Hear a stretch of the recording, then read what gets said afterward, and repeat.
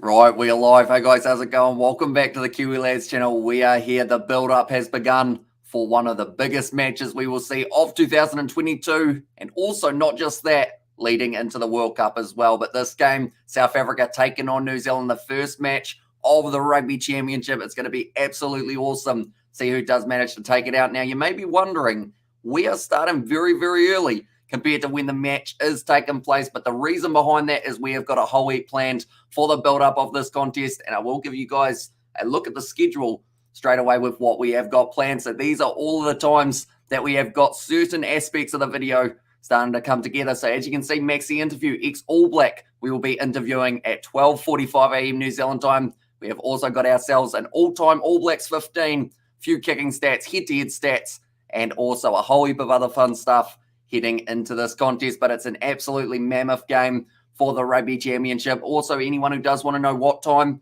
it will be kicking off, where you are in the world, here is a bit of a map to show you exactly what time it will be for each of your individual time zones. But thank you all very much for being here very early. We have already got Brandon, we have got Strike in the chat as well. Rice is here, and Charlie and Robert as well. Hope you guys are all doing fantastic. I'm very excited, as you can probably tell. Cannot wait to see this match get underway. But first of all, we will be looking through at the starting lineups and reserves. Then we will be jumping straight in to the itinerary, where we have got a kicking stat video that will be coming up just around the corner. But first of all, starting lineups and reserves for these two sides. Cheers all, Robert. Hi, bro.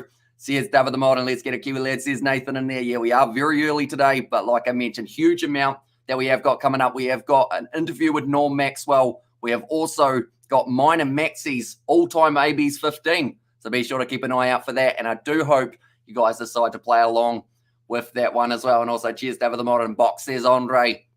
And also, looking professional, says Strike. Yeah, of course, big match. So we had to put the big match suit on. But this is the starting lineup for South Africa in this contest. Trevor Nakanye at number 1. Malcolm Marx brings up his 50th cap. He will be at number 2. And then Franz Malherbe will be slotting in as number 3. Then a very experienced lock duo, Eben Etzebeth at number 4, recently bringing up his 100 for the Caps. And then Lud de Jager, the over 2 meter tall lock, will be a dangerous threat up against the All Blacks. Sia Khaleesi will captain this side. He will be at number 6. Peter Steptotoy at number 7. And then Jasper Wiese retains his spot as the number 8. Faf de Klerk at number 9. Pollard slots in at 10, who's had a very good kicking accuracy, as you will find out very soon for that kicking video. Then it is Damien Dialende and Lukanyuam in the midfield.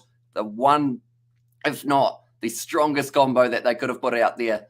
And that's almost in all of World Rugby. At the same time, Makazole Mapimpi will be going head-to-head with Will Jordan in this contest. Kurtley Arinza out on the other wing, only having 1 cap for the Springboks, does get his opportunity to start. And then Damian Valimza will be there at number 15, someone who I felt did very well throughout the last tour. So I'm glad to see that he is going to be back in the starting lineup. Hey, Amish, please tell me, can you just do a live commentary on the Kiwi Lads Sports for video?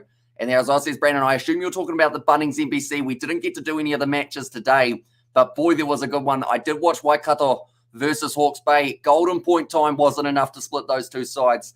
Ended up going down to a 32-all draw. Hey, Amish, cheers for the live. Looking good and sounding good, says William. Do appreciate you being here, mate. And like I mentioned, we have got a huge amount planned for this build-up to the match. We've got interviews. We've got, I guess you could say, the closest to a real-life rugby video you guys have seen from myself. And I will get to that in a very short moment. It's probably a very confusing statement, but it will make sense very shortly. George Bauer, Samisoni Takiaho, and Angus Ta'aval. They are the front row. Then it is Sam Whitelock and Scott Barrett. So a lot of experience between those two in the locking duo as well, whereas not so much in the front row. George Bowie did play throughout the Irish tour. Samisoni Takiaho gets himself in the starting lineup, and then Ta'aval back from his suspension, who is winning, says Shane. At this stage, match doesn't kick off for, believe it or not, another 3 hours or so, but we have got plenty of build-up, and it will fly by. But if anyone is just interested in a live commentary for the match, do set an alarm, 3 hours time, and we will be right on the kickoff. What song you playing for South African win? Says Andre. I mean, if I'm playing a song, I feel like the South African national anthem would be the very best choice out there. And also, what time is kickoff? It is 3:05 a.m. New Zealand time. But what I'll quickly do before we go through the rest of the New Zealand lineup, that is a time zone map for everyone wondering when the game is kicking off for yourself. So it will be a 5:05 p.m. kickoff in Johannesburg. New Delhi in India will be 8:35 p.m. in Paris. If you are there, it is going to be a 5:05 p.m. game as well. And Kiwi Lads South Africa to win the first game in New Zealand, to win the second ZZZ. And also the suit is back and the hood is in the wash. I like it, says Stephen. Although I should mention, throughout a few of the build-up videos that we've got, there's actually a little bit of a hood still about the hoodie, of course that is. But we are dressed to impress for this live stream. But quickly back to the New Zealand lineup. It is a Kiriwani at number 6. Number 7, they've gone with the skipper Sam Cane, which could be one of his last games as captain, because they've mentioned Ian Foster. If he doesn't get a win in this series, he is gone. So that is something that he will certainly have in the back of his mind. Adi Savia normally plays brilliantly up against the Springboks, and I don't think this game will be any different. He is there at number 8. Aaron Smith at 9, Beauden Barrett at 10. Combo that they went with for the Irish tour, and they have decided to stick with it. My score is a Springboks versus All Blacks 37-19, says Jaco Robertson. And also, I hope New Zealand will win, says Shane. And that's a big score, says ZZZ. Although, we've got to remember last year when these two sides played, 31 points to 29 was the end score. But I think it could be quite a close game between these two massive sides. Currently ranked 3 and 4, so a lot lower than they would have liked to be. But David Arveli and Rico Ioane as the midfield combo. Could have been Quinn Tupaia at 12, but instead they go with Havili. A little bit more experience, and Tupaia comes off the bench. Caleb Clark, we haven't seen him in action for the All Blacks since the 2019 Rugby Championship. So he has a lot to prove. He did get injured for the Blues. He also went over to Sevens to play a little bit. I thought there was a game, or their game was at 4 p.m, says Richard. It is indeed, or possibly 3 a.m. for us in New Zealand. But we are very early. The reason being, we've got an awesome interview with ex-All Black Norm Maxwell. And I was like, the best time to put it on is definitely because we were talking so much about the Springboks and All Blacks, that will actually be playing a little bit later on in this live stream. You guys to hear all about Norm's opinion on the current ABs, and also his all-time All Blacks 15 and 13 Caleb Will Jordan at number 14. That the combo says strike. And yeah, Will Jordan will be starting at number 14 for this game. Geordie Barrett at 15. Last year did very well under the high ball. I don't think this year will be any different, but that is the starting lineup and reserves for both of these sides. When Nisbo retires, you should work with Sky Sport New Zealand. I mean, I would absolutely love to. I don't know whether or not they would ever hire me. I mean, I've got the suit, so that's a good start, but probably still need a little bit more time for the commentary side to develop. But this is the bench for South Africa. Normally it would be Malcolm Marx at 16, but instead it is Longi Ombanambi, who did make way so that Malcolm Marx could get his 50th cap in the starting lineup. Stephen Kitsoff at 17, Vincent Koch at number 18. The Saracens / now Wasps representative there at tight head prop replacement. Salman Morat, Franco Moster, and Quaha Smith all going to be there in the lineup for the Springboks. Off the bench, Jaden Hendrickse did get to start a couple of those matches up against Wales. Instead now finds himself coming off their reserves bench. And then Willie LaRue with plenty of experience there at number 23. Get McCaw for an interview, says Buzz. And there as well, maybe one day we will be able to get the great Richie McCaw on the channel as well. All good, mate. Hope you're well, buddy. Hi, Hamish, says David the Mod. Hello, mate. Hope you are doing very well. Hey, my guy. How's your weekend going, bro? You ready for tonight's game? I'm nervous. Here's Nathan. Yeah. It's one of those games that both sides have nothing to lose but everything to gain. But also the other way around. It's kind of such a weird match because both sides are going to go out there, give it 110%. But it's whether or not they gel straight away. We can see that these two sides sometimes play a bit of a chess match. Whose kicking is going to be more prominent? Will it be Aaron Smith or will it be Faf de Klerk? He does decide to go for more. And True Bro says it was Nathan there. And Dane Coles, he is going to be off the bench for New Zealand, one of the more experienced men coming off the bench. Ethan de Groot added into the lineup due to the injuries, and Carl Tuinukiafi heading over to France. And then Tyrell Lomax, also a late draft, into the side rather than Ofa Tuingafasi and Nepololala Tupavai at number 19. 20, Shannon Frizzell. We haven't seen him in action since Super Rugby, and we only saw like 1 or 2 games before he got injured. So an interesting choice to go with Shannon Frizzell over Dalton Papali. Go the All Blacks, says Richard, and the All Blacks haven't played the Box since 2019 World Cup, says NZ Guy, although they did play them twice last year for the Rugby Championship. Other than that, though, no other times they have clashed. New Zealand by 10, says BOC, and will be interesting to see if the Springboks will try to play a more expansive game today, says William. That is a very good point. Last time we saw them in action up against the All Blacks, they did score themselves 2 tries, but one of them was the flick pass around the back from Lukanyuam. I hope we see an attacking style from the Springboks, but the other side of things is a win's a win, and all they need is to get those points on the board to be able to do so, and also win the ABs and box clash. It's epic stuff. It certainly is. South Africa 17, New Zealand 23, says David Barty, and I do see that New Zealand coming in as the underdogs for this contest, which does make it that much more intriguing. See how they do end up going, but the rest of the bench for the Kiwis, Finlay Christie at number 21, Richie Mo'unga at 22, and then Quintupaia will be there at number 23. So a few Chiefs players on their way in there. I know that Waikato earlier on in the Bunnings EBC, they were having a draw with Hawke's Bay, but because it was a home game for Waikato, there was no Rand Fairley Shield on the line. Atini is in the chat, has said, hi, I hope you are doing very well. And yeah, I hope you are excited for this game to get underway. Like I mentioned, the kickoff times, these are the kickoff times for wherever you guys are in the world. So Sydney, it's a late night. Auckland, it's an even later night.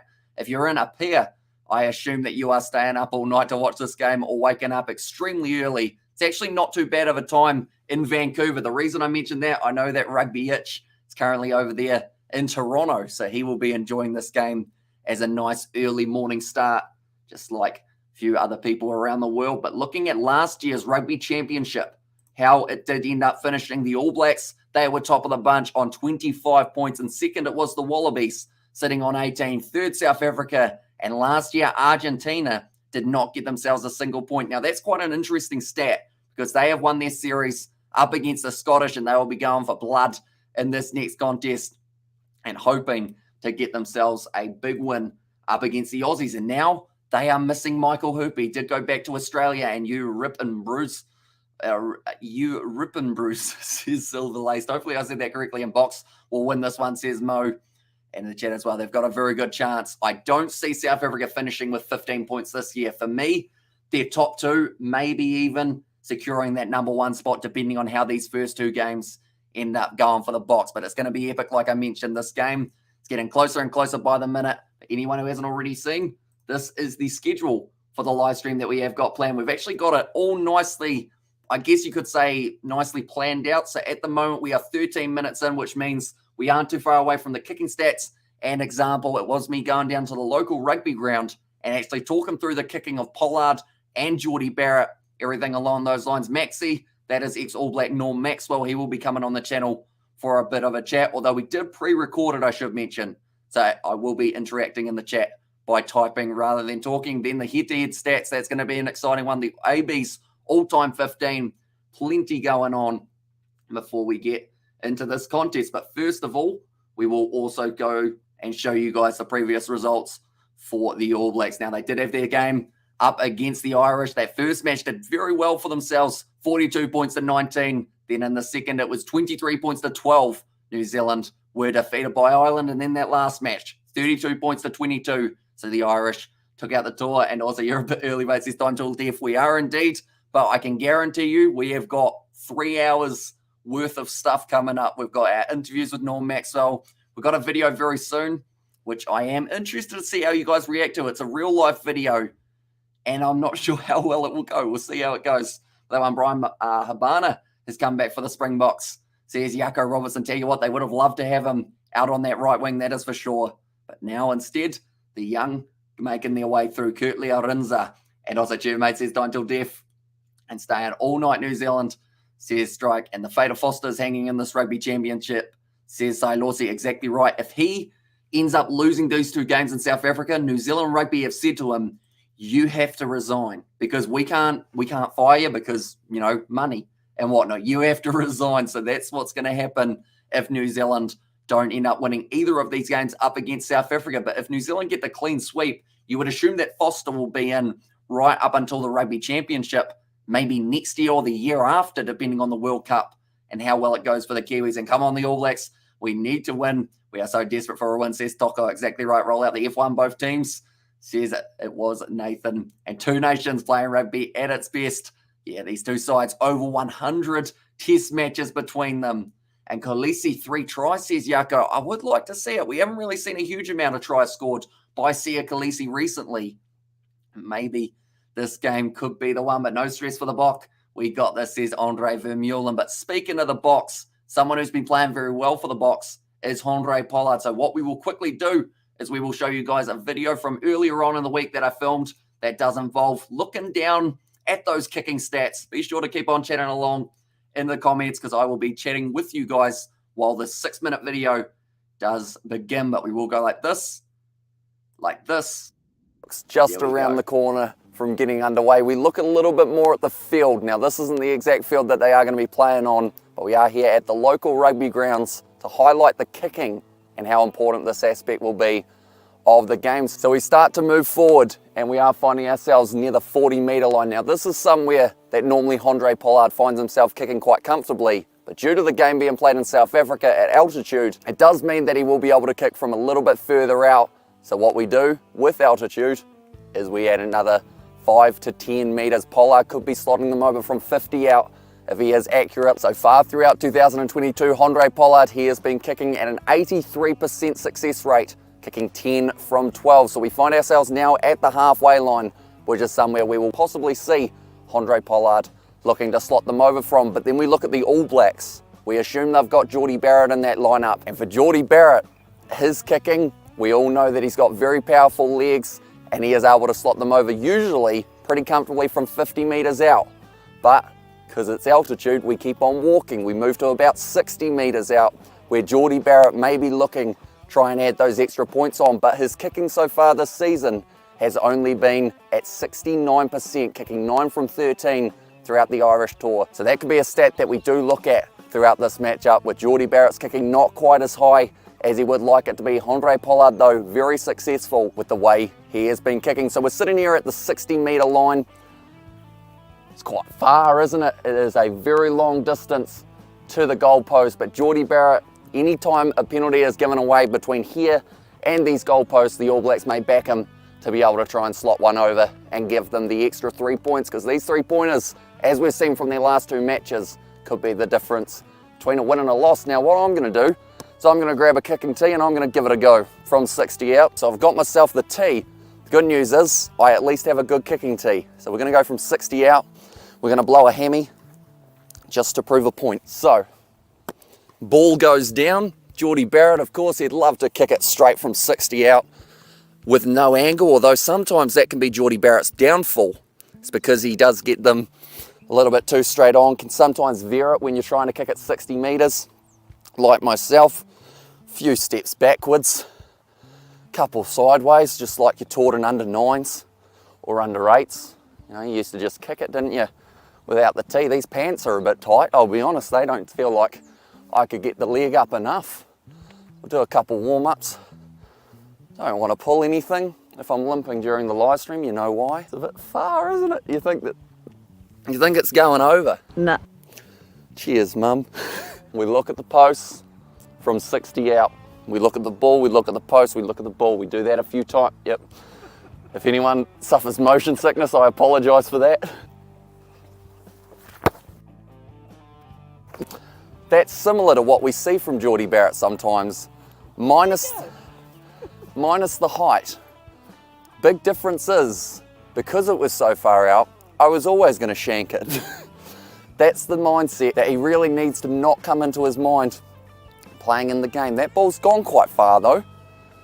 Add 10 metres on that for altitude. We'll go down here, we'll check how far it's gone. It's a high quality tee. I heard that Dan Carter likes to use a similar one, which is why I think I am, you know, a bit of a hybrid between Barrett and Carter in their prime.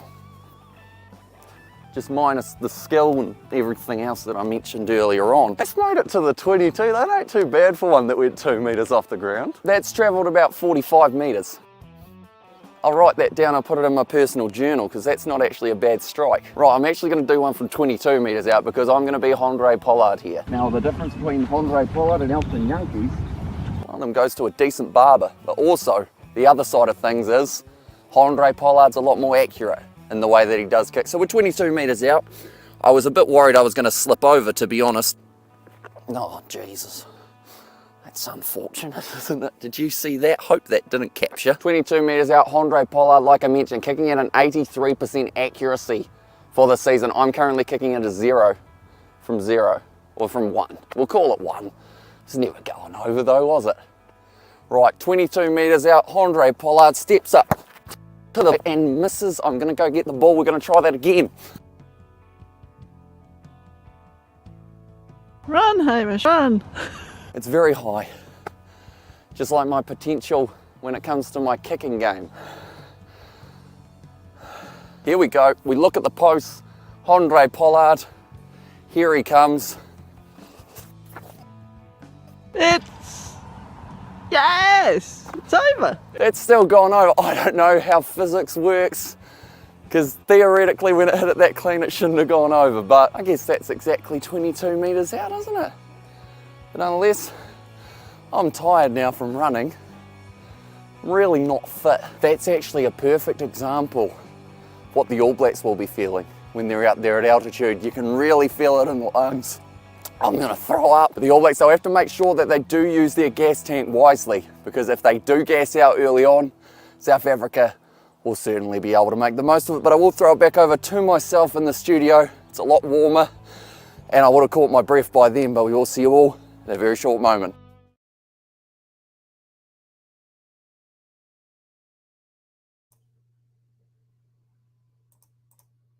Here we go, we're back, ladies and gentlemen. Not the best strikes of the ball, I'll be honest. We're going to see some better kicking today. That is for sure. That's good enough to play for the Canadian national team. Says Gregory, appreciate the compliment. I don't expect any to go over. Like someone mentioned earlier on, needed rugby boots rather than just sneakers would have been a good, possibly, idea for getting into it. But thank you very much earlier on for that donation, Andre Vermeulen. Very hugely appreciated. And I says, Heath, welcome in, mate. Hope you are doing well. You're a good sport, mate. I don't understand a word you are saying, but I'm going to put tin cans over my ears and hope it improves my hearing, says Hank in there as well. And wow, he got in the studio fast, says Stephen. Yeah, pretty speedy. I also changed on my way just to make sure that I was more dressed appropriately for this monumental clash between South Africa and New Zealand. But yeah, as long as Andre Pollard and Jordie Barrett kick better than I did there, we're in for a good one for those two. And like I mentioned in that video, because it's at a little bit of altitude, all you need is a penalty inside of your half, and both kickers will consider going for that 3 points. Go Nike, just do it, says it Nathan. And also, I think my finger is broken, says it Tenny. But I should also mention, I did mention in that video, if I was limping, you'd know why. My groin is burning for the last couple of games. What part of New Zealand this guy from? Says Sander. So I am from, I guess the best way of describing it is South Canterbury, halfway in between Christchurch and Dunedin. So kind of half smack bang in the middle. It's currently 12:23 in New Zealand, but we are going to be kicking off this game live at 3:05 a.m. But until then, we've still got plenty more build up for this one. And hi, all, says Johannes Payne. Hope you are doing very well, mate. And I do actually hope you guys, who do you think will be able to score the first try of this contest? Do let me know. We're getting closer to kickoff. I know we're still a little way away. Someone who scored a couple tries for the All Blacks in the past was actually one of the mates. Wow, that was very good guess, Sander. How did you manage that smack bang on from just South Canterbury? But you are correct. Are you also from Waimate? Because if you are, that would be such a weird coincidence. And it's 10:24 p.m. here in Brisbane. And by the way, nice video, Hamish.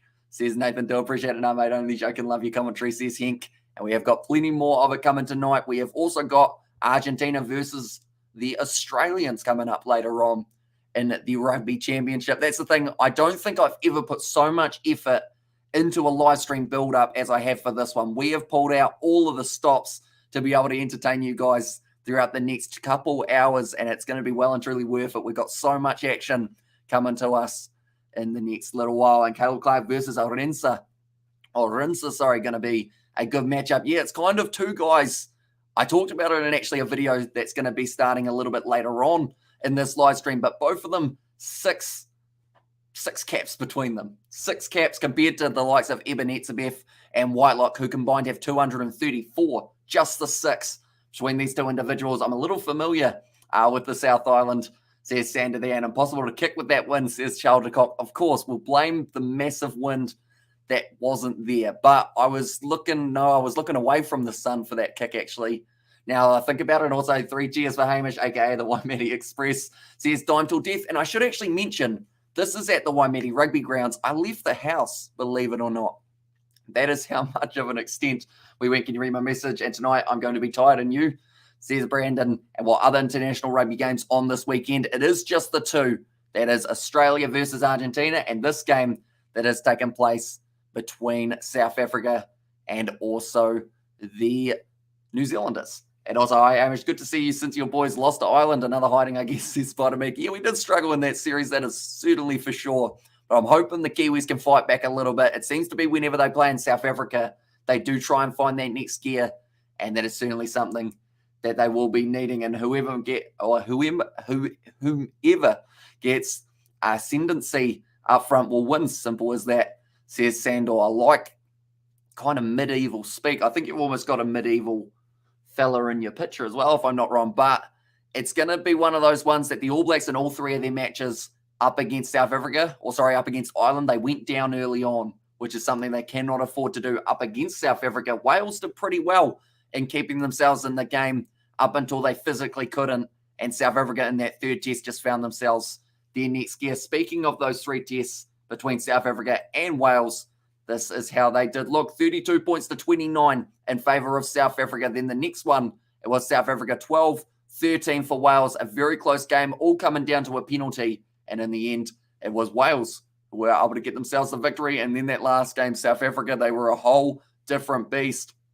They looked fired up, and they certainly played that way too. 30 points to 14. So doing very nicely for themselves in that one and getting themselves a series win. My money on the box, says Spider-Man. And of course, New Zealand coming in as underdogs for this video. For this live stream / match that we have got coming up. And we won, says Denny, and Caleb Clark, first try scorer.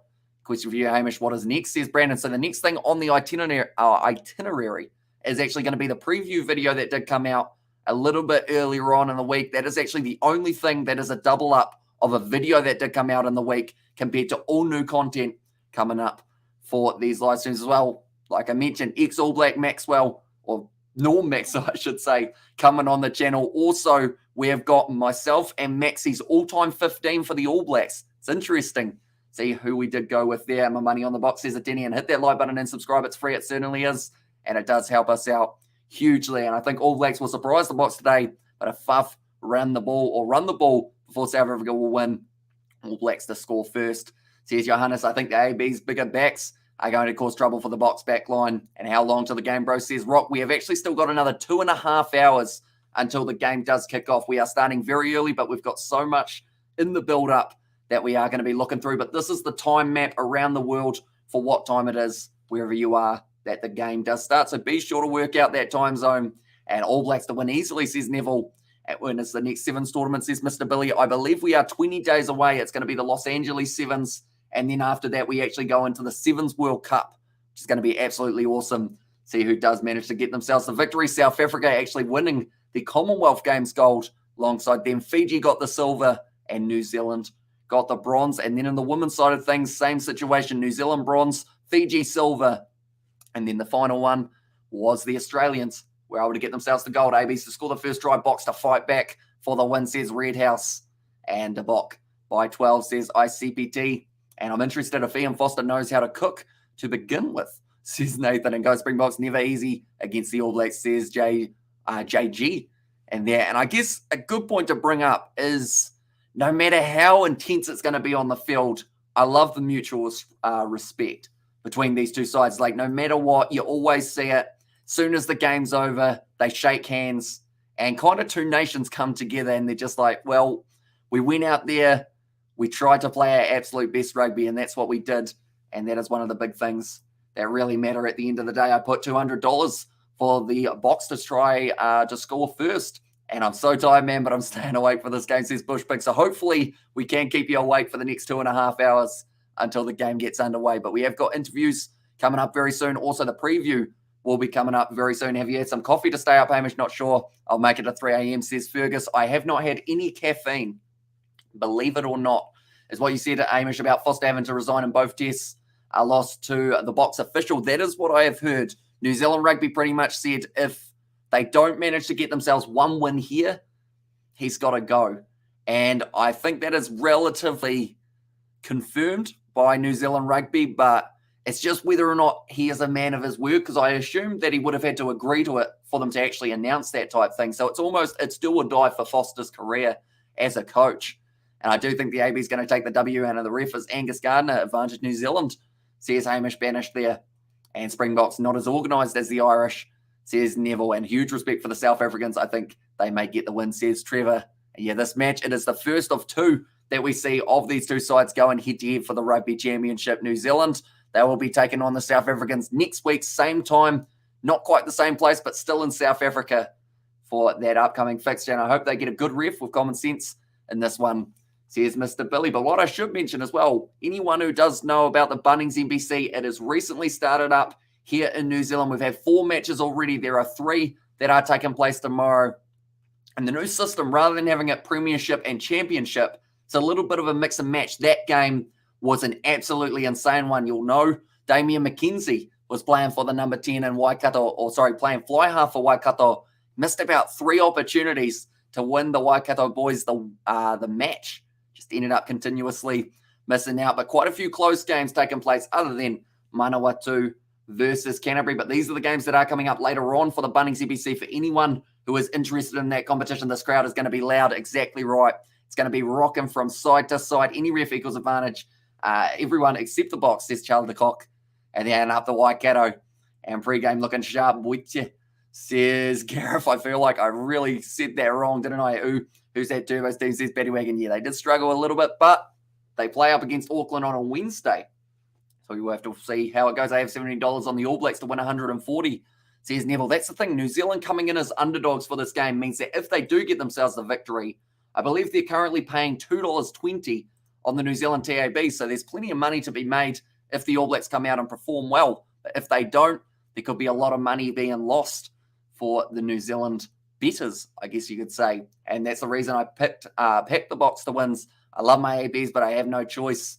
The coach and the losing captain make me change sides, says Spider Megan. Looking forward to Auckland versus Canterbury game, says Nathan. Yeah, those are always great matchups. Tasman, another team that love being able to absolutely throw everything into their regional rugby, I was going to say, or the provincial rugby. That's the one. Have you ever made a bet at the TAB? I have not at it, but I've been on the app.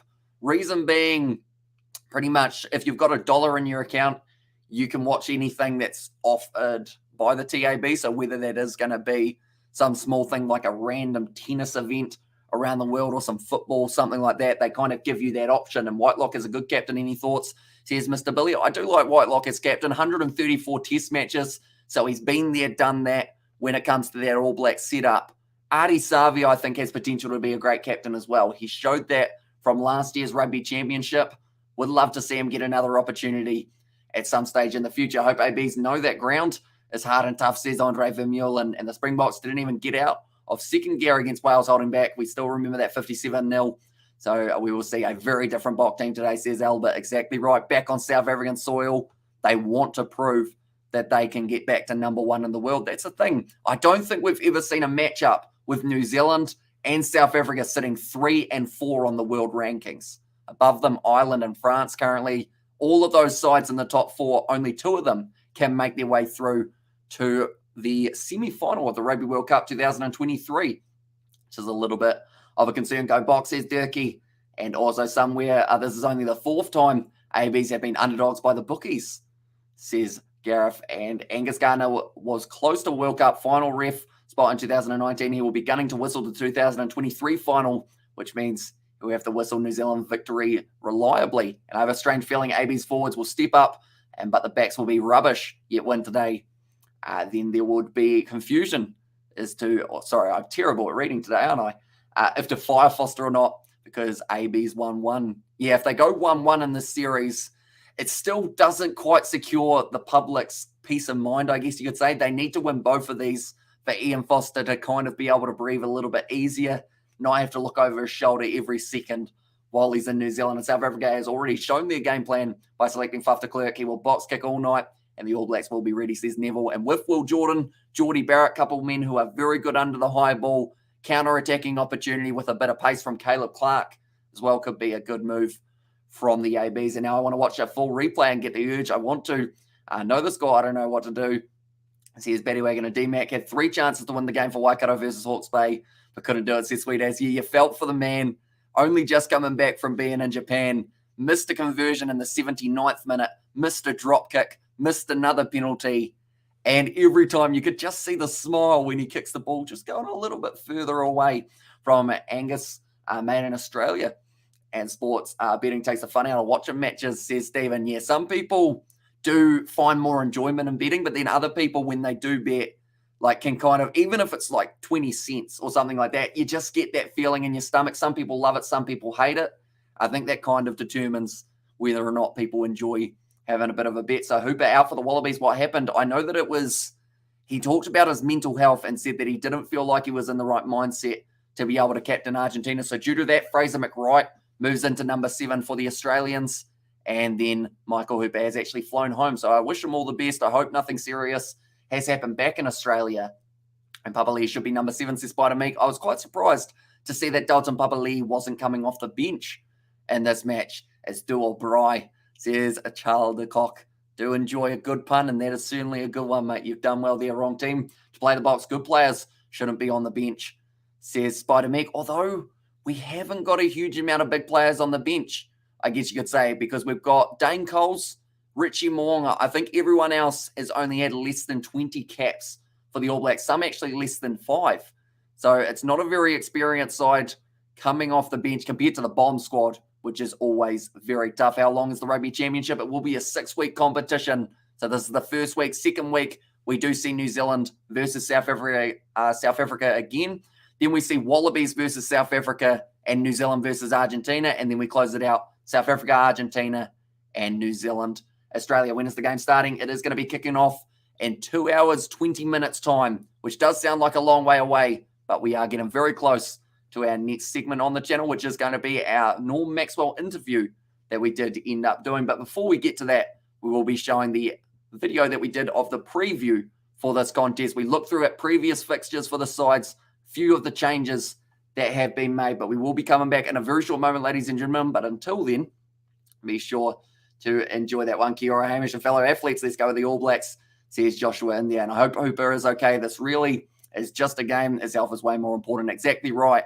And to be able to be as prominent in that Australian lineup as Michael Hooper, like that man is always everywhere for the Aussies. And the fact that he is willing to say, look, it's just not the time. I got to go back. And yeah, the fact that like everyone has accepted that, I think is also absolutely massive. Should take absence leaves. Bloke goes hard at every games. Wish him well, says Nathan. And the bomb squad must perform. They certainly will, hopefully, in this contest. But we do mention that very quickly in this next preview. So I will see you all in a very short moment after the preview has played out. Alex is just around the corner, so we thought, why not do a preview of the match, looking at all the information that you need heading into this monumental fixture. But if you do enjoy this video, be sure to leave a like and subscribe to the channel. Nonetheless, let's get straight into this preview. So a match with a ton of anticipation, All Blacks versus Springboks, first game of the Rugby Championship. Doesn't get much better than that. It will be kicking off at 3:05 AM New Zealand time on the Sunday morning, but I know that there will be a lot of Kiwis up and watching that game, seeing exactly who is able to take out the first game between the ABs and the Boks. But during this preview, we are going to be looking first of all at the previous results for both of these sides. The Springboks recently having their tour up against Wales, and the All Blacks their tour up against Ireland. Then next we will look at key players for both of these sides, those players who we feel will be able to take it to the next level in this opening game of the Rugby Championship. And then last but not least, we are going to be trying to give our prediction of who is able to take out this match. I think that one's going to be the hardest choice of all. Try and work out who could be taking out this massive matchup. But we will start now looking at previous fixtures. Like I mentioned, the Springboks, they did have a home series up against Wales in the first game. They were able to win it 32 points to 29, an extremely close game. But in the end, the Boks were able to hang on. Then their next game, also very close up against Wales, 13 points to 12 in favour of the Welsh. So they were able to make the series 1-1. And then the last game, we saw a fire lit underneath the Springboks, and they were able to win that game 30 points to 14. So they were able to take out the series 2-1 up against Wales. Few close games in the mix though, but that last game, it seemed like there was a whole different mentality from the Springboks. They were out to prove that they deserved to win that series, and in the end, they did just that. Looking at the All Blacks, they started their series up against the Irish extremely well. 42 points to 19, one of the best games from the All Blacks that we had seen in recent times, after a few rough performances up against Ireland and France last year in the November internationals. Then the next game though did go the way of Ireland, 23 points to 12, so it did make that series 1-1. And the thing that was quite cool about every series being 1-1 is no matter the matchup, it was all on the line. Like we saw Scotland-Argentina, that one went down to the decider. Australia versus England, same boat. Wales versus South Africa, same boat. And it just added that extra little bit of intensity into the last game. But in that last matchup, the Irish, they were able to take out a monumental series win in New Zealand, 32 points to 22. And the All Blacks, they are now on a 2-match losing streak heading into this first game up against South Africa. So we will have to wait and see what that does to the mentality of the All Blacks heading into this contest. They've made quite a few changes in their lineup. And one of the things that has changed is that front row. Actually 2 changes in there to be exact. No Cody Taylor, so instead Samisoni Takiaho does move into that starting lineup, and then alongside him at number 3, it will be Angus Ta'avao. That is due to Ofa Tuangafasi and Nepola Lala both being out due to injuries. So that is one of many changes that the All Blacks have gone with. Sticking with Beauden Barrett though, that is one thing that hasn't changed in that starting lineup. So we'll be Barrett at 10, Aaron Smith at number 9. So that is actually 4 matches in a row that they have gone with Beauden Barrett as the starter rather than Richie Mo'unga, who will be coming off the bench. Quick look at the Springboks, couple changes they have made for themselves as well. Malcolm Marx gets to start this match as it is his 50th cap, so a monumental occasion. Bongyumba Nambi, last match up against Wales, brought up his 50th alongside Eben Etzebeth, who was able to get the 100. Now Malcolm Marx gets his own milestone. The man's brilliant. He has one of the most accurate lineouts around, so that is why I think he will be able to have pretty solid game there for the Springboks. Also a couple other changes that they have got. Number 9, Faf de Klerk, moves back into the starting lineup. And then in that back line, Kurt Learenza does get the opportunity to start at number 14. Only has 1 cap for the Springboks. Now gets to make it a second in this game up against the All Blacks. Couple other changes on the bench for the Springboks, including Bongyumba Nambi coming off the bench at number 16. Selman Morat made his way back into the side. And then Jaden Hendrickse and Willie LaRue, they will be the back replacements. But now looking at key players for both of these sides. For the All Blacks, straight away there is a name that pops into my head, and that is Ardie Savea. He plays very well up against the Springboks normally, loves that physical game, and that is something the Boks certainly bring to the Rugby Championship. And for Ardie Savea, he will have to make sure he's efficient in the breakdown, get in those turnovers, and also playing his natural running game, because when he's in support, he can be extremely dangerous, as we saw last year in the Rugby Championship when he was able to score himself a few tries. Another name for the All Blacks that I have got as key players is going to be Sam Whitelock. He is playing 4 for this match, so he will be going head-to-head with another Centurion, Eben Etzebeth. That's going to be an absolutely crazy battle. Between those two men, they have got over 230 caps. That's huge. That's like more than the whole All Blacks reserves bench plus half the lineup. That is how many times those two men have just continuously made their way back out onto the park for their nation. And yeah, I think line-out time for Sam Whitelock's going to be absolutely crucial for the All Blacks, because if they don't get it right, we know that South Africa certainly will be able to, and they do love a rolling maul, South Africa. With Malcolm Marx in the starting lineup, I think we will see it used relatively often. Then the last name in the All Blacks lineup as my key player, it is Will Jordan, starting out on the right wing, and will be marking up with Makazole Mapimpi. So 2 players who have a brilliant strike rate, love scoring tries, and they will be going head-to-head in this matchup being played in South Africa. But Will Jordan, a lot of people wanted to see him start at fullback. He hasn't got that role this week. Instead, Geordie Barrett does get to start at 15, but Will Jordan's still in that starting lineup, and that is all the All Blacks need for him to be able to have an impact. He's quick, he's got a brilliant rugby brain, seems to be able to read play better than a lot of players in the world today. So that is why he is my 3rd key player for the All Blacks. Now looking through at the Springboks for their key players. Number 7, Peter Steph-Totoy. It's the first man that I'm looking at. He is very quick in the breakdown, and if the All Blacks aren't careful, it could be similar to what we saw in the Irish tour, how there were those consistent turnovers being won by Ireland, put the All Blacks under pressure, and that is the last thing they want up against South Africa. If they find themselves under pressure in this game, then those cracks will start to form, and that is where we could see quite a few penalties going against the All Blacks, and also quite a few of those turnovers as well. Then the next player who I feel could be key for the Springboks is Damian Dialende. Now, I could have gone Lukhanyo, but one of those two guys in the centres I think is going to have an absolutely terrific game. And if it's Damian Dialende, we know how strong he is while running the ball, crashing into that All Blacks defence, and maybe being able to find an offload or two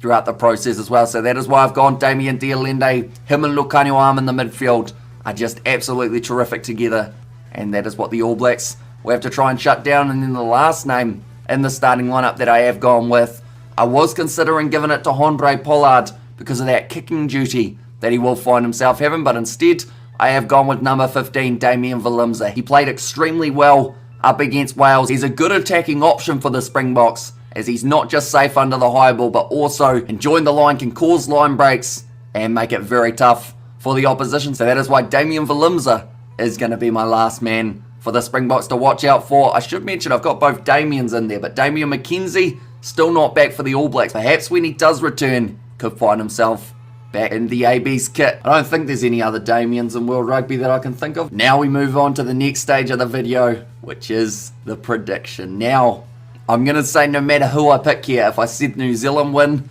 South African fans would not like me. If I said that South Africa win, the AB's fans won't like me. So I think no matter what, I'm going to annoy someone in this one. So I wouldn't take this prediction to heart. But for me, it's going to be an extremely close game. I started off with it being that one side was going to win it by 7 or less. Now my brain's telling me it could be split by 5 or less points in either side's favour. So for me, it's tricky. It's in South Africa. The All Blacks, they seem to play very well when they play in South Africa though, which is something we do need to remember. They're in a little bit of a tough spot though. They're in a little bit of a tough spot at the moment. South Africa, they won their last game. The All Blacks have lost 2 on the trot. Is it going to be the case of the All Blacks find another gear with a few of those young guys in the lineup? Caleb Clark back in the team, marking up against Kurtley Arenza. There are so many little battles that are going through my mind at the moment, trying to work out who wins this game. I'm going to have to go with it because I know that there's probably a job on the line if it doesn't work out for them. So I'm going to say the All Blacks, they win this game by 3. It's a huge call. I could easily see the Springboks winning this game by 10 if they start to find their momentum early, but for now, I'll say All Blacks by just the 3 points, able to win it up against South Africa. But nonetheless, that is going to be the end of this video. We will be doing our watch-along commentary of the match, so be sure to tune in for that as well. It's going to be epic watching these two sides go head-to-head, 3:05 AM New Zealand time on the Sunday morning. Be sure not to miss it, as it will be one for the history books. But thank you all very much for tuning in, and I will see you all for the next one. I guess this is really the next one, if you consider that as a smooth transition. Not really, but overall, there it was. All Blacks by 3 was the prediction. I'm starting to second guess it though as we get closer to the match. Everything's going through my mind of what could change it. I did see there, I hope there are no unnecessary cards today. Something else to mention for this match is actually the fact that it will be 20-minute red cards. And 3 Hamish, are you on drugs again? Says Potomac. Yeah, probably. But we don't tell everyone about the certain ones. But it's Khaleesi 2 tries, says Yako Robertson.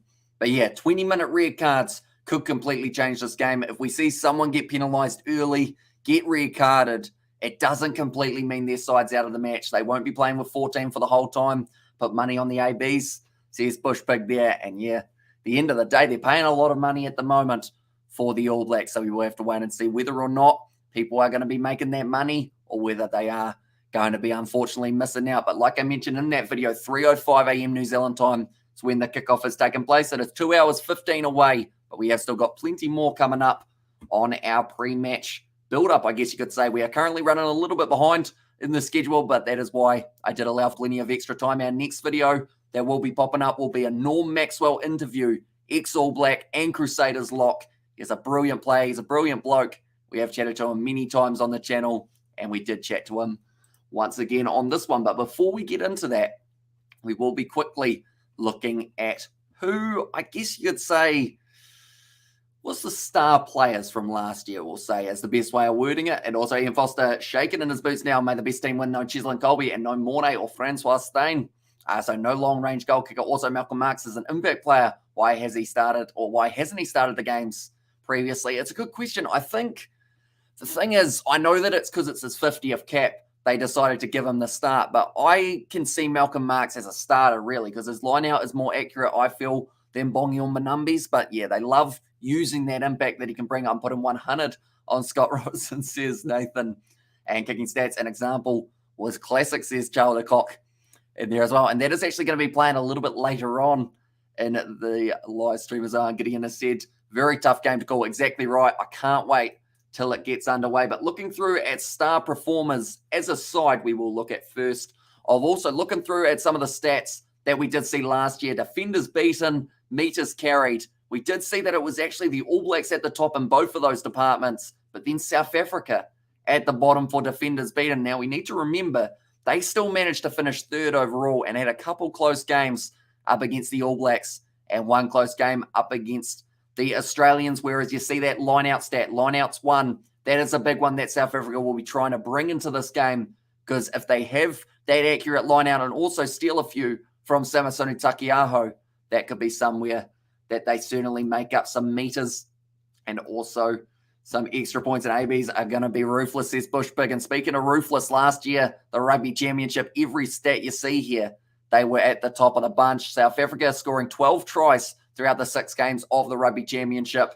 Clean breaks, they only had the 10. So I'd like to see a bit more of a running game from South Africa this year, similar to what we actually saw up against Wales in that third match, because I think that will certainly be something that could help them out in South Africa by 7, says Dylan there. My team versus my country, says Tristan. And ABs will be backs to the wall. Springboks also has everything to lose, building up to be a legendary game, says Gideon. Yeah, it's epic. This one, I think this has a World Cup final feel. I don't know whether or not that's just me or whether that is how you guys are feeling as well, but I think it's going to be an absolutely classic. Like I mentioned in that preview, one for the history books. I would like to see it was Sikombuzo Noche make his way into the side, because I know that they've got some very good players in that loose forward trio currently. Like the fact that Ivan Ruas, also Pepsi Buthelezi, seems like he might be a future Bok. And true 2021 stats, says Nathan. And Ireland by 25, says Michael. And what's so good about Sam Cane, Hamish? Shoulder is not 100%. Yeah, he's struggling a little bit at the moment, Sam Cane, sadly. He doesn't quite have that extra bit of a spark that a lot of people want to see from him. But this game will be one that he's just got to throw absolutely everything on the line. And also John Ottendale has said agreed and there as well. But nonetheless, speaking of All Blacks, speaking of Springboks, the next part of the live stream involves an ex-All Black. His name is Norm Maxwell. He did play for the All Blacks back in around 2000s, kind of that earlier era. He has been on the channel before. We did sit down with him to discuss this matchup between the Springboks and New Zealand. So we will see you all in about. This interview is actually around 30 minutes or so long. So if you do enjoy hearing an ex-All Black talking all about the game, talking about that kind of mindset, mentality, what goes on behind the scenes, be sure to stick around. And as an Irishman, I'm hoping for the All Blacks win. God knows you need it, or they need it, and it shows how good Ireland actually was, says the Irish one. And Springboks to win in a very tight game, but don't write off the ABs because of their past few games, says Neo. And Andre Pollard hasn't played well or well before against the All Blacks, says Neville. And he will be goal kicking, so that's going to be a big one that they need him to step up in. And if the Springboks don't score multiple tries in the first 20 minutes, they'll be in trouble. Can't beat the All Blacks in the last 20 minutes. Got to be in the first 20, says JG in there as well. But yeah, nonetheless, we will throw it over to a pre-recorded interview that I did with myself and ex-All Black Norm Maxwell. So I will see you all in a little while. And I've got myself a very special guest. It is none other than ex-All Black and Crusaders lock, Norm Maxwell. You've been on the channel before, mate. Once again, how are you going and how excited are you for this match between the Springboks and the All Blacks? How you going, Hamish? Yeah. It's always a pleasure, brother. Yeah, pumped. It's going to be a very interesting one. There's a lot of pressure on, so in some ways it's a little bit of a World Cup trial in terms of the amount of pressure these guys are going under. So they're either going to sink or swim, isn't it? So And I'm sure there's going to be a lot of eyes watching this one. Certainly. And with the fact that we get to see it twice in a row, 2 weeks in a row, both in South Africa, the All Blacks, we were actually talking about it just before, they come in as underdogs.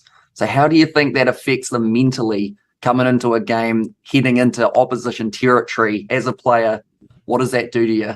And how do you think they will end up going with that pressure on them? Yes, it's going to be a tough one. It's very difficult until you're in that situation. You know, we can sort of predict from afar, but we've got no idea really. In terms of the altitude, it's a whole different animal as well. I don't know if anybody's ever been to altitude, but it's just very, very difficult to breathe. I don't think I've ever played a good game in altitude. I was always just, after the first 2 minutes, I was like, and my legs were like spaghetti, just waiting for the game to be over. In terms of how they're doing, I think I talked to my mate Fiki about it, and he just said that it's full noise. So since they arrived, they've been just on the go. I remember one game we played in, I think we were playing Northern Transvaal for the Crusaders, and we jumped off the bus, and there was like this big Afrikaan guy, like standing just where the exit of the bus by the door. He was like, "Welcome to your worst nightmare." What a friendly greeting. Yeah. And it could be why he wasn't alone. There was just like packed people around there. There was like 70,000. It could have been the All Blacks. 70,000 people at Losters Festfield. But that stadium as well, they're like right on the field, you know. So it can be a little bit of a nightmare there. Do you remember if you won that game? That particular game, no, I don't even know if it was for the Crusaders or the AB. So, no way. We're stretching back 20 odd years now. But yeah, the odds are probably would have won, but hard to know. We got beaten there badly one year, a couple of years, but not sure. So I guess while you were there, of course, you mentioned about the big man on the bus, but what is another thing that's so intimidating about playing in South Africa? Yeah, well, it's just the change. I think coming from New Zealand as well, like typically it's this time of the year, so you're usually coming from a colder climate, you're used to playing that the body needs to acclimatise to the heat, you know, in the altitude. So there's a transition, you know, and also with the jet lag. So there's a few of those elements coming in, and then obviously they're used to that. Some of them are used to that high altitude, those high altitude games, which is sort of unusual. So it's a transition, you know. That's the challenging part. So you're just not used to it. Yeah, because I think it's supposed to be, I want to say mid-20s, maybe somewhere around there for that game when they do have it. And also, like you mentioned, that extra bit of altitude means that Geordie Barrett, if he is in the starting lineup, he could be banging them over from 60 out with that little bit of the extra advantage. Same with Andre Pollard. He might get about 50 metres or so for his kicking game. So the last thing you want to do is give away those penalties.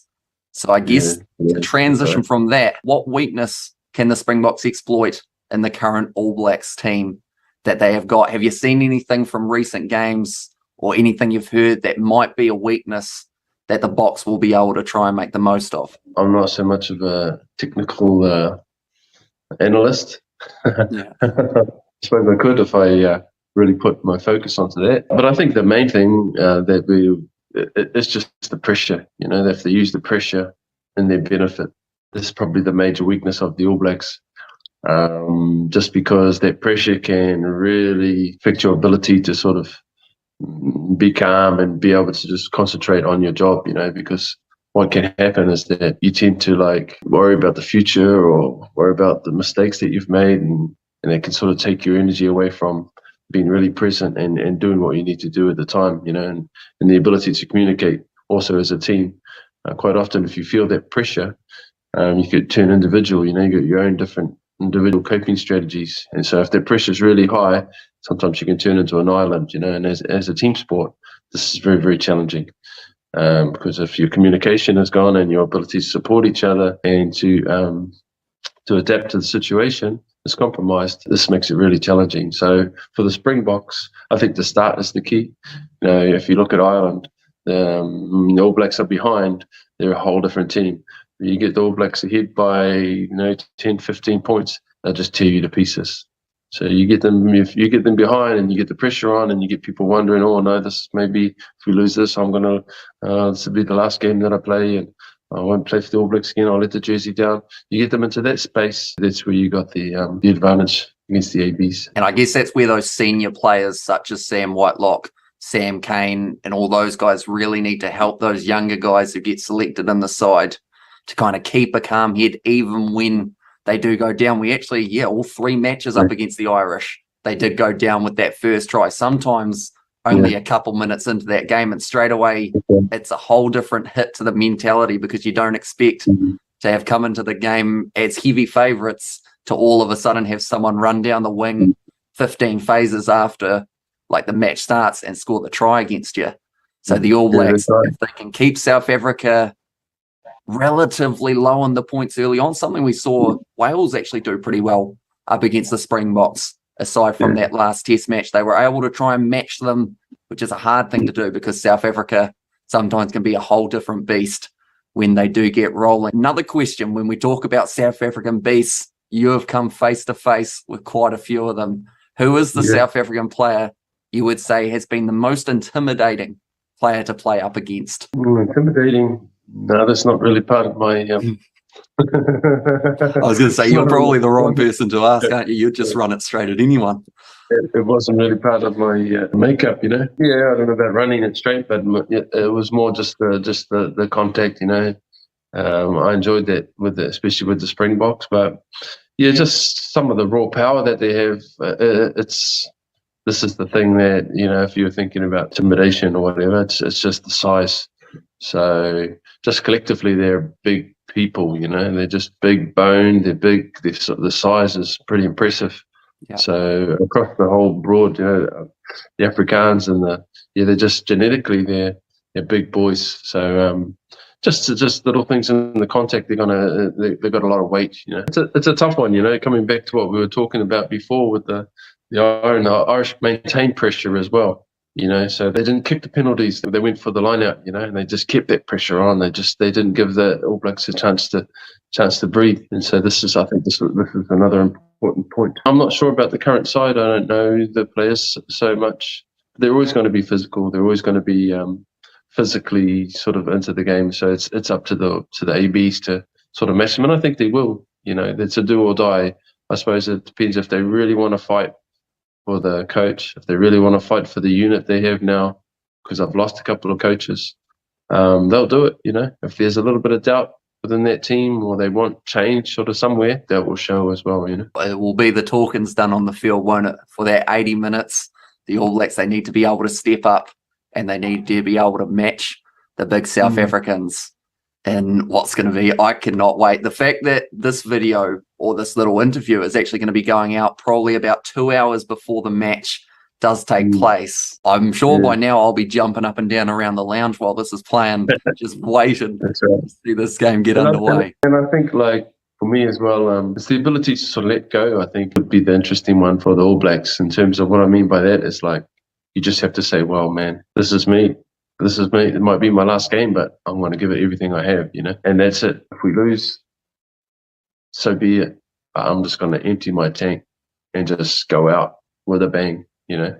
I think that's the attitude that they need to have, not the old oof. We need to win this, or maybe not be here, you know. This is this little shift that they need to take, you know. It's a subtle one, but if they just say, well, you know, because even my mates, obviously my mate Greg, they're under a lot of pressure, man. You know what I mean? It's easy being a fan, I'll get rid of them and all that, but they're people with lives, you know. Yeah. They've got kids, they've got future plans, they've got, you know, they've been contracted for a certain amount of time and they want to be settled within that, you know. And so they're just put up in the air now. And it's like, well, it could be it. It could be your whole future's changed in one game, you know. Like I said, it's easy for a fan to say, get rid of them and all the rest of it, but they're people with lives, you know. Yeah. So they carry that, not just them, their family, their kids, everybody, you know. So this is it's not easy for a few of them, you know. Like I said, sometimes you just got to get to a place where it's like, doesn't matter. I'm just going to go out and do what I need to do. Because you mentioned about 2001 for yourself and an Australian tour, and you were saying about the fact how Like the mindset back then was if you weren't playing your absolute best, there's someone else who could take that jersey from you. And the fact that you were willing to sacrifice that spot if you weren't playing well, like it's such a make or break for a lot of these guys to be able to go out there knowing that this could be their last tour that they ever get to play in South Africa. You know, it's got to be so hard on the mentality and just being able to stay focused in the process as well. But you did mention something to me not too long ago, and that was the will to win and being okay to lose. Would you like to go a little bit more in depth about what you mean? That's right. It's sort of the older I've sort of gotten, especially like I've been doing, I've been coaching a little bit over here, and so I definitely got a taste of losing anyway, put it that way.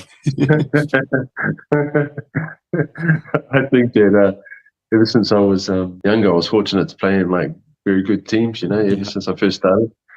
And so I probably, over my whole rugby career since I was like 9 or 8 when I first started playing till I finished, I probably won maybe like 80% of my games, you know. As a coach, I probably lost like 80% of my games, you know, so the book works with balance, you know.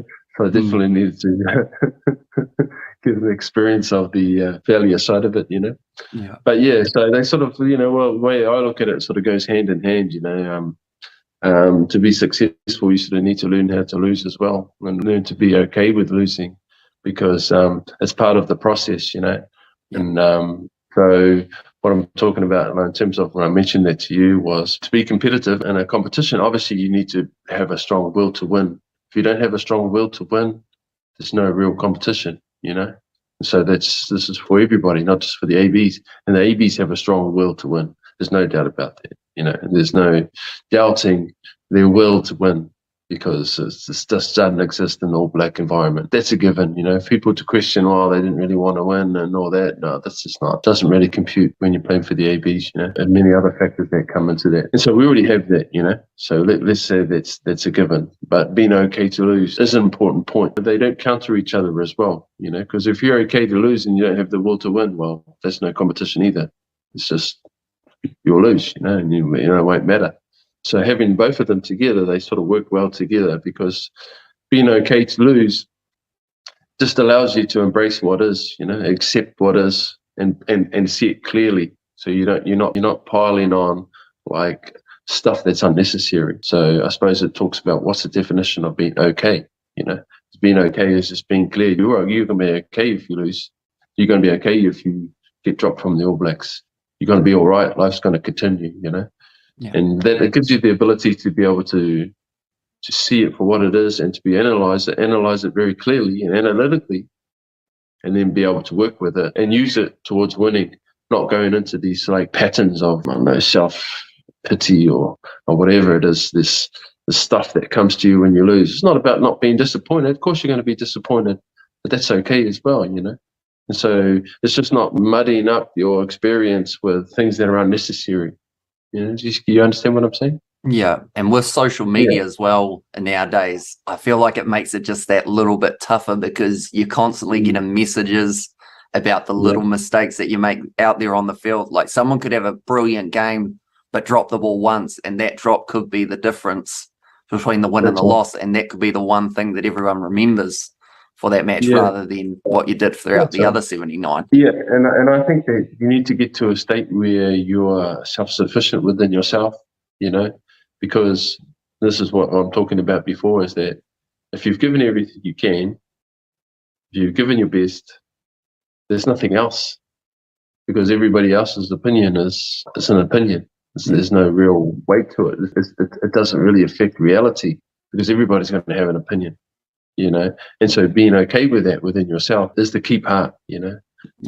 So that other stuff just washes away once you're self-sufficient within that, you know, because it takes a lot of time to get there. If you're dependent on other people's opinions, whether they be positive or negative, if you're gonna get pumped up by people patting you on the back, or you're gonna get put down by people stabbing you in the back, this is all beyond your control, you know.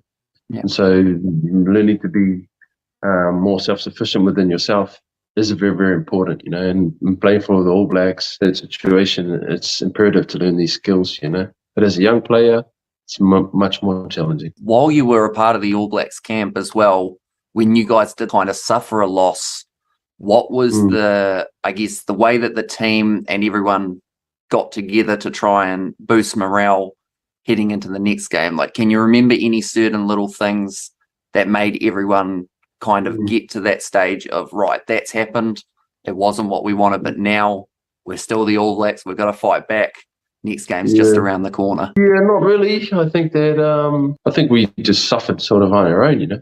Yeah. Everybody sort of you sort of go into your own things, like I talked about before. You sort of, when it comes to adversity and challenge and hardship, you know, you tend to have a tendency to sort of go individually or turn to individuals, and so you sort of cope with it sort of on your own. We didn't really have I'm not sure what it's like now, but we didn't really have a collective approach to be able to like work through that, you know. Yeah. To work through the difficulty, and I suppose that comes back to being okay with, you know, we weren't okay with losing. It was just, you know, it was really, really hard, you know, whether it be the coaches, whether it be, it's a really self-reflective time, you know. Yeah. And like I said, like I've learned through my 80% losing percentage of coaching, it's a real soul-searching, really challenging time, you know. And one of my things, especially like with the team that I coach, is you look at yourself first, you know. Look at yourself first and see what you can do to make a difference, you know, not pointing the fingers to other people and be like, oh, you did this. And then as soon as you start doing that, man, it's just a shit fight. Yeah. And so sometimes we got to that place where it's like, we used to call them shit sessions. And it'll just be a time where you go in and then you just like let it out. So everybody's, you're this and you're that and blah, blah, blah.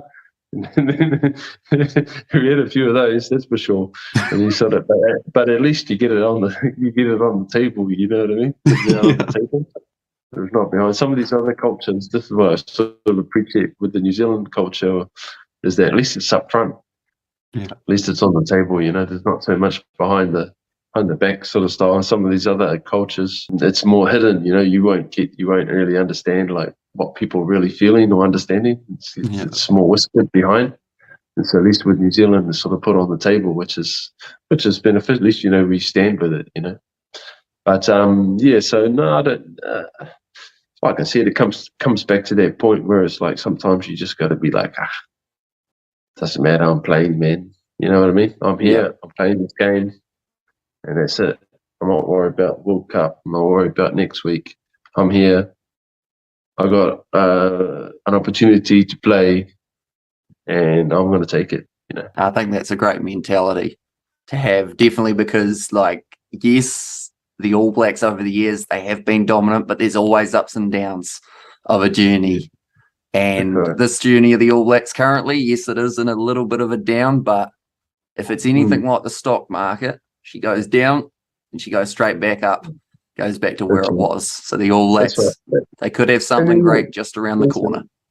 And then the other thing you got to realise is that it's a game, man. It's just a game. There's more important things in life, man. You know, your family, your health. You know, I don't know, just being alive. Yeah, it's more important than, you know, than points on a rugby field. You know, and it's tough when you're in there because you just like. I remember I got to one place where it was just like, man, I just like created this like world of like pumped up the importance of it. You know, and I got to the stage where man, it's just being alive is the most important thing, man. Yeah, you know, and that's a lot larger than just a rugby game. With you in the All Blacks camp, you would have had your roomies and whatnot, the guys that you used to bunk with. Who was the prankster in your group of All Blacks friends? Who was the one who was always doing something that he shouldn't have been, the one who you had to look over your shoulder, make sure he wasn't doing anything? I've got some stories about that, man. Maybe not for this stream, but there's a few of them. One of the worst ones was Ron Cribb. He's one of the worst pranksters. Greg Feek was a bit of a prankster as well. He'd do things like, they call it short sheet. So it's like you'd get like somebody's bed and you'd take the top sheet off and you'd like tuck most of it down and it'd be like you'd put like the top sheet under the duvet, like it'd be 3/4, like on the bed, you know. So people are trying to pull it up, like when they jump into the bed, they're like, oh shit, like not asleep and they can't pull the sheet up, you know. But just different things in the guys' rooms, you know. It would be like they call it like the phantom shitter.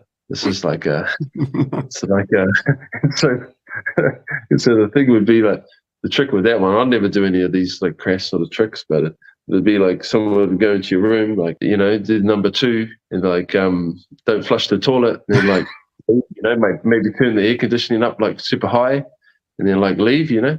So you go into your room and it's like, oh no, it's like it's a phantom, somebody's been there, you know. So,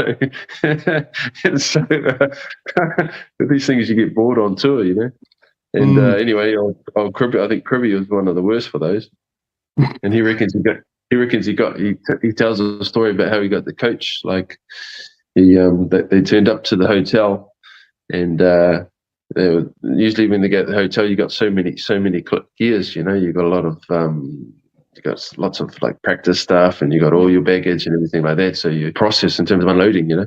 And so then when they got to the hotel, he reckons that everybody was unloading, and he went to the front desk and got the room key for the coaches. You know, he said, "Oh, can I have the key for the thing?" Went up to the coach's room, did the old phantom cucker, come back down, started unloading again. So the coach goes to his room for the first time, puts his key in, and boom, he's been struck by the phantom cucker. So he would have been confused, like, just got to the hotel, and how did this happen? So yeah. Because that's the thing, you got a lot of spare time, don't you? Like when you're waiting in between Playing games, like if it's a rainy day or something like that, like you've got spare time that you got to try and fill in. And I guess that's right. People do it differently. That's right, exactly. They go to different extremes, you know. But some of the issue is for me as well is that, well, I never really was involved in any of those pranks because the fear of retaliation is worse, you know. Yeah. Unless you're the phantom, where you sort of, it's unknown who it is. It's a mystery. You're a mystery man, where you're sort of sitting pretty. If somebody knows you got them, then you're always waiting, like, oh man. You got to have your head on a swivel, like worried about what's coming at you, you know. So I didn't really enjoy that sensation. So I just pretty much kept it real, you know. Yeah. But there was a few that definitely got would definitely get involved with that situation. So I guess pre-match as well, because at the time that we are filming this, it will be just before the players kind of start to get ready. They'll already be off the bus. What was your, I guess, kind of routine before making your way out onto the field? Because of course, back when you're playing, we don't have the Bluetooth wireless headphones and everything along those lines that the players have now, how they can just pop on some Spotify and then listen to their certain playlist. It would have been a whole different kind of situation back there. So what was your pre-match routine? Bro, we're not talking the 1950s here, bro. You know, we're not that old, bro. We did have music. We did have digital music back then, if you might. Maybe not Spotify, but yeah. What was I operating with? Yeah, a bit of music, I suppose. It's funny because you get a little bit like superstitious, I suppose. Well, I did anyway. You know, so you play one good game and you're like, oh, what happened? What did I do then? So you want to try to like sort of recreate it, and then if it doesn't happen, it's like, oh no, maybe I'm blowing it. You know. I remember I had like no, I won't go into that story.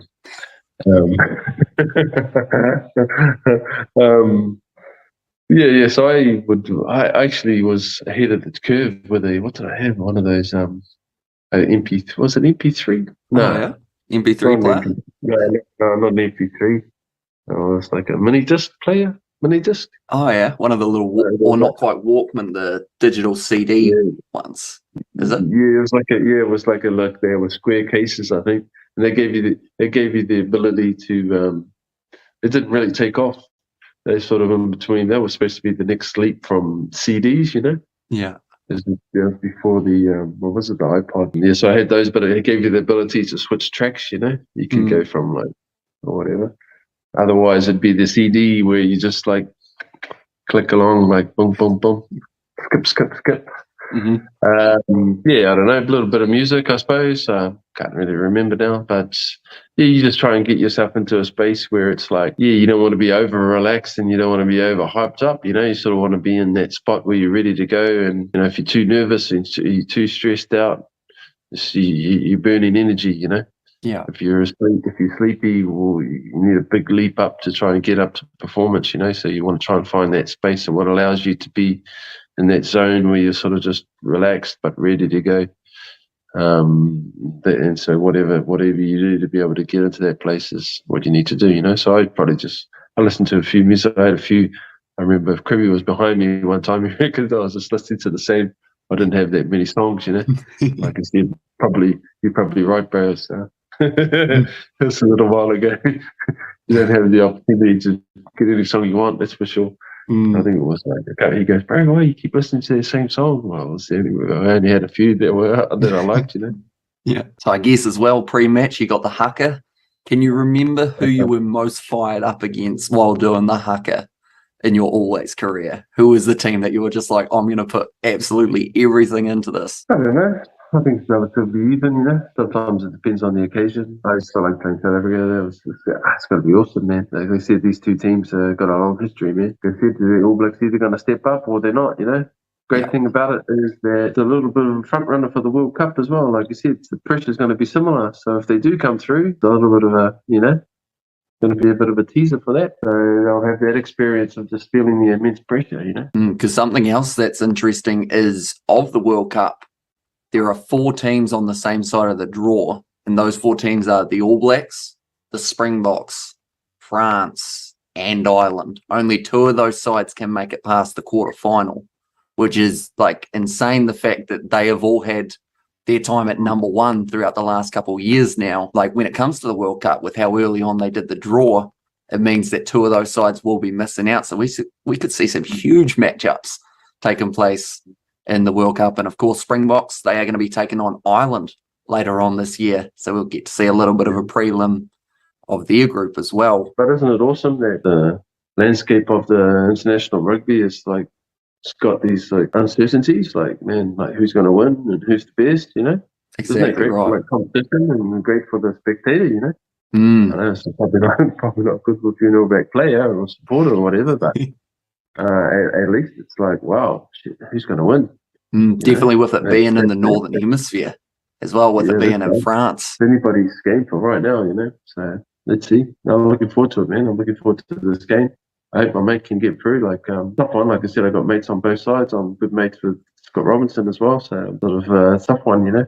Yeah. But I'd like to see Fiki, you know, his crew sort of get it through, you know. So I guess score prediction. Have you got a score in mind for this first test? No, I don't really. I'm not really good at that sort of thing, but I hope that the ABs can do it. You just never know. They might come out and just like smash them, you know? Yeah. Who knows? Let's say ABs by 15. Oh, okay. I like it. Confidence, you know? Probably the other. Whatever. So with the game only a couple hours away, I guess we are very soon going to get to find out exactly how it does end up going. But while we are on the topic of this game, I had a question I was going to ask you a bit earlier on, but now feels like the perfect time. Of this current All Blacks squad, if you had to pick one player who you could have played alongside when you were playing rugby, who would it have been from this current side and why? Yeah, good question. I think I like Adi Savio. Yeah, it just looks like he goes and goes, man. So I would like to play against him, man. Yeah. Look a warrior. I just like to play people that are in the fight, man.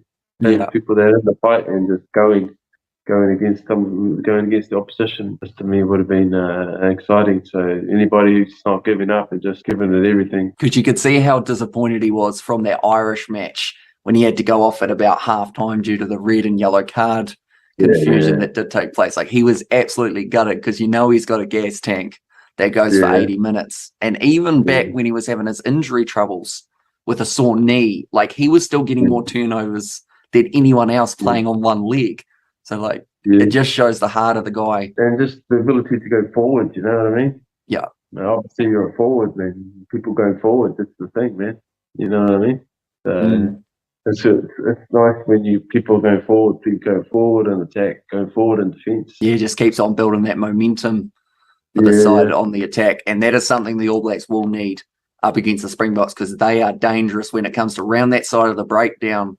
They can force sides backwards 10 to 15 metres just in a few phases with that rush defence, keeping all that pressure on. So if the All Blacks can get those post-contact metres of Artie Savia and a couple of those other big guys, that could certainly help them towards the monumental task of beating the Springboks in South Africa. It's going to be awesome, though. It's going to be a sold-out crowd, and the stadium will be absolutely rocking for that contest as well. But nonetheless, I think we are almost at the end of this interview. I do appreciate you coming on the channel once again, mate. You are an honorary Kiwi lad, well and truly, at this stage. Thank you very much, man. I'm more than happy to be here. You're the only one who really wants to listen to me, so, if that helps. I mean, I love listening to you, mate. I feel like we're certainly going to have a catch-up after this match, maybe before the second one as well. Yeah, definitely. Anytime, brother. If I hadn't listened to you about this one, I wouldn't have learnt about the Phantom. So that is a new one that I'll be able to take with me. A bit like Professor Plum in the library with the... Oh, a bit of Cluedo. It was it. Yeah, see, I mean, for me, when you were talking about that 80% losing record, that hit home for me, because we used to be on a side in about under nines, and I was on the wing because I was like this tall, so I wasn't very big at all. And we had our halfback and the fly half, and they would never pass the ball. And because their dad was the coach, or one of their dads was the coach, he'd go, just run it. 9 and 10 all day. So I touched the ball like twice in a season.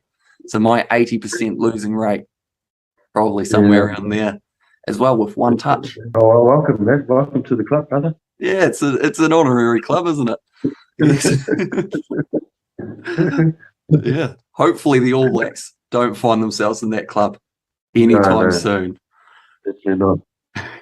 But nonetheless, thank you very much once again for coming on the channel, mate. We will be throwing it back over to Hamish in the studio / the lounge. Got a green screen up though, so it looks fancy. One of the last things I want to say is that, like, being a supporter is being a supporter, Yeah. So try and stay with the team, man, all the way. So this is a nice feeling. No, sort of don't jump off the ship halfway through the game. Unpack it afterwards, but man, stay there, man. Keep the faith. Exactly right. Get behind the boys. They will certainly need that support heading in to South Africa. But yeah, we will throw it back over to Hamish, which is me, and I will see you all in a very short moment. See you too, Hamish. Later.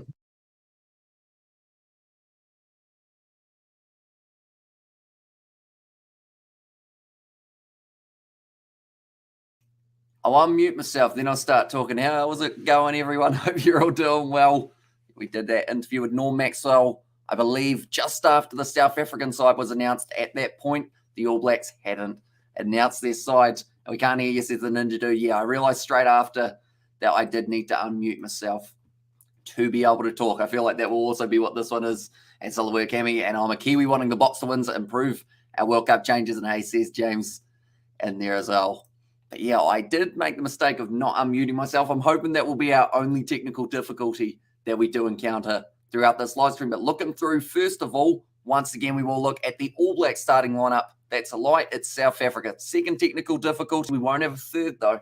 That is not a guarantee. We might end up going slightly wrong. Great job, Hamish, says Dean Adams. And great interview, says Kawasi. And a little bit later on, we actually decided why not me and Maxie decide on our all-time All Blacks 15. And something that I do want to do at the time is with you guys in the chat, be sure to play along with that, whether it is an All Blacks player or a South African player. I'm very curious to hear who you guys or who your South African all-time 15 would be. But this is a South African side that are taking on the All Blacks in only an hour and 30 minutes time. Trevor Nakane at number 1, Malcolm Marks at 2, bringing up his 50th cap, and Franz Malherbe will be there at number 3. Then Eben Etzebeth and Ludiaga will be there as the locks. Sia Khaleesi, Peter Steftatoy, and Jasper Wiese, all hard-working individuals. They will be the loose forward trio, whereas King George, he is currently asleep, but he will be coming round tomorrow. So it will be after Argentina versus Australia. He will be coming round, and we will actually be doing some filming for the Kiwi Lad Sport channel. So be sure to check that out as well. And who do you guys support in the Bunnings NPC. I do enjoy, I'd say probably Tasman if I had to pick a side, because I'm halfway in between like Canterbury and Otago. It makes it a little bit easier to be less loyal to a side, but I do quite enjoy watching the Tasman boys go to work. It is always a fun time. My cousin got jumped in Auckland. Is a she, by the way, says James. So hopefully she is all right. And, bro, your smile was like Simba, bro. I think that's a compliment, so thank you very much, mate. Hugely appreciated. In the back line, Fluff de Klerk at number 9, Andre Pollard at 10. Then Damien Dialende and Lukanyuam going to be linking up as the midfield. Makazole Mapimpi, Kurtley Arinza getting the opportunity at 14 after only one cap. And then Damien Valimza will be there at number 15. Then for the All Blacks, quite a few changes from what we saw the last time the ABs were facing off against the Irish. George Bauer, Samasoni Sakiaho, and Angus Ta'aval in the front row. So Ta'aval returns from his suspension. And how fast is a Springbok? Normally pretty quick, I would think. Not quite as quick as a cheetah, but relatively close to being, I'd lose a foot race with a Springbok. That is for sure. Waikato in the Bay was a cracker. Lost me at Tia. Says Gunspark. Yeah, that was absolutely incredible. Seeing Hawke's Bay versus Waikato, like golden point time, and then it still couldn't be decided. It was just mind-boggling. They won in the Tasman. And as a true, Auckland is dangerous. By the sounds of it, it is quite dangerous.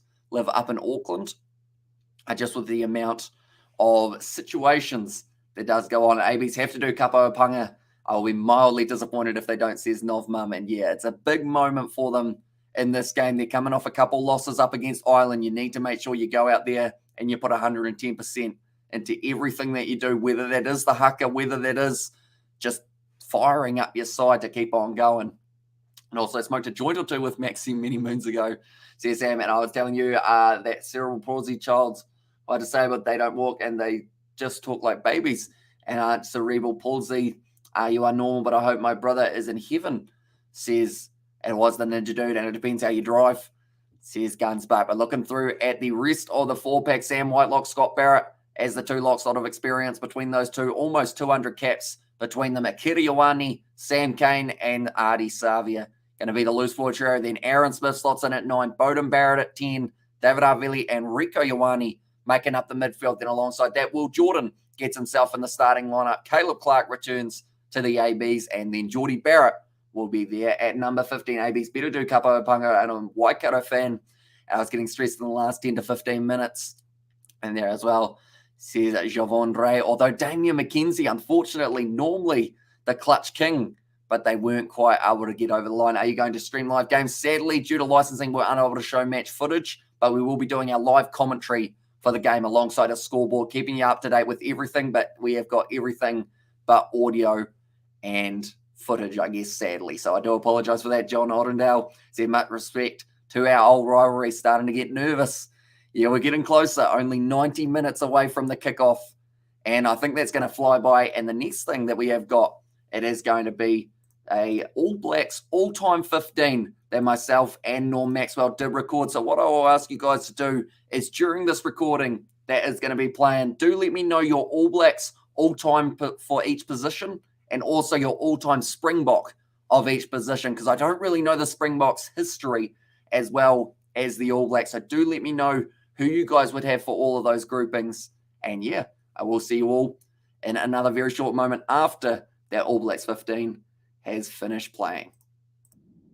All Blacks over the last few generations, and we decided why not try and put them all into one side to name our all-time All Blacks 15. Now, I am curious to see who you guys would go with as well in the chat, so be sure as we go through the numbers to let us know who you would have as your all-time All Black best in that position, and also for the Springboks, who you would have as an all-time best. But it is once again myself, and it is once again Maxi. Now, the fun thing is, you have played alongside quite a few of these guys that I've gone my side, which is pretty awesome. But we will start with the front row.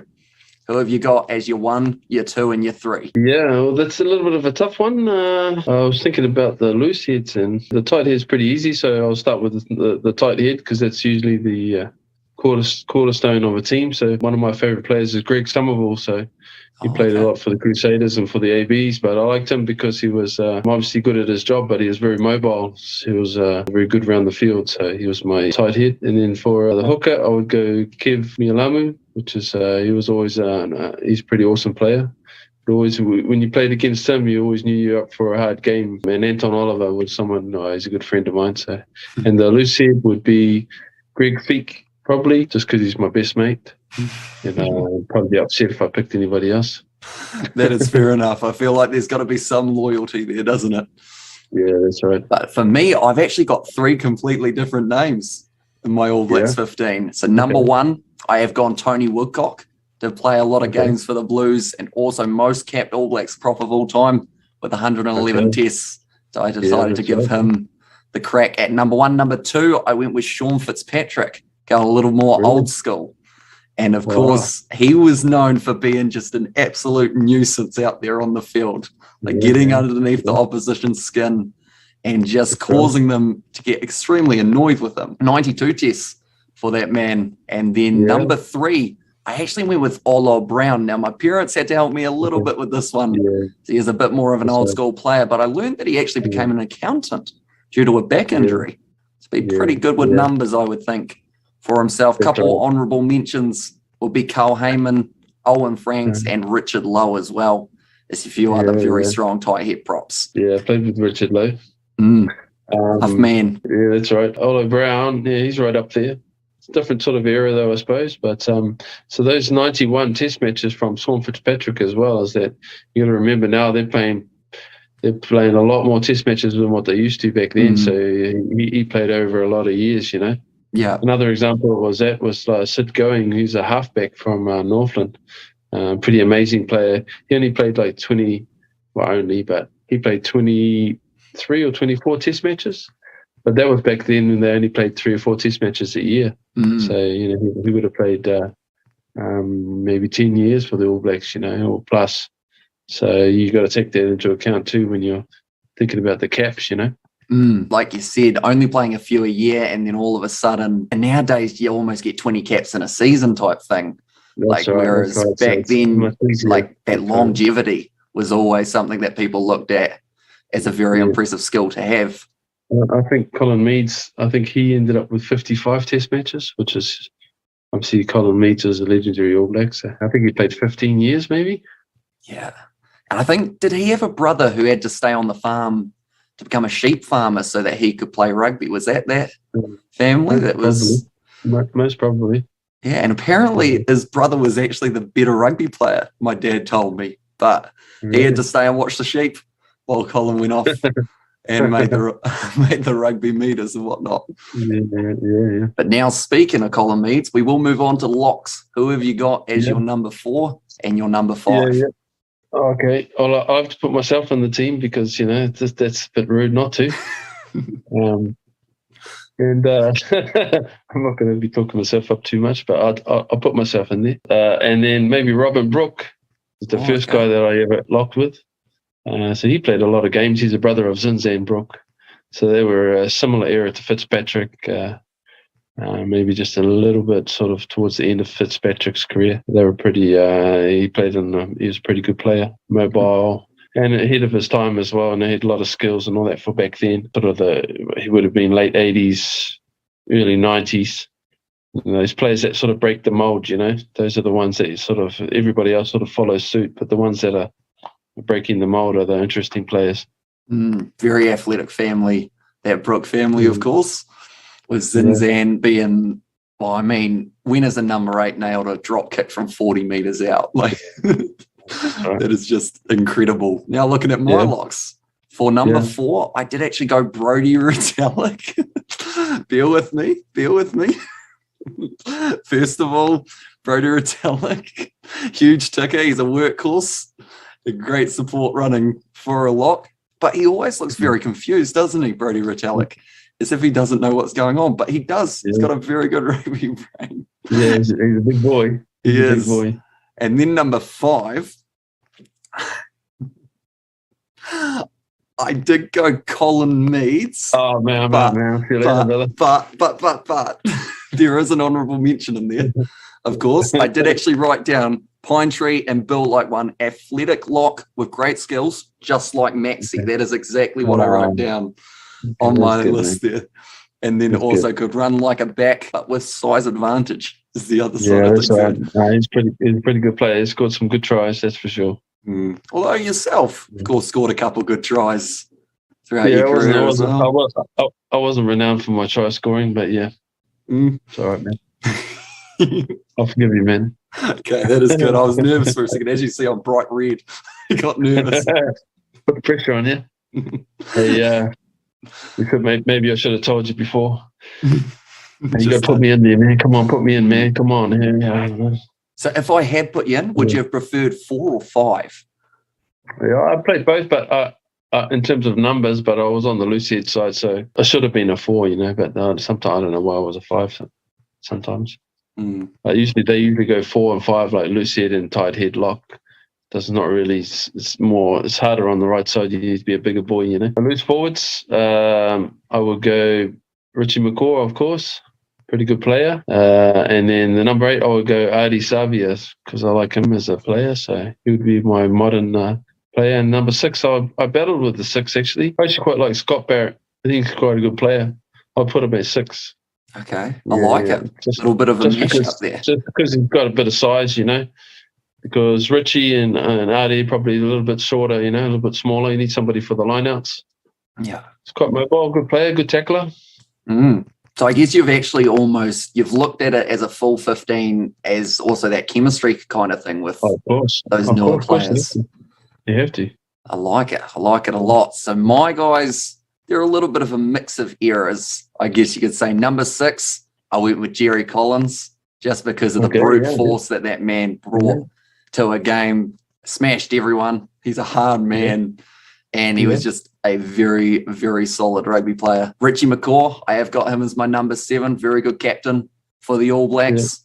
He was always good in the breakdown. He now flies helicopters and runs marathons and whatnot. So he's still keeping himself in insane shape, even though his rugby career is over. I actually wrote another little thing there. He always tested the line of what was and wasn't allowed with the referees. He was always very good at pushing that boundary just enough that it wasn't like a penalty, but then just enough to annoy the other team as well, just with how good he was at kind of getting in that breakdown and causing the advantage to the ABs. Then the last man in my loose forward trio, I mentioned him a little bit earlier on, number 8, Zinzan Brook. Just really a revolutionary player and just had those flamboyant skills that he actually, at times I see resemblances of him in Adi Savia with that little chip and chase and whatnot. How they both kind of have that playing like a back, but you're supposed to be in the full pack, but they just have so many skills. And I feel like Zinzan Brook would have been quite a good player for 7s if he did get the opportunity, just with that kind of mix and match of the way that he played. But yeah, that drop kick from 40 plus out was just like, you look at that and you go, that shouldn't have happened if you're a number 8. But now moving on to 9 and 10, that combination, have you played alongside one of the men in your 9-10 combo? Yeah. I'd probably put Justin Marshall at 9, just because just a tenacious player, doesn't give up. Reasonably big as well, I liked him as a halfback, and I would put Carter there at 10 as well. Yeah. But I'll probably have Mertz there somewhere, just because I played a lot of rugby with Mertz, and pretty awesome goal kicker. Yeah. And player. Amazing on attack, he's pretty special. So I've also got Dan Carter as my number 10. I've chucked him in there, over 1,000 international points. Felt like he needed a spot somewhere in there. And slightly older player you could have thought about, maybe Grant Fox, someone along those lines for back in the older era. But I think the big difference was Carter was more of that attacking, running fly half rather than Grant Fox, who was not really. I think Grant Fox probably had dodgy defence as well. So then number 9, I didn't go Justin Marshall, which you will be very disappointed to hear. Instead, I went with Sid Going, the man you mentioned earlier on. Yeah, that's right. I could have put him in there.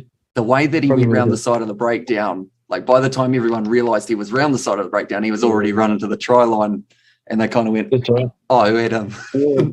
Well, with Sid Going gone from Northland, so we you know, he's a bit of a legend there. But also, I used to play rugby with his son, so with both of his sons. So he used to drive the bus for us on school trips sometimes. Yeah. He'd be our bus driver, and sometimes he'd play touch with us. He's actually pretty good in gumboots, you know. He'd be selling dummies and and he was my first coach for Northland too. So he picked me to play for Northland in '95. So now we go to number 11. Is there any argument at all for number 11? Who the greatest All Black number 11 is it of all time? Not with my team, no. Who you got? Goes without saying. I was going to say somebody obscure, but I couldn't think of anybody. But obviously Jonah. Yeah. Couldn't go past putting him in the team, that's for sure. Absolutely incredible player. You don't really have to say much about him, no? No, his highlights speak for themselves, really, don't they? Yeah. But just a new age winger that was able to do it all pretty much. And the size of a lock, but the pace of a back, the strength of a prop, and he just kept on running all day long. You're right. And then who we got now? We've got the centres combination. So I would put Manonu, I think he's a pretty awesome player, and Tanu Umanga. Okay. So it's pretty solid. That's a pretty solid midfield. Both good players, strong. I like it. Tanu with the experience. Both of them are, you know, I suppose it all depended on what era they played, but I think they worked pretty well. So we've got 3 Hurricanes pretty much so far, for me anyway. Nice consistency across the board. So for me, I've gone a little bit more old school. I feel like my parents had a little bit more of a impact on me for these ones. So I've actually got Walter Little at number 12 and then Frank Bunce at number 13. Just because neither of them were the hugest players in the world, which is kind of different to what we see now. Everyone weighs at least 100 kgs in this day and age of rugby, whereas those two, like, they were struggling to hit 80, but they were still just as effective in the way that they put it together. And I feel like they were kind of that Ma'anonu-Conrad Smith combo before Ma'anonu and Conrad Smith back in the day. So now number 14. Have we continued with Hurricanes players for yourself, or have you gone 14 was a little bit of a tough one, did I? Oh, yeah. And that was a tough one for me because I was thinking, oh man, because it's been a long time after when I retired. I didn't watch rugby for at least 10 years, you know. So I missed a good 10 years of players. But I would probably put Caleb Ralph on the right wing, just because he played a lot, but didn't play so many games for the All Blacks, but I played with him obviously for the Crusaders. He's one of the most kept players, but he was just a player that was super fit, you know, so he was always in the game. So it's a good balance with Jonah as well, somebody who's going to work, he's going to get back, he's going to, you know. We used to do 3K fitness tests back when we were playing. They do different ones now. So 3K was a killer, man, but they don't do it now because it's not so specific, you know. Yeah. I wish they didn't do it back then. And so Caleb was like, Jonah used to run like he was pretty much walking the whole way, you know. So he was just one fast twitch fiber, you know. So he would do like 16 minutes or something for a 3K, or maybe 18 minutes. And so a good 3K is, it depends who you talk about. I think the world record, I'm not sure what the world record is, 7 minutes something maybe. Jeez. Maybe. And I would get around 12 minutes 30 was probably my average. And Caleb was in the 9 minute zone, I think. 9 minutes something. So when he'd lap you, he'd like hop going past you, you know. He'd do like a hop. So he just had amazing cardio, you know. So he would be a player I'd put on the right wing. We used to have to do the beep test at school, and I remember by about the 5th beep I was buggered. Just always right on the verge of missing out on the next one. Yeah, that's bad. Right red, just like I did when I got scared that I didn't have you in my team. Yeah, that's good, man. Number 14 for myself, I've actually got Sir John Kerwin as my right winger. Yeah.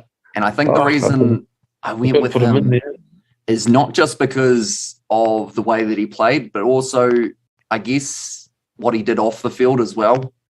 Kind of coming out about the depression side of things, which is something that rugby players didn't really talk about. And the fact that he was brave enough to kind of come out and say, this is what is going on and this is what we need to try and change. I feel like that was kind of just as big of anything that anyone could do on the field as well, if that makes sense. Yeah, like that's right. kind of That's making right. sure that it comes first.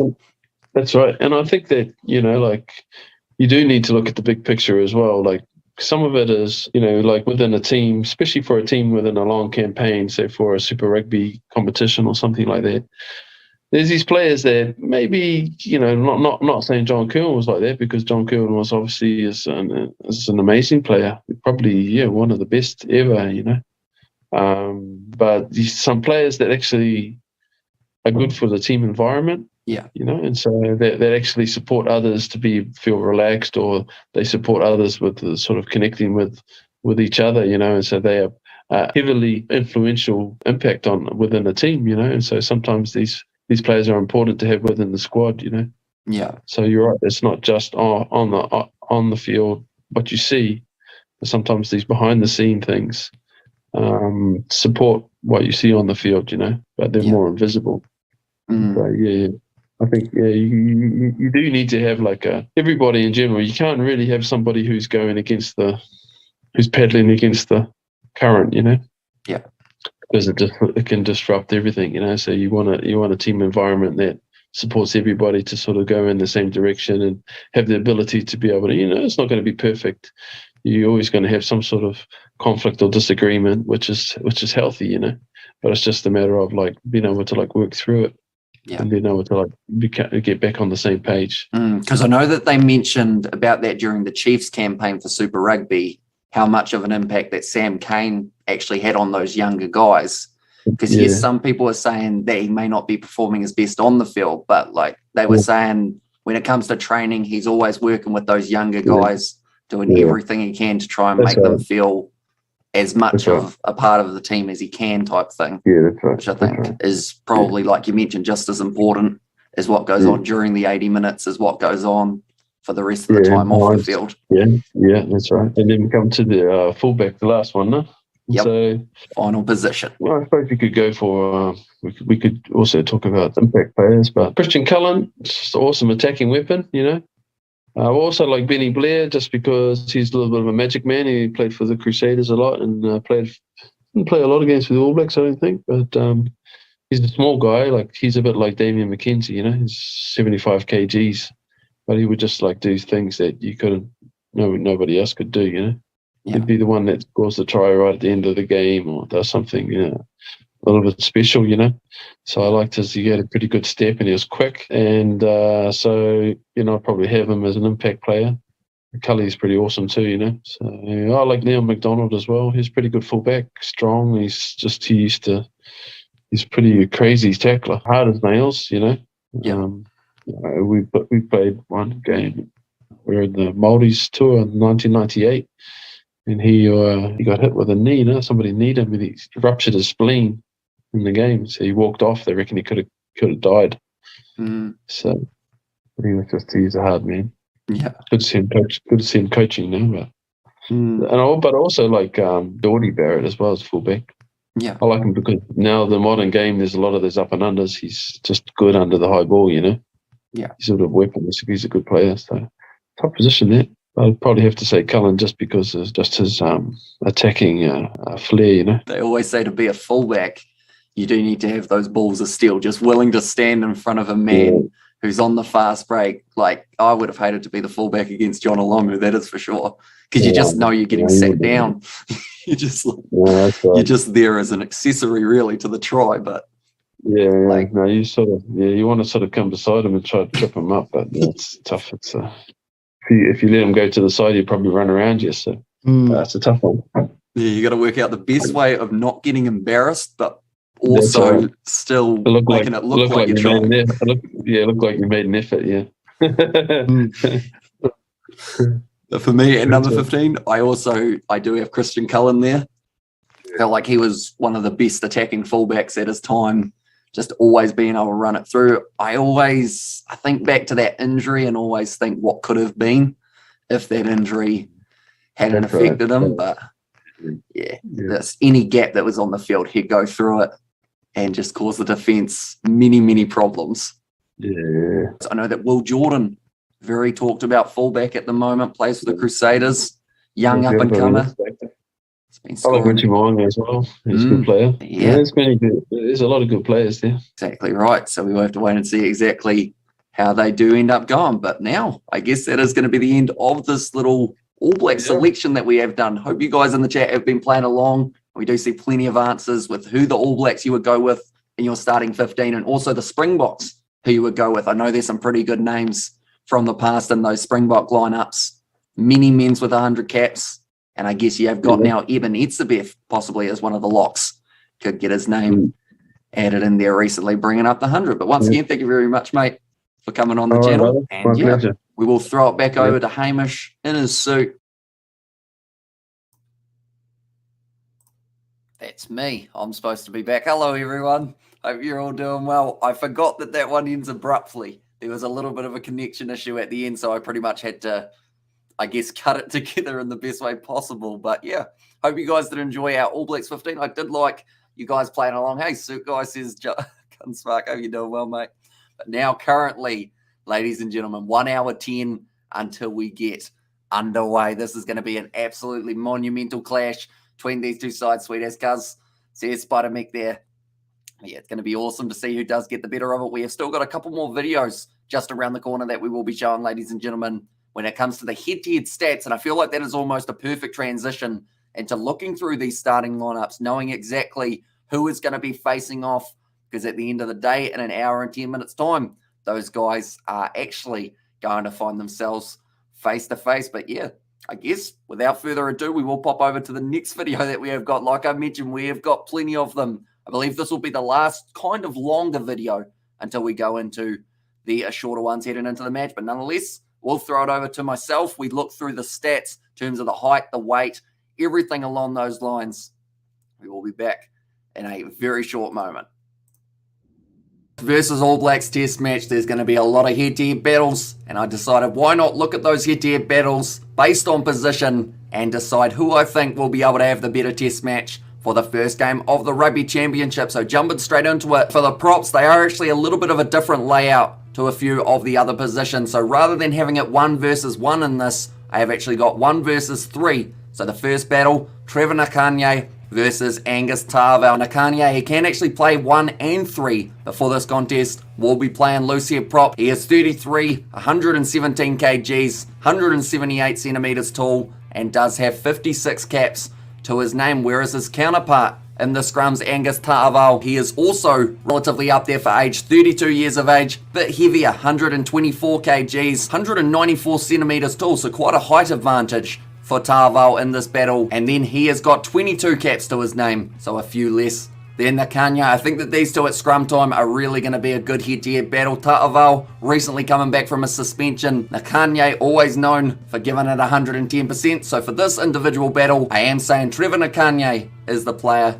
who does get the better of Angus Tarval. Now moving on to the hookers for this contest, it will be Malcolm Marx starting this contest for the Springboks, and then his counterpart in this game, it is Samisoni Taukei'aho. So two men who in their last test matches weren't actually in the starting lineup. Malcolm Marx, he's brilliant when it comes to that rolling maul and also the accuracy of his line-out throws. He is bringing up his 50th cap in this contest. He is 28 years of age, 117 kgs, and also 189 centimeters tall. So got some good size to him, Malcolm Marx, and does normally use every inch of it in the breakdowns somewhere else where Malcolm Marx is extremely dangerous. Now looking at Samisoni Taukei'aho, a man who has only recently made his way into the All Black squad. He has got 11 caps to his name, does play for the Chiefs throughout Super Rugby Pacific, and he is actually only 24, so a few years younger than Malcolm Marx. 115 kgs, they're built very solid, these front rows, and then 183 centimeters. Now something that concerns me a little bit about Taukei'aho is definitely not his running game. He is one of the best at running the ball hard at the line when we talk about hookers, but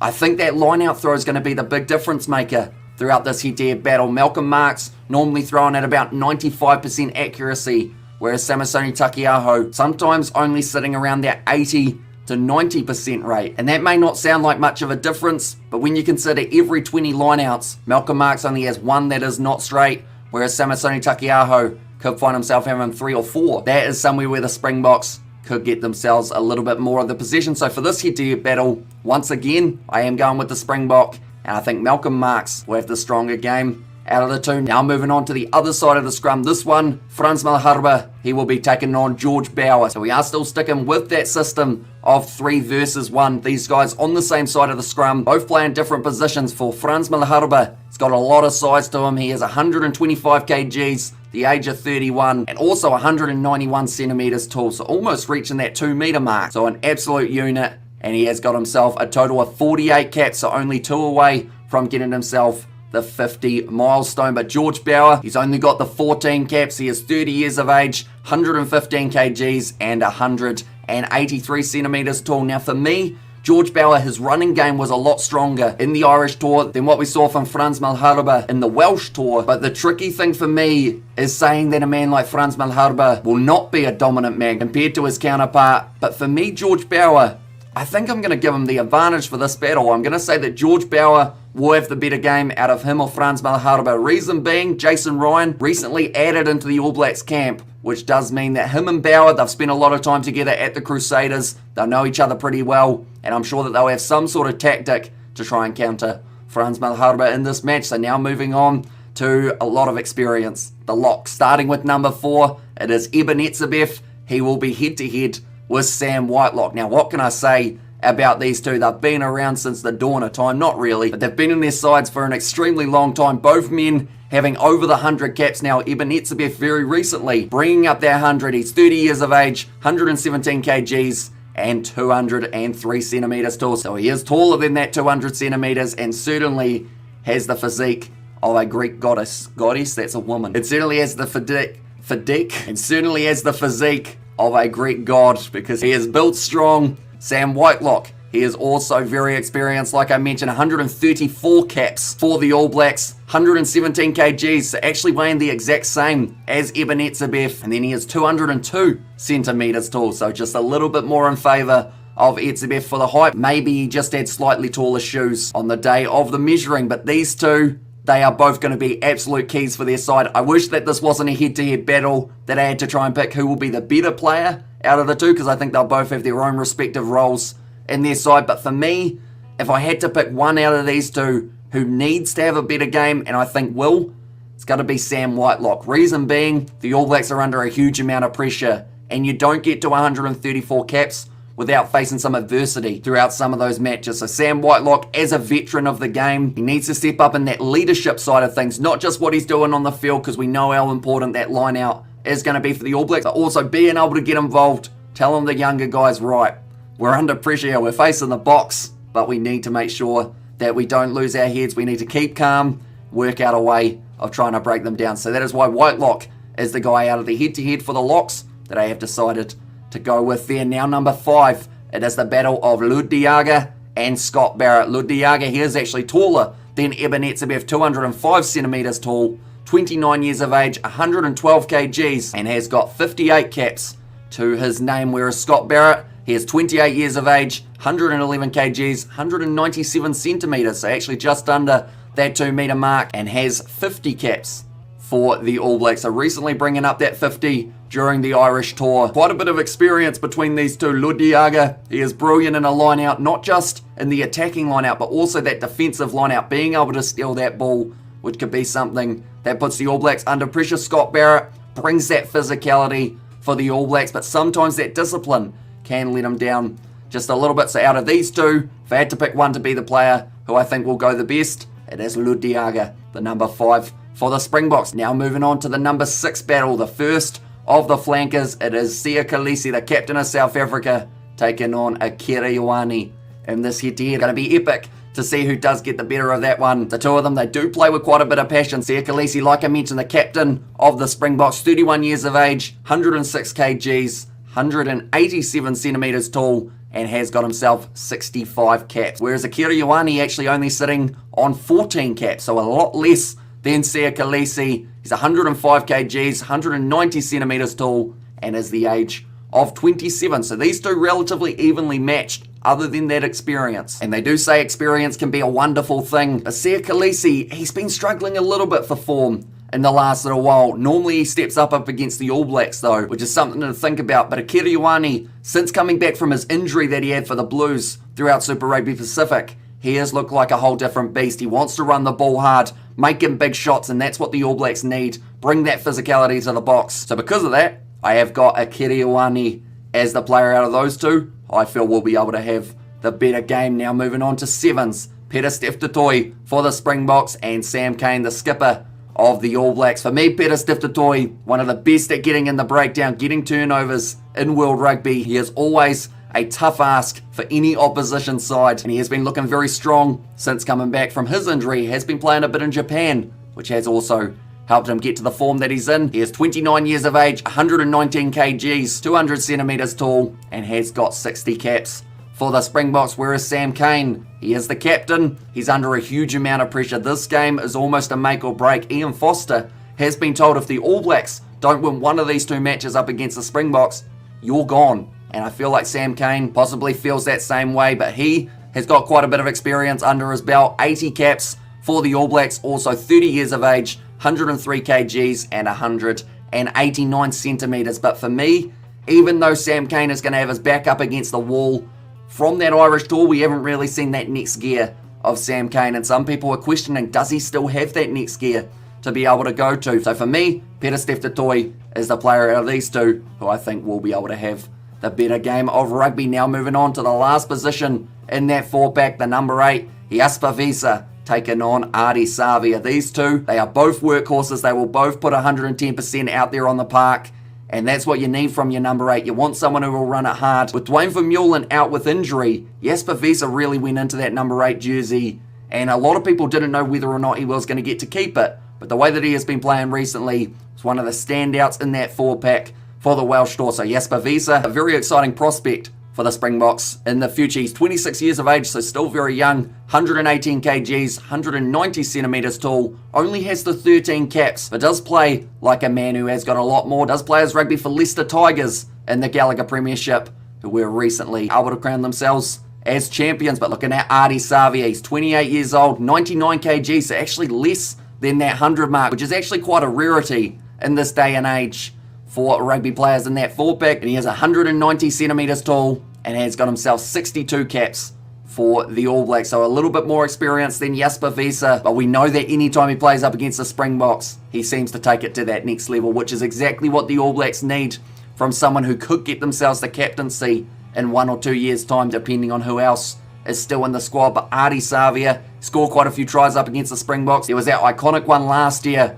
when he did do the massive dive. Hopefully he doesn't hurt himself in the process. But Ardie Savia, he is my man out of those two. I feel we'll be able to have the bigger game. Now looking through at the backs, this battle is one we've seen many times over the years. Faf de Klerk versus Aaron Smith. It's always exciting. There's always such respect between the two, but as soon as we're out there on the field, it seems to be that those two seem to try and dominate the way that the game's going with their kicking. And sometimes it works, sometimes it doesn't. But Faf de Klerk, he is 30 years of age, 80 kgs, 172 centimeters tall, and actually only has 38 caps. That kind of surprised me, because it felt like Faf de Klerk has been around for a very long time for the Springboks, but he actually has a lot less experience compared to his counterpart Aaron Smith, who is sitting at 33 years of age, 83 kgs, 173 centimeters, so pretty even between him and de Klerk, but he has got himself 105 caps, also a massive amount for the Highlanders at Super Rugby level, and Smith, he needs a massive game here for the All Blacks. If he's going to be doing that kicking, he needs to make sure that he's getting it more right than Faf de Klerk is, because if he isn't getting it right, I think Faf de Klerk will notice that really early in the game and be able to make the most of it, given the territory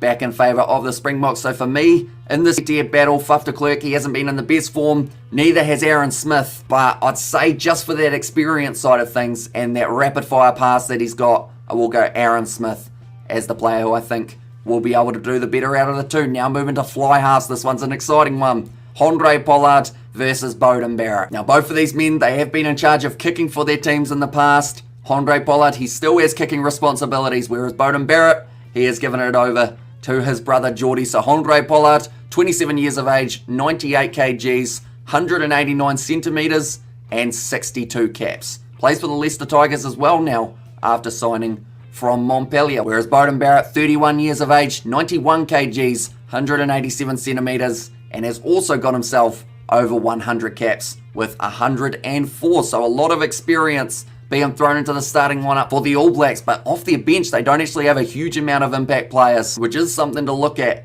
for the later stages of the contest. But for this battle, head-to-head, I would go Handré Pollard because of that kicking responsibility, but taking the kicking out of the equation, I think running game-wise, we're going to see a lot more from Beauden Barrett than we do from Handré Pollard. Pollard will probably go for a lot more kicks throughout the game, such as those box kicks, kicks in behind the defensive line of the All Blacks, whereas Beauden Barrett, I'd like to see him run the ball a little bit more in this contest, try and put the Springboks on the back foot. So for that reason, I have got Beauden Barrett as the man to watch out for at number 10, compared to Handré Pollard, who I still know will have a very good game, as he has got a good kicking accuracy throughout the Welsh tour. But now looking at the next head-to-head. Now for these positions, I have once again, similar to the front row, mixed and matched a little bit, as these guys will be on the same side of the field. So this battle, get ready for it. It is Makazole Mapimpi versus Will Jordan. These two score tries for fun at international level. Jordan is an up-and-coming star for the All Blacks. Makazole Mapimpi, he has been there, done that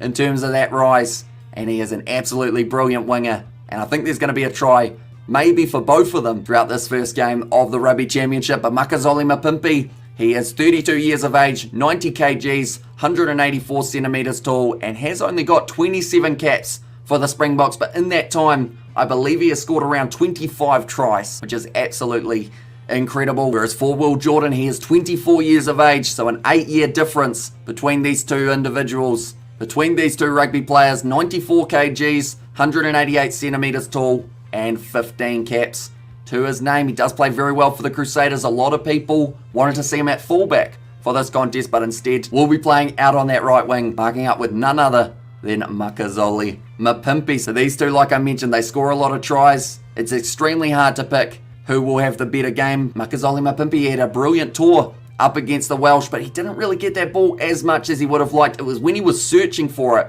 that he actually did a lot better. But in this contest, I feel like if he tries searching for it, that could leave that gap on the outside for the turnover, and then going into the hands of Will Jordan, who's a very hard man to stop, which we did see throughout the Irish tour. So even though Makazole Mapimpi, I can almost guarantee you he's going to have a brilliant game of rugby, I think Will Jordan, in the scheme of things, will be just that little bit more important for the All Blacks for the way that they do end up playing. So that is why Will Jordan is the man in the head-to-head that I have gone with as the man who could have more of an impact. But now starting at number 12, it is Damien de Allende, who is going head-to-head with David Havili. This one, there's quite a bit of size involved in both sides. Number 12, Damien de Allende, 30 years of age, 101 kgs, 187 centimetres tall, and 60 caps for the Springboks. Whereas for David Havili, 27 years of age, 88 kgs, which seems a little light for David Havili, to be honest. 184 centimetres, and he has only got himself 16 caps for the All Blacks. But for Havili, I think he's bulked up a little bit more since that weight was taken. But Damien de Allende, he's proved it for Munster year in, year out. He loves a bit of crash ball, and I think that's exactly what we're going to see from Damien de Allende throughout this contest. David Havili, he's an important aspect in that All Blacks backline. Damien de Allende is the player who I think will have the better match out of the two. Now looking through at number 13, it is Lukhanyo going head-to-head with Rieko Ioane, who speedsters alongside the crash ball at number 12. Lukhanyo, 28 years of age, 93 kgs, 186 centimetres tall, and has got 28 caps for the Springboks. He plays such an important factor in the way that the Sharks play with their backline, as there are a lot of young players in the mix, but alongside that you've got Lukhanyo, who plays like an individual, wiser than his age. He's brilliant in the middle of the field, and I still remember that flick pass around the back that he did last year in the Rugby Championship. Then on the New Zealand side, David Havili. Right, it's a little mistake there. It is supposed to be Rieko Ioane as number 13 rather than David Havili. But I guess for argument's sake, just assume everything I've said about David Havili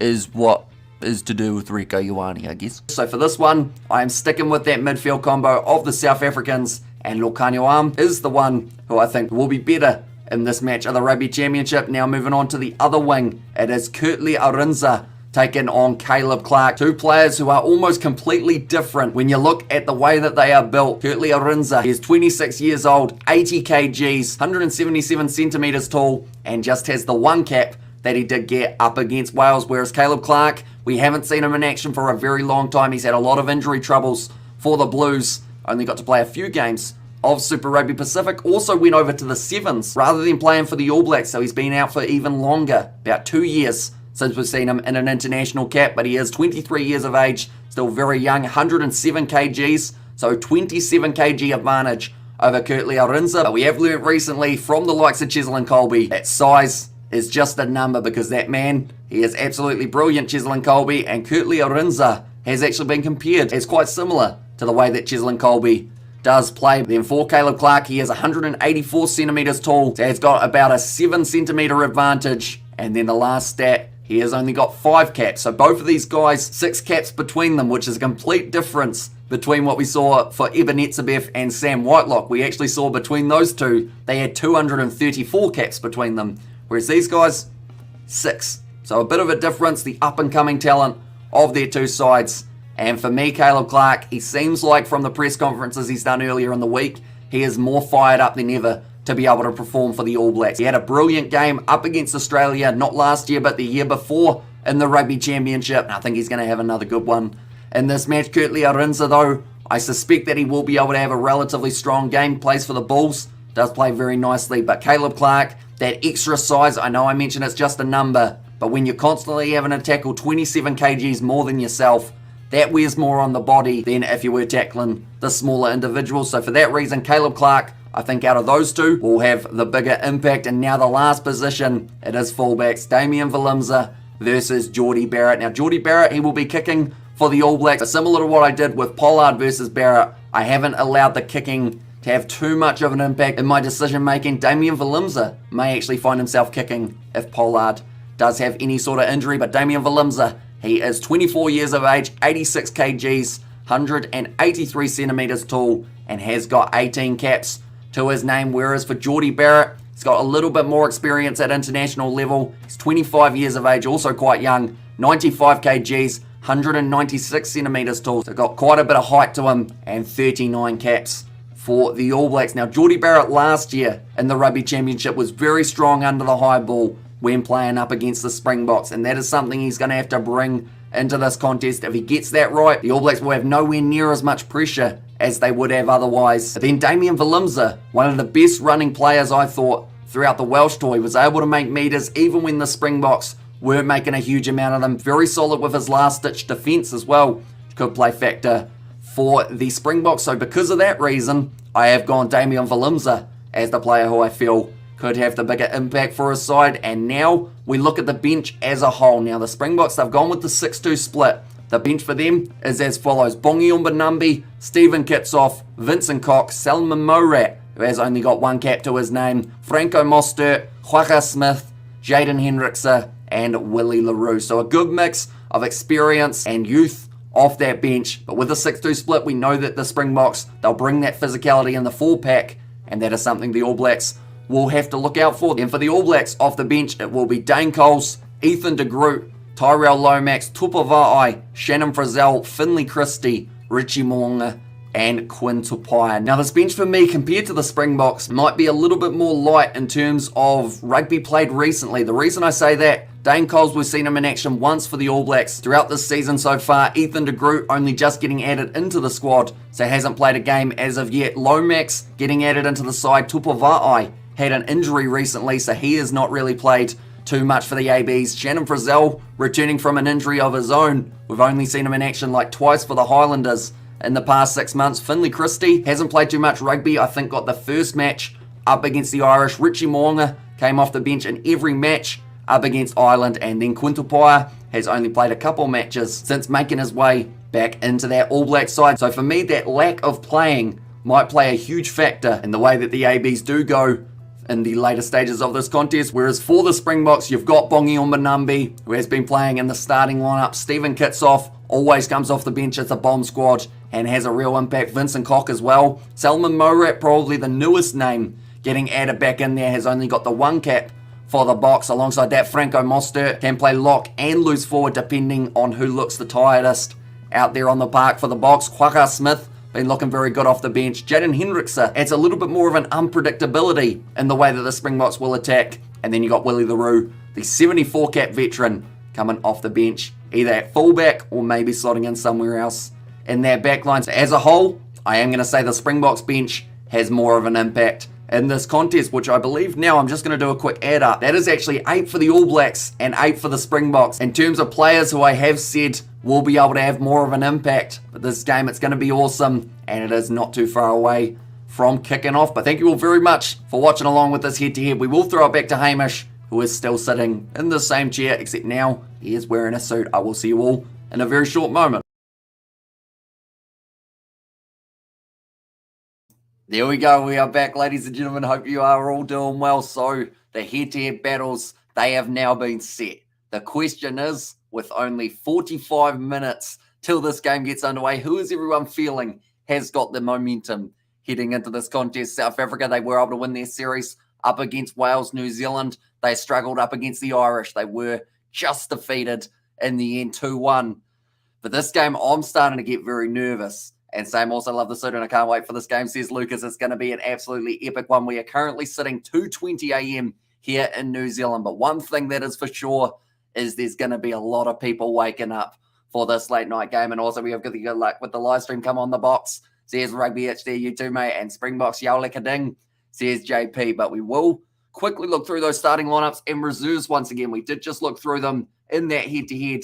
But looking at the starting lineup for the Springboks, it's looking very strong. Couple changes from what we saw last time they were playing up against Wales. But Trevor Nakanye slots in at number 1. Malcolm Marks at 2. So that will bring up his 50th test cap for the Springboks. So he does manage to get himself the start rather than coming off the bench as part of the bomb squad. Franz Maharba will be there at number 3. And he is only a couple caps away from getting himself to that 50 test cap milestone as well. Eben Etzebeff recently bringing up the century of caps alongside Ludiaga, very skilled man when it comes to the line out, and also being able to get that defensive turnover for a line out is absolutely huge for the Springboks. Sia Khaleesi, the captain, at number 6. Peter Steptotoy, brilliant in the breakdown. He is there at 7. And then Jasper Visa will find himself there at number 8. So that is pretty much due to Dwayne Vermeulen still being a little bit injured. You have to Ashburn and Timaru look a little bit further south, but that is whereabouts I do find myself situated. And also we have got game time. Let's go ABs. And also we have got when does the match start, says Patrick. It is 45 minutes away from this game getting underway between these two sides. And it is going to be an absolutely awesome one. Anyone who is new to the channel, be sure to leave a like and subscribe. Also, I should mention throughout that head-to-head, we did actually have some music playing in the background that was all produced by Isaac. So if you do want to help support Isaac, he has got his band and they are releasing their first ever single coming up extremely soon. And that is a link for their YouTube channel. Let's see how high we can get the subscribers to. They're currently sitting on 30. Let's see if we can help out one of the other Kiwi lads. But that is the link that will take you to Isaac's band. Now looking through the backline, Faf de Klerk there at number 9. Andre Pollard at 10. So that is going to be a probably relatively kicking combo, you'd have to say, for the Springboks. Damien Dialende and Lukanyuan, one of the best combinations in World Rugby today when it comes to the midfield. Makazole Mapimpi there at number 11. And then Kurtley Arinza, actually only getting himself 1 cap for the Springboks, now finds himself getting another in this contest. And he will be going head-to-head with the returning Caleb Clark. Damian Valimza slots in at fullback for South Africa as well. Now looking through at the All Blacks, they are going to be as follows. George Bauer keeps his spot in the starting lineup. Samisoni Takiaho will be there at number 2. And then number 3, it is Angus Ta'aval. So 2 changes from what we saw last time New Zealand did face off up against the Irish. And Cody Taylor, I should mention, has been taken completely out of the side for the All Blacks. Then the locks, it is Sam Whitelock, who he moves to number 4. That is rather than Brody Retallick, who is still in New Zealand. Scott Barrett will be number 5 for this game rather than 6 like he was in a recent match. And also a box win by 30 plus. And also Kiwi lads, and thanks for bringing us the game. And there's no worries at all, mate. And good afternoon, Kiwi lads, says Richie. And yeah, hope you guys are all having an absolutely tremendous weekend. It's about to get a lot better when this game does kick off. 2 sides, they know how to bring an atmosphere, and this crowd is going to be absolutely rocking when they make their way out onto the park. Will be Akira Ioane at number 6, Sam Cane, the captain, at number 7, and then Artie Savia will be there at number 8. He does normally play pretty well up against the Springboks, so I don't believe this game will be any different. Aaron Smith finds himself at number 9, Bowden Barrett at 10, Then David Havili and Rieko Ioane as the midfield combo, both going to need big games as they are marking up against Lukhanyo and Damien Dialende. Then it is Caleb Clark returning into the side after a 2-year layoff from international duty. He did play a little bit for the Sevens. In fact, I say a little bit because he only did the training. He never got the opportunity at the Olympics. He was always injury cover, so never got himself that opportunity of being able to run round for the Seven side. Will Jordan is there at number 14. He is going to be a speedster going head-to-head with Makazole Mapimpi. That is going to be a mouth-watering encounter each time they run down the wing. And then Geordie Barrett, normally very good under the high ball, and the South Africans will certainly test him in that factor for this match. Go Bok, says Jabby, and looking forward to the excellent commentary, Amish. Good to see you, says Darren Smith, right back at you, mate. Hope you are doing tremendous and hope you are excited for what is going to be an absolutely massive game. I say that, I've said that like 50 times, but it's incredible that this is a game that we don't get to just see once, but we get to see it twice in a row. We have load shedding at 6, says Cobus. So hopefully, or what is the time currently for you, Cobus? Is that just after the game finishes, or that will actually be around half time, won't it? If I'm not wrong. And welcome everyone, wherever you are, says Nathan, and there as well. But yeah, anyone who is new to the channel, like I mentioned, be sure to leave a like and subscribe. It is hugely appreciated, you guys all being here for these live streams. We have got plenty planned. We have already had our ex-All Black interview that did come out a little bit earlier on in this live stream. We have had plenty of other things. You even got to see me kick a ball absolutely terribly when I was trying to show an example of how Andre Pollard normally gets them over. I shanked mine big time. I'm out to the side, and you can't topple the box in their own backyard, says Spider Meek, although Wales were able to do so in one of those test matches, which is something that South Africa, I think it just fired them up more for that third match. I'm watching the match in Ireland, says Patrick there. And also, let's go All Blacks, everything, says Samantha. And yeah, load shedding at 6, says Wise One. So if you do still have data, we will still be live. So be sure to stick around there. But these are the benches. Bongi Manumbi finds himself at number 16 for this game. Stephen Kitsoff and Vincent Koch, stock standard bomb squad for the Springboks there. Salman Morat moves back into a lock jersey.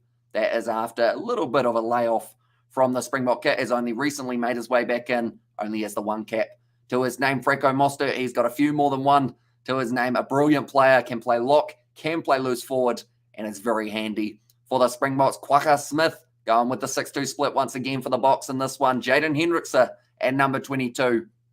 Did get a couple of the starts in recent time up against Wales, but this time they have gone with Faf de Klerk, and then it is Willie LaRue.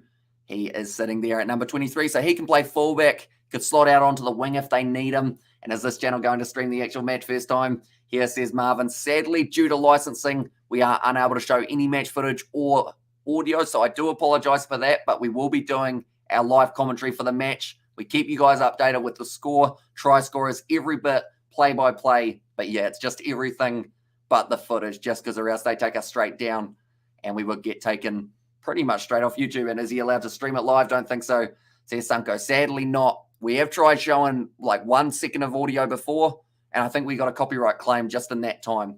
So it's very risky, and looks like someone was trying to stream the game on YouTube and already got banned, says Katie Dixon. See, if you're going to stream the game on YouTube, you've got to be strategic. You've got to start right when kickoff starts, and then you probably get like 2 minutes in, and then they take you down.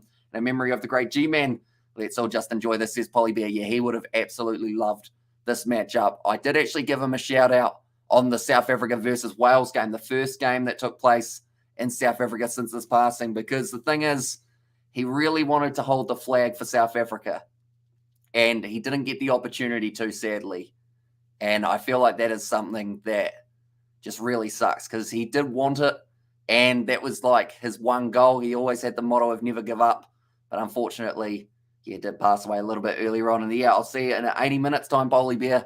May the best team win. And I wonder what we will we want to see it twice after today, because if the All Blacks are hammered, it could finish the second game. And there says Richard.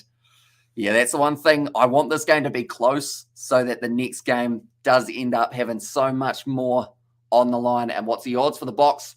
A $200 Boks win, says Spider Meek. So currently the Springboks, they are about $1.70 underdogs here in New Zealand. So, yeah, the All Blacks actually coming in at $2.20. Let's go, Bok, says Atomic. And the chat as well. But these are the benches. I should mention New Zealand's bench. Dane Coles getting to have another opportunity, only playing once up against the Irish. I believe that was off the bench. Ethan de Groot there back in the side. Tyrell Lomax also makes his way in there. That is due to the injuries of Nepalolala and Ofa Toangafasi. Tupavai at number 19. Shannon Frizzell only recently returning from injury as well. So the All Blacks putting a lot of faith that these guys are going to be 110% because you have to be. When you look at that across from you off the benches, you need to just have all of your pistons firing. And we're going to have to wait and see how it does end up going. That's favourites, mate. Says Don't Till Deaf, and also New Zealand need to not give away the penalty, says Kieran O'Connor. Exactly right. The last two times that these two sides played, we actually saw New Zealand give away 16 penalties in one match and about 12 in the other. So 28 penalties between those two matches, which is absolutely huge. Due to the fact this is being played in South Africa rather than Australia like it was last year, it does mean that the altitude could add a few extra meters for Handré Pollard. Could be very handy, although they didn't go with Frans Steyn, which I thought was an interesting choice, just with that extra kicking ability that he does possess. But the back replacements for New Zealand, Finlay Christie at number 21, Richie Mo'unga at 22, and Quinn Tupaia there at number 23, and also need to take more penalties, says it was Javondre. And also, officials always favour boring box, says Dr. Weak Wrist, and a block the next island. And since when can you stream rugby on YouTube, says Bjorn? Pretty much, unfortunately, we aren't able to show any match footage or audio, but we are allowed to do the commentary for the game just without any, I guess, added benefits, sadly. Like, they don't actually allow you to show any match footage. Normally, people who do show the match footage get taken down relatively quickly. Luckily for us, we have kind of had a couple run-ins with Sanzar, but they seem to be all right. Now we have to kind of have a chat and just say, look, we're not showing the game. We don't intend to show the game. So please stop striking us. And they were like, yeah, all right, fair enough. But these are the previous results for the All Blacks. They would have liked to take one or two of those back. Definitely those last two. But they did win their first game quite comfortably. 42 points to 19, which is a really weird scoreline when you see the next two games. 23 points to 12 in favour of Ireland and 32 points to 22 in favour of the Irish. So they won themselves a monumental tour in New Zealand. Who's ref in the game? I hope it's a flowing game. So it is Angus Gardner in charge of this one on Sky Sport. The coverage has begun, says Javondre. So what I will quickly do is I will click this button. And then there they are. They are making their way out almost onto the park for the box fuff de Klerk. He's got some fancy wireless headphones, that is for sure. And we basically lost the second because of penalties. And that game's not actually being streamed. Sadly, not on our channel, just because or else then they take you straight down off YouTube. So we pretty much do the commentary side of things. Martin Nonu's in South Africa. What's he doing there? I'm not sure. I didn't know he was flying over for that one. And this is in Nelspruit, I believe it is. It's at Mbombela Stadium. Hopefully I've said that correctly.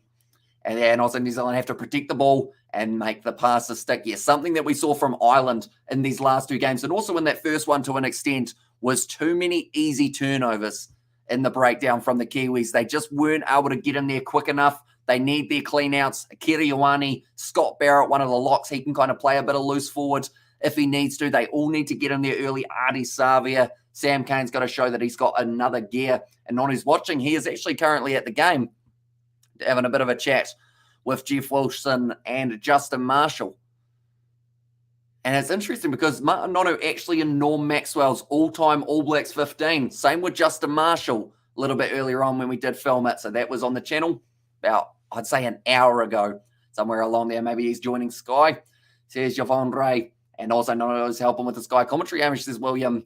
And hey, howdy, Aces, how you doing? The modern game is all about ruck speed. And that is why the likes of Leinster, the likes of the Irish national team are really finding themselves a new lease on life at international level because they're that quick at just going through. Eve from George as well. I didn't expect you to be up at the moment, George, but I hope you are doing well, mate. I hope you're excited for this contest. Nice Supra, says Fact in there. I do appreciate you, mate. That one, a 3-point game, or a 3-point can win you the game. It certainly can. And the Box and the South African supporters could never take New Zealand lightly. Go Bok. Greetings from Nelspruit in South Africa, says Reld. And hi, so glad you're here. I know we're both Nonu fiends in there. And also, Katie Dixon, we got a date, buddy. Shana, Go Box. Love the All Blacks. Much respect between the teams, says Hagar. Exactly right. Now, talking about the kicking games, I'm going to quickly show you guys something that I did have a little bit earlier on in the live stream, but I do break down the kicking for both of these sides. So we will go into it, and hopefully you guys do enjoy that video. It's about 5 minutes long, does involve some stats, and also I decide to try and kick one from 60 meters out, similar to what we'll see from Jordie Barrett throughout this contest. But do enjoy this video. We will be back in a very, very short moment. Box just around the corner from getting underway. We look a little bit more at the field. Now, this isn't the exact field that they are going to be playing on, but we are here at the local rugby grounds to highlight the kicking and how important this aspect will be of the games. So we start to move forward and we are finding ourselves near the 40-meter line. Now, this is somewhere that normally Handré Pollard finds himself kicking quite comfortably, but due to the game being played in South Africa at altitude, it does mean that he will be able to kick from a little bit further out. So what we do with altitude is we add another 5 to 10 meters. Pollard could be slotting them over from 50 out if he is accurate. So far throughout 2022, Handré Pollard, he has been kicking at an 83% success rate, kicking 10 from 12. So we find ourselves now at the halfway line, which is somewhere we will possibly see Handré Pollard looking to slot them over from. But then we look at the All Blacks. We assume they've got Jordie Barrett in that lineup. And for Jordie Barrett, his kicking, we all know that he's got very powerful legs and he is able to slot them over usually pretty comfortably from 50 meters out. But because it's altitude, we keep on walking. We move to about 60 meters out where Jordie Barrett may be looking, try and add those extra points on. But his kicking so far this season has only been at 69%, kicking 9 from 13 throughout the Irish tour. So that could be a stat that we do look at throughout this matchup, with Jordie Barrett's kicking not quite as high as he would like it to be. Handré Pollard, though, very successful with the way he has been kicking. So we're sitting here at the 60-meter line. It's quite far, isn't it? It is a very long distance to the goalpost, but Jordie Barrett, anytime a penalty is given away between here and these goalposts, the All Blacks may back him to be able to try and slot one over and give them the extra 3 points, because these 3-pointers, as we've seen from their last 2 matches, could be the difference between a win and a loss. Now, what I'm going to do, so I'm going to grab a kicking tee and I'm going to give it a go from 60 out. So I've got myself the tee. The good news is I at least have a good kicking tee. So we're going to go from 60 out.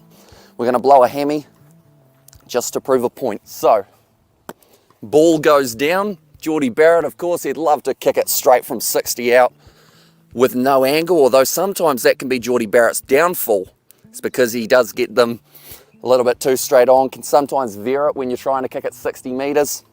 Like myself, few steps backwards, couple sideways, just like you're taught in under 9s or under 8s. You know, you used to just kick it, didn't you, without the tee. These pants are a bit tight, I'll be honest. They don't feel like I could get the leg up enough. We'll do a couple warm-ups. Don't want to pull anything. If I'm limping during the live stream, you know why. It's a bit far, isn't it? You think it's going over? Nah. Cheers, Mum. We look at the posts from 60 out. We look at the ball, we look at the post, we look at the ball. We do that a few times. Yep. If anyone suffers motion sickness, I apologise for that. That's similar to what we see from Jordie Barrett sometimes, minus the height. Big difference is, because it was so far out, I was always going to shank it. That's the mindset that he really needs to not come into his mind playing in the game. That ball's gone quite far though. Add 10 meters on that for altitude. We'll go down here, we'll check how far it's gone. It's a high quality tee. I heard that Dan Carter likes to use a similar one, which is why I think I am, you know, a bit of a hybrid between Barrett and Carter in their prime. Just minus the skill and everything else that I mentioned earlier on. It's made it to the 22, that ain't too bad for one that went 2 meters off the ground. That's travelled about 45 meters.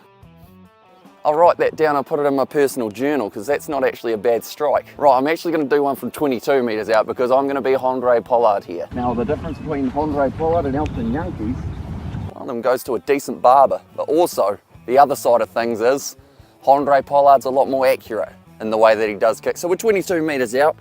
I was a bit worried I was going to slip over, to be honest. Oh, Jesus. That's unfortunate, isn't it? Did you see that? Hope that didn't capture. 22 meters out, Handré Pollard, like I mentioned, kicking at an 83% accuracy for the season. I'm currently kicking at a 0 from 0. or from 1. We'll call it 1. It's never going over though, was it? Right, 22 metres out, Andre Pollard steps up to the and misses. I'm going to go get the ball. We're going to try that again. Run, Hamish, run. It's very high, just like my potential when it comes to my kicking game. Here we go. We look at the post. Andre Pollard. Here he comes. Yes! It's over. It's still gone over. I don't know how physics works, because theoretically when it hit it that clean it shouldn't have gone over, but I guess that's exactly 22 metres out, isn't it? But unless I'm tired now from running, I'm really not fit. That's actually a perfect example of what the All Blacks will be feeling when they're out there at altitude. You can really feel it in the lungs. I'm going to throw up. The All Blacks, they'll have to make sure that they do use their gas tank wisely, because if they do gas out early on, South Africa will certainly be able to make the most of it. But I will throw it back over to myself in the studio. It's a lot warmer, and I would have caught my breath by then, but we will see you all in a very short moment. Right, so the life lesson to be taken out of that was Andre Pollard's got pretty good kicking accuracy this year. Unlike myself, I was 1 from 3, which I think was a bit of a stretch anyway. Kiwi lads, you're as good as my kicking game, says Shane. Some would call me Bowden Barrett off the tee, which is why Geordie does a majority of it. And also welcome in, Sebastian. Hope you are doing well. Don't wear tight pants here. That was the first mistake. I was going to wear some shorts, but unfortunately, the only shorts I could find were super short, and I didn't want anything accidentally like coming out in the kicking motion, you know? So I decided instead pants will be the way to go. And whilst waiting for the game to start, Hamish, who killed Cock Robin? I'm not sure what you mean, mate. But that one, it was like 25 minutes. Yeah, it is getting extremely close to this game getting underway. Will you be able to see the game on the stream? Sadly, due to licensing, we won't be able to show any match footage or audio, but we will be doing the commentary so you guys can see exactly who is able. Well, I guess you guys will just hear who is doing well. And next time, kick in your suit and what you're wearing under right now. That would be an interesting one. And what an intro. You really have set it up, brother, says to Leo. And there, yeah, this video, we have had a lot already. We've had an interview with Norm Maxwell. Me and him, we picked our all-time All Blacks 15. We've also had that video that I was showing. Where's your boots, Hamish? By the looks of it, you couldn't kick a sausage off a greasy plate. Yeah, then, yeah, I might need boots next week. Maybe we try again next time. And don't want chicken legs, says Haga. And there was more just the case of, like, it was like shorts, you know what I'm saying?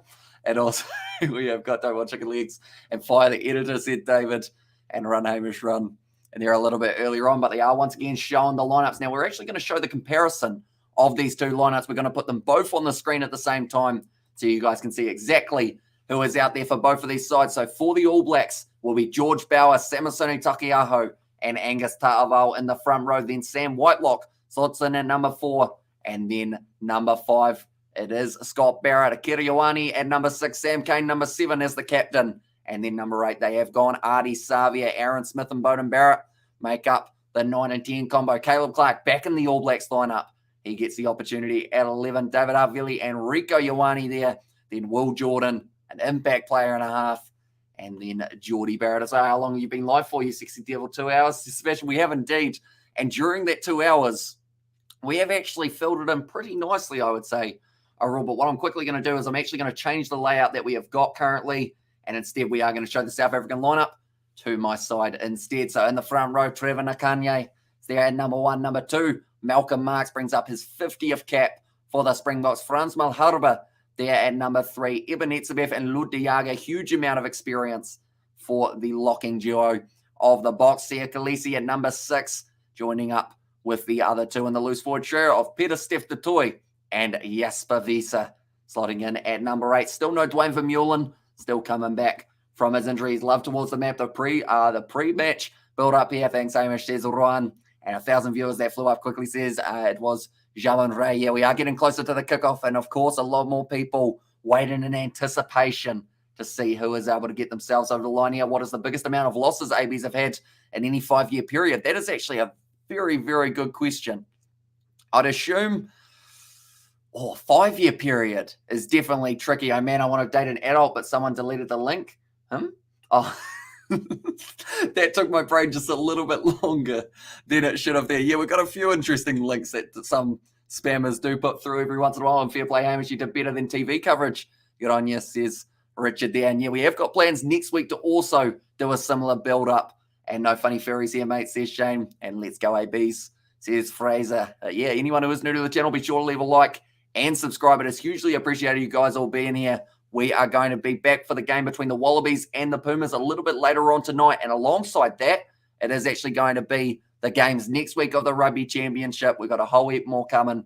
So if you are new, be sure to leave a like and subscribe. Also, we'll ask for a quick wee favour. My friend Isaac, one of the other Kiwi lads, as you guys know him, he has got a band and they are releasing a new single relatively soon on their YouTube channel. This is the link. Check out Isaac's band. You would have heard a little bit of background music when I was doing the kicking. That was actually a song that Isaac wrote. So be sure to give his band some support as well. Will Fozzie survive this week, even if the AB scrape out a win? Yeah, I seriously doubt it, says Playing Gilly. Well, I've heard a little rumour, and that is that if Ian Foster loses both of these test matches with the All Blacks, he is gone. But if they win, then he gets to keep his job just a little bit longer. Yep, hipster sucks, says Dr. Weakrist.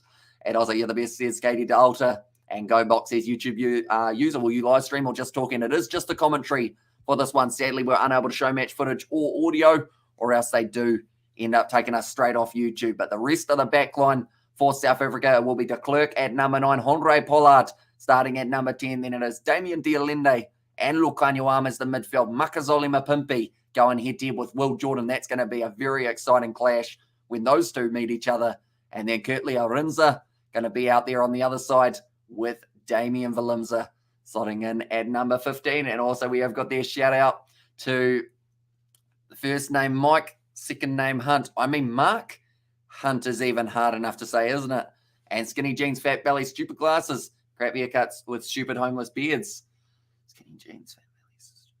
I feel like I've got all of those except for the stupid glasses. In fact, no, I do have the stupid glasses. Am I officially a hipster? I might be, you know.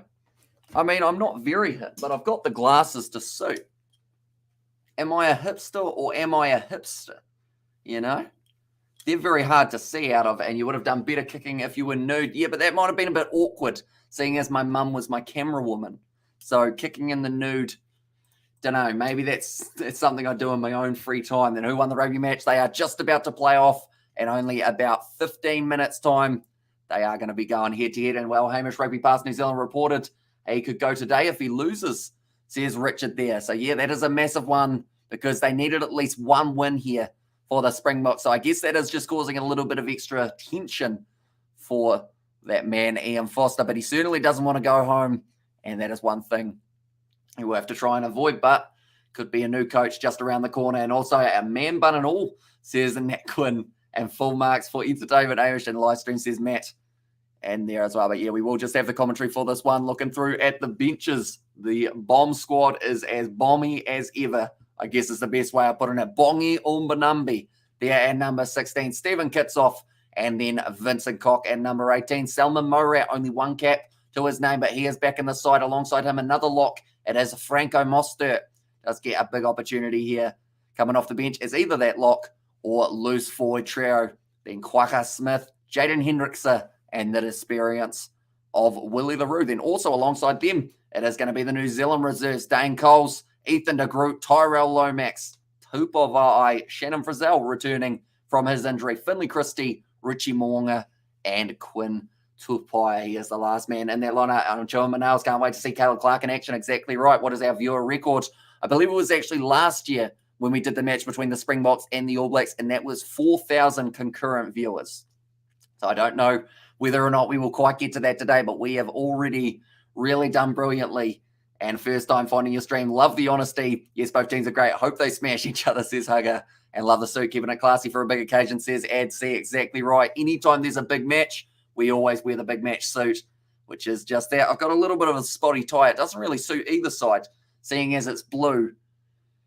South Africa, do they have any blue on their flag? Because I guess if they don't, then it's closer to being New Zealand than South Africa for that one. And Father's word, says Gunspark. And kickoff is at 3:05 a.m. New Zealand time, right? It certainly is, which means we're 15 minutes away, ladies and gentlemen. And we are actually 15 minutes away from live streaming for 3 hours at this stage. And yes, the other live streams want credit card details. Most annoying, says Nat Quinn. I can guarantee you one thing, and that is that we will never ask you for your credit card details on this channel. And if we do, just know it's probably a spammer or something like that, or I've been held hostage. But overall, be sure to keep those credit cards in your pockets, because at the end of the day, we just want to see some rugby. And if it is a free option, that is exactly what we love to see. Morena, Kiwi lads whanau, says Nazi. And also that tie is to say the bot going to win, Hamish, says Alta. I have no skin in this game, so I get to enjoy two world-class teams tearing lumps out of each other, says Playing Gilly. Exactly right. These two sides are going to go absolutely berserk in 15 minutes' time. They will rip each other to shreds. Ebenezer versus Sam Whitelock. It's going to be insane to see who gets the better of that one. And also we have got the Hamish looks respectable hipsters are an embarrassment, says Dr. Weakrist. And also the Bok, says Andre in there as well. And I do appreciate you sticking around all throughout that build-up, Andre. You have been here for almost 3 hours already, and we are still only moments away from this game going and getting to the kickoff of the Rugby Championship. But while we are on that topic of the Rugby Championship, we look through at some of the stats from last year. The table was as follows. New Zealand, they sat on 25. Australia, 18. South Africa on 15. Now, I could almost bet anything that South Africa will not finish third this year. I think they have got at least two in them, maybe even number one. We will have to wait and see exactly how it does end up going. But as you can see there, 4 points for the win, 2 points for a draw, 1 point for a loss of 7 or fewer. And then also, if you score 3 or more tries than your opposition, a little bit different to some of the other formats we have seen around the world. Sometimes it is more based off 4 tries, and then you get the bonus point. Not for this competition. You need 3 or more tries than that other side. But looking through very quickly at a few of the stats that I do like from last year, this is actually the first matchup that did take place. That's a lie. This is the first matchup that took place between the Springboks and the All Blacks last year. As you can see, a few more meters carried for the All Blacks, more defenders beat them, more clean breaks. But then the tackling stat, that was a massive one for South Africa, not being able to make too many of their tackles. I should mention, though, the only reason they lost was a last-minute penalty in that contest. Then we look at the game that the Springboks were able to win. They had a similar running meters. Defenders beat them, were looking pretty good as well. And also the tackling, they were able to make quite a few more throughout this fixture. And a big thing for me here is this game, we saw a new kind of attack from the Springboks. It was absolutely awesome to see Lukanyo throwing caution to the wind, trying to throw every little thing in that he could. And I think that will be similar to what we see today, although there's also a part in the back of my mind that's saying we may see a bit more of a laboured approach from the Springboks in the early stages of this one. The South Africa clubs are in European Cup this year, but I cannot find their groups. So I know that the Sharks, they will be playing up against the Harlequins as their very first match, which is absolutely awesome. See how it goes. They holding the chicken legs hostage if they want credit card details. And bro, I saw the Springboks bus today in the hotel, but unfortunately didn't see them. And I thought I'd get value on All Blacks winning. They're still the favourites, can't believe it. And yeah, third spot last year was pretty embarrassing, to be honest, says Sebastian there. And 8 minutes left. Yeah, we're getting very close at the moment, that is for sure. And also a Super Rugby miss and welcomes you back, says Gunspark. But do let me know now, ladies and gentlemen, as we get closer to kickoff, who is going to win this match and who is going to be the first one to score a try in this contest. The exact player now, Will Jordan, he was able to do it last time that we did see these two sides clash. Artie Xavier, normally pretty good, scoring tries up against the Springboks. But for the Springboks, Makazole Mapimpi, you cannot look past that man. And also, I love the way that Damien Valimza has been able to make his way into that back line, become an attacking fullback, which is something I feel he does a little bit better than Willie the Roo as of late, to be able to get in there, cause a big impact. And also can't wait to face the Sharks. Come on, you Quins in South Africa by 15. And Sharks is a good outfit. Says Haga. And of course, another Sharks player, it is Lukanyo. He's got a good chance of having a big game on a knife edge. I'd say the Box, the game will be very tight, says Playing Gilly. Yeah, in my prediction, I said that either side to win it by less than 5. I did go the All Blacks by 3. But as I've sat here for the past 2.5 hours, my mind has been like a seesaw. I have gone from the Box to the All Blacks to the Box to the All Blacks. Seeing the atmosphere, I'm starting to lean towards the Box just a little bit because at the end of the day, having that home field advantage in front of a sold-out crowd is going to be absolutely incredible. See how they go. Trevor Nakanye scores first, says RJJ. I mean, he's certainly one that a lot of people wouldn't predict. So if you get it right, he will certainly be one of the few in this game. As a win for New Zealand, win or lose. If we win, we win. If we draw, we win. And if we lose, we win. New coach. Also, Springboks will score in the first 5 minutes in the forwards. And that is something that Ireland were able to do many times in a row. An atmosphere influence of the refs, or influence of the ref. So it is actually going to be Angus Gardner in charge of this one. The Australian and the All Blacks under age fooling them.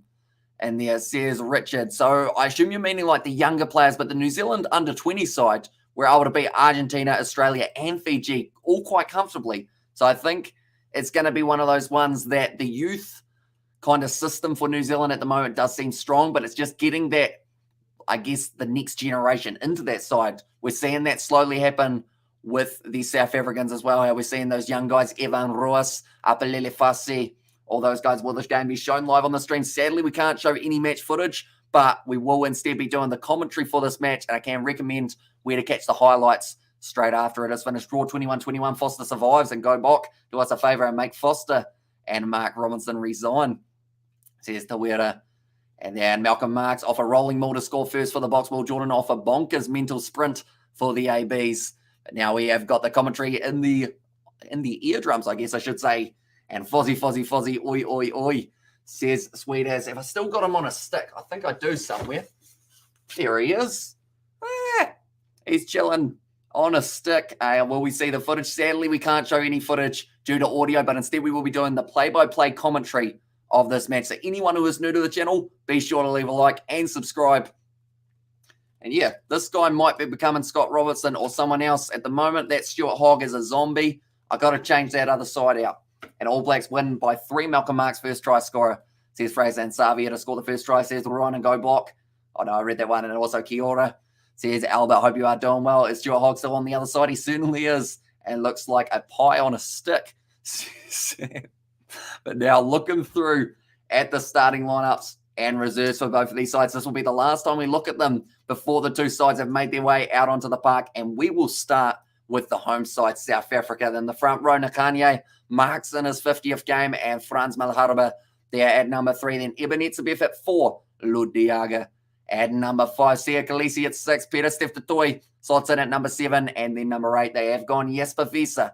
Once again, your name pronunciation is on point. Have you been practicing, or is it just natural, says Taleo? It is probably, I would say, a lot of practice. I've probably spent hours trying to pronounce all the Afrikaan names and try and get those pronunciations relatively close. So I'm hoping that they are going to roll off the tongue for this live stream, but I might have a few mistakes in there, so be sure to correct me if you do hear me saying any names wrong. Faf de Klerk at number 9, Honore Pollard at 10, Damien Diolende and Lucanio in the midfield. Then Makazole Mapimpi, Kurtley Arinza and Damian Valimza there at number 15. Then looking through quickly at the New Zealand starting lineup that they have gone with in this one. What is the score now? It is not quite kicked off. Probably another 5 to 10 minutes till the game does get underway. Hey, the Kiwi lad suitably wearing a suit for the big game. I have no need for a suit, but did double the blood pressure dose and busy fine-tuning the pacemaker, says Johan van Zyl. And it's going to be absolutely incredible to see these two sides. It's a full sellout crowd. Like they're saying, it's an atmosphere and a half. Aussie ref says Polly Bear, it is indeed 27 degrees Celsius at Nelspruit. So it's going to be a hot day. That little bit of extra altitude compared to what we see in New Zealand, it's going to make it tricky for them. Go the All Blacks, please, says John. And then let the game flow, says Albert. And then even going to destroy us. Yeah, him versus Sam Whitelock's going to be absolutely epic. But the front row for New Zealand, it is George Bauer, Samasoni Takiaho, and Angus Ta'aval there as the front row for the ABs. Then Sam Whitelock and Scott Barrett will be slotting in as the locks. Akira Ioane, Sam Kane, and Artie Savia as the loose forward trio. Aaron Smith and Bowden Barrett, they have stuck with what they did throughout the Irish tour. And then it will be David Havili and Rieko Ioane in the centres. Caleb Clark returns back to the side. Will Jordan out on the right wing, and Geordie Barrett at 15. Who is the referee, says Albert? It is Angus Gardner in charge of this contest. So he has done a few of the matches in the past for the All Blacks and the Springboks. And also we have got there, the game hasn't started yet. The Box already put this in the bag, says Spider-Mac. And well, 68% thinks South Africa are going to win. The funny thing is, unfortunately, I was one of those 68% of peeps. says John. And what time does it start? It starts in about 5 to 10 minutes time. It looks like the players haven't quite made their way out onto the field, but now they have got Sam Cane leading out his team. Patrick Tuipulotu, Cody Taylor, two men who aren't playing in this matchup. The All Blacks have lost 4 of their last 5 test matches and have not lost 3 in a row since 1998. So this game could be a massive history maker for the All Blacks for all of the wrong reasons. And also we have got their 200 likes. Awesome stuff. Now smash that button and subscribe if you are new. Says Birdie V. Yeah, anyone who is new, be sure to leave a like and subscribe. It is hugely appreciated.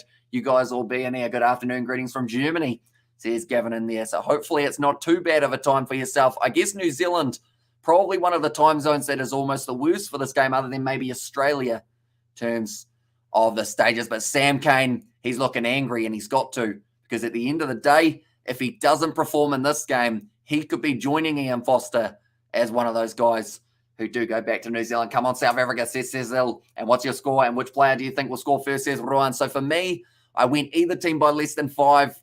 I did before the game predict the All Blacks by 3, but then it's very, very tricky to tell. First player to score a try, I'm going to say Makazole Mapimpi.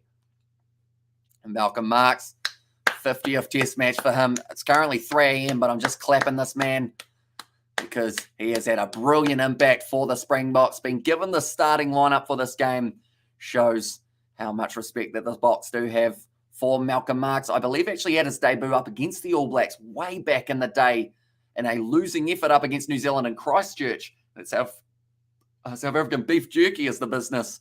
And by 14, South Africa. And then I reckon this haka will set the tone for the ABs. Yeah, people want to see Kapo Opunga, and whether or not we get to see it will be a different story. But if everyone was as fired up as this man who is making his way out onto the field, he is very fired up for this one. And Europe, Africa, and America are all sitting on decent time zones as the Kiwis are at a disadvantage here, middle of the night game, and going to be very close. I think my boys, the Bok, will take it. And where to watch is the clip store. So pretty much depending on what region of the world you are in, you have got a few options for New Zealand. You've got Sky. For Australia, it's Stan Sport. Then for South Africa, it's Super Sport and Suit Looking Sharp, says Ashley. Thank you very much. We did decide why not wear the suit for the big match. And where do you watch it? I am watching on Sky. That due to match footage or match copyright, we aren't actually able to show any match footage of this game, sadly. But we will be doing the live commentary throughout the whole match and also letting you know exactly where you can find the match highlights. South Africa have played 3 previous tests at Mbombela Stadium, winning them all. So they are undefeated at this ground. New Zealand, they will have history made if they lose 5 games out of their last 4. And also alongside that, 3 games in a row for the first time since 1998. And also, thanks very much. There's a clip store. And I reckon the ABs will win by 15 plus. And yes, finally go the Boks. And this game is huge due to the circumstances. Judgment Day. Yep. We are getting very close to the kickoff, ladies and gentlemen. If you are new, be sure to leave a like and subscribe to the channels. It is hugely appreciated you guys all being here. Also, if you do enjoy a bit of music, the music that I did play earlier on in the day is one of the other Kiwi lads, Isaac's band song. So be sure to check out that link. It does take you over to their YouTube channel. They have got a new single releasing on August 28th. But All Blacks 50-0, says Chris, and going to be a very tight game, I reckon, and Bok by 5 or New Zealand by 10, says Birdie V. We are about to hear the national anthem. And also, what are we saying? Who is winning? For me, I said New Zealand by 3, but I think the Springboks are going to make it an extremely, extremely tough fight. And this one, and also free stream on Crick for you guys. Says Run also already smashed the 15K mark. Congrats, Amish, says Sebastian. And yeah, hugely appreciated all you guys tuning into these live streams week in, week out. Also, the videos, we have got plenty more coming. All Blacks, greatest rugby team in the world, are the very best.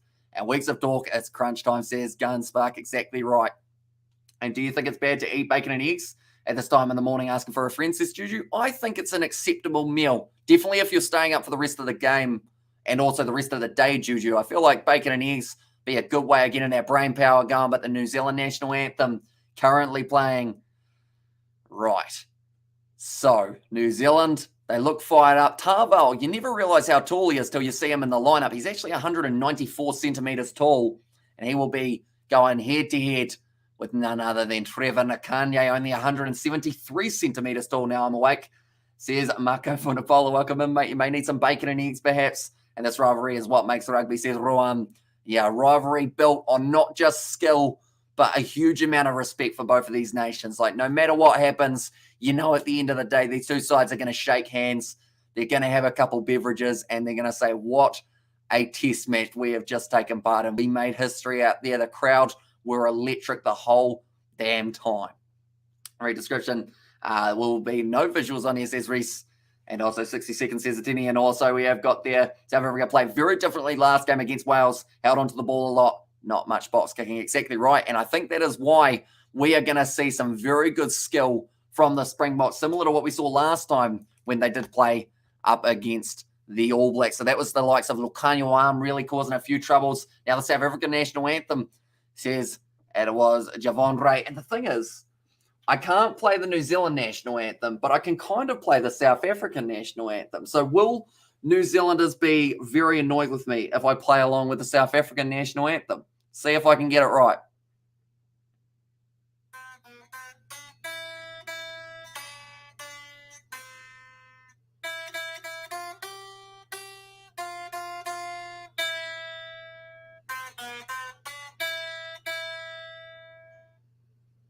I forgot the next note. No. I was doing so well. I watch it on DSTV, but missing the Kiwi Lads commentary, says Rob Lowe. It's actually a lot slower than I remember playing it. So that actually threw me off a little bit. But hopefully I didn't butcher it too badly for the South Africans. I'll play it if they win the game. How about that? And after school, before school, until the street lights come on, I'll get in about to the back. 11 p.m. getting home at night. This is its highest level, says Gunspark. And well, that's brilliant, says Gail. And also, mate, where does your loyalty belong, trader, says Juju. And there, this channel is all singing, all dancing, says Van Man. That is what we do. We do enjoy a good dance and a sing, that is for sure. And AB's by 20, says TOC. And there as well. But boy, you can hear the crowd chanting behind the Springboks for this one. Sold out crowd. Mbombela Stadium. 27 degrees Celsius. Boy, it's a hot day there. And those men have got the best outfit out of anyone because they get to go shirtless for the stage. And also we have got their national anthems at the moment, says John. It certainly is.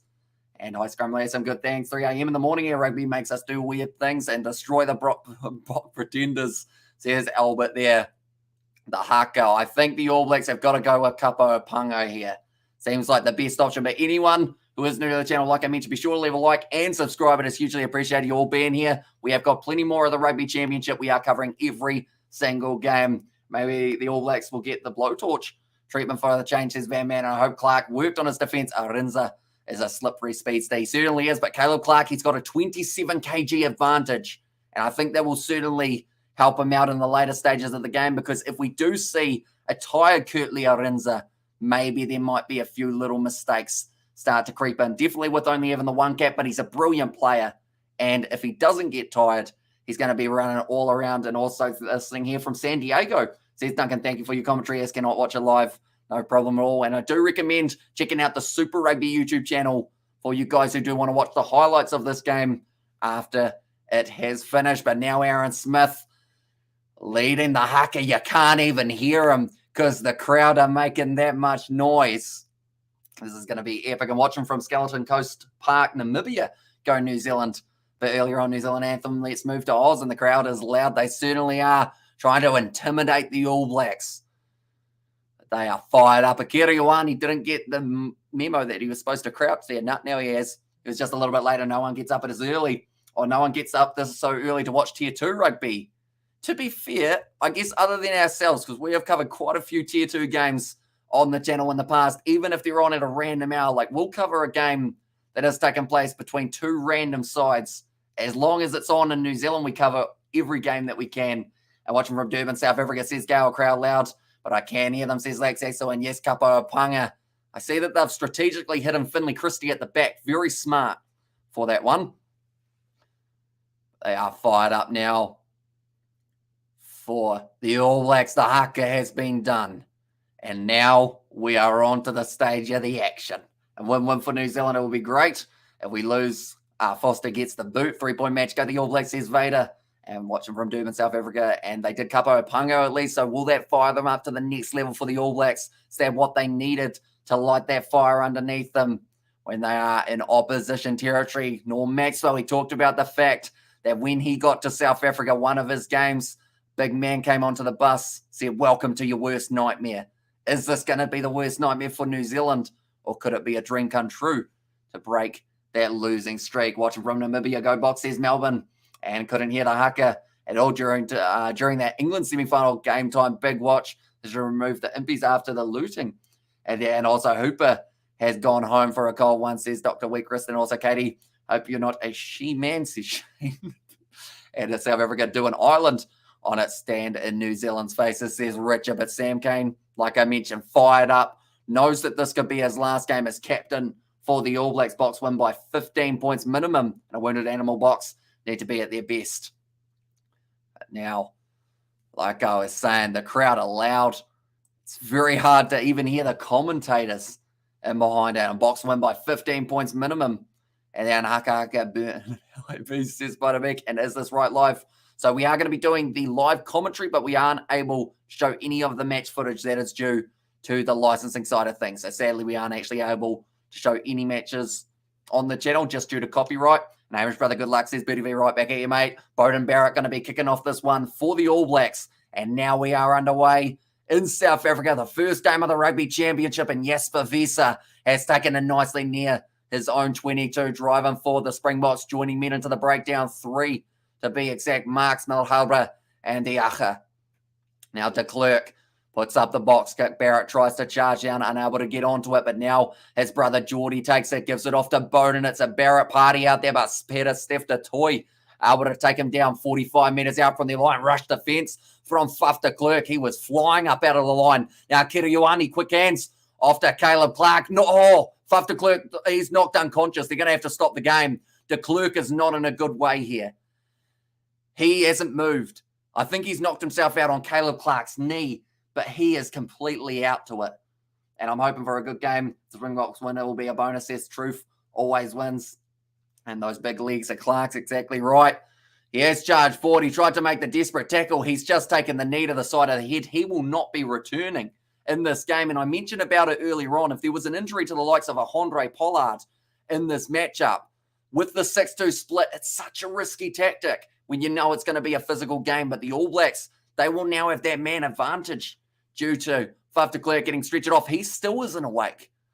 Faf de Klerk, they're trying to get him up. Someone's trying to pick him up by his neck. You certainly shouldn't do that. They need to take all the precautions. This is going to be a 5-minute stoppage, ladies and gentlemen, just to make sure that he is going to be all right. And good night to Klerk. And Will Jordan and Caleb Clark to carve up. And there. And also, we have got there those Pacific Island tree trunks. And head-to-head in 101 matches. They have had 60 wins go in the way of New Zealand. South Africa, we've actually seen more wins for South Africa than New Zealand. And Faf injured. He certainly is. He is going to be down, and Erasmus is out of his range. And big game for Jaden Hendrickson now. Yeah, he's going to have to play a full 79 minutes. And who's outsold the Rev. And de Klerk is out already, bloody hell. But yeah, we knew it was going to be physical, but unfortunately de Klerk, he's learnt the lesson of you cannot put your head on the wrong side of Caleb Clark's knee. You got to make sure you tackle him properly, because he just let in like this, straight into the middle of his forehead. And he was knocked out for a good minute or so. He smashed his head off his knee and out cold. Yeah, he was down for a long time, de Klerk. So looking at the benches now, we'll have to already show you guys who is going to be coming off the bench for South Africa. I do not see Faf de Klerk being able to make his way back out onto the park, though. So Jaden Hendrickson does have to warm up. In fact, who is that? That did not look like Jaden Hendrickson. That was the number 20. But that's not Franco Mostert. There must be a late change for the Springboks here, if I'm not wrong. Someone has been switched out. South Africa currently, it looks like quite a few people have decided that this is the perfect opportunity to go get themselves some refreshments while de Klerk is being attended to. But the benches, South Africa, even with that, they've still got a little bit more experience off their damn. Wish them a speedy recovery. Exactly right. And also, what's up, Hamish?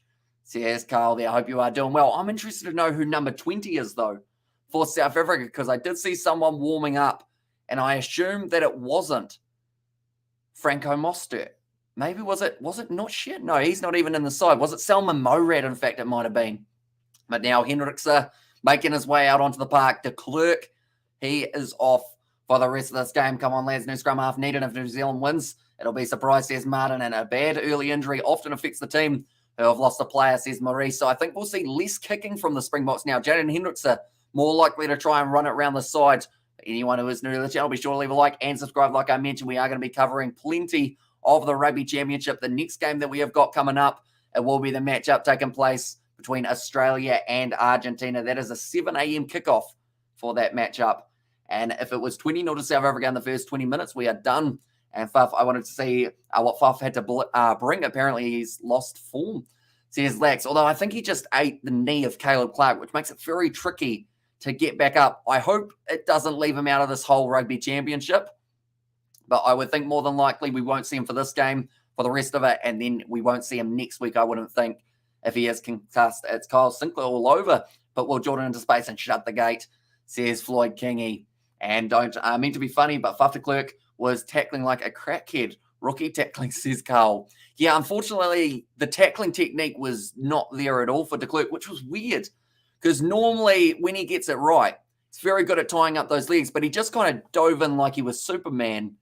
And Caleb Clark just kept striding straight into him. Swaziland 22, Moritz are sitting at 13. I do see there as well. But currently, Faf de Klerk still getting taken off the field. Almost off, though. So the match will get back underway. But Sweet Ass has donated once again. Thank you very much, mate. Hugely appreciate it. Where can I watch the match besides the STV? I don't know whether or not there's too many live options, but the highlights will be on the Super Rugby YouTube channel. Also, the All Blacks YouTube channel will have the highlights when they do end up coming out. And Bob Marley, maybe don't worry, and was it 1 minute after kickoff or knockout, says Dom. So it was 41 seconds before Faf de Klerk did get knocked out. And it was that bad that they had to stop the game. They weren't able to continue. And also we have got there a little too much vigor, a little too soon. Feel better soon, Faf. So I believe now it will be a scrum feed for the All Blacks. So this will be the first test that we do get to see in this test match, I guess you could say. How's it, Hamish? It's Peter Lowe. Welcome in, mate. Hope you are doing well. Was Caleb Clark injured for Ireland Test Series? He was, but now he is back. We've only seen a little tiny bit of him. In fact, we've only seen about 3 steps of him so far.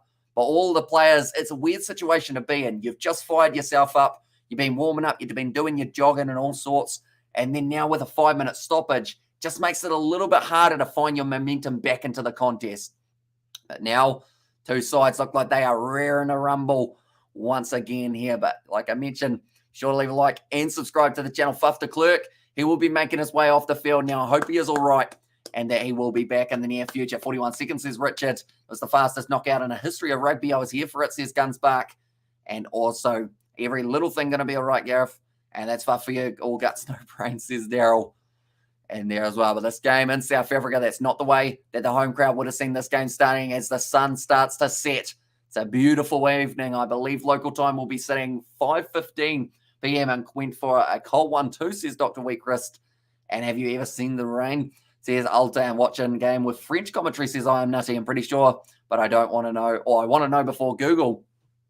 All Blacks are clapping de Klerk off the field. Aaron Smith, he's disappointed because all of the talk in the week for that guy, that was a weird way of addressing him, but for Aaron Smith and Faf de Klerk was pretty much, they wanted to go head-to-head for the full, 70 minutes or so. Such a shame for the match to start like this. His username exactly right. Will Jordan, says Floyd Kingy, but it's going to be a scrum feed. Front rows, Tarval.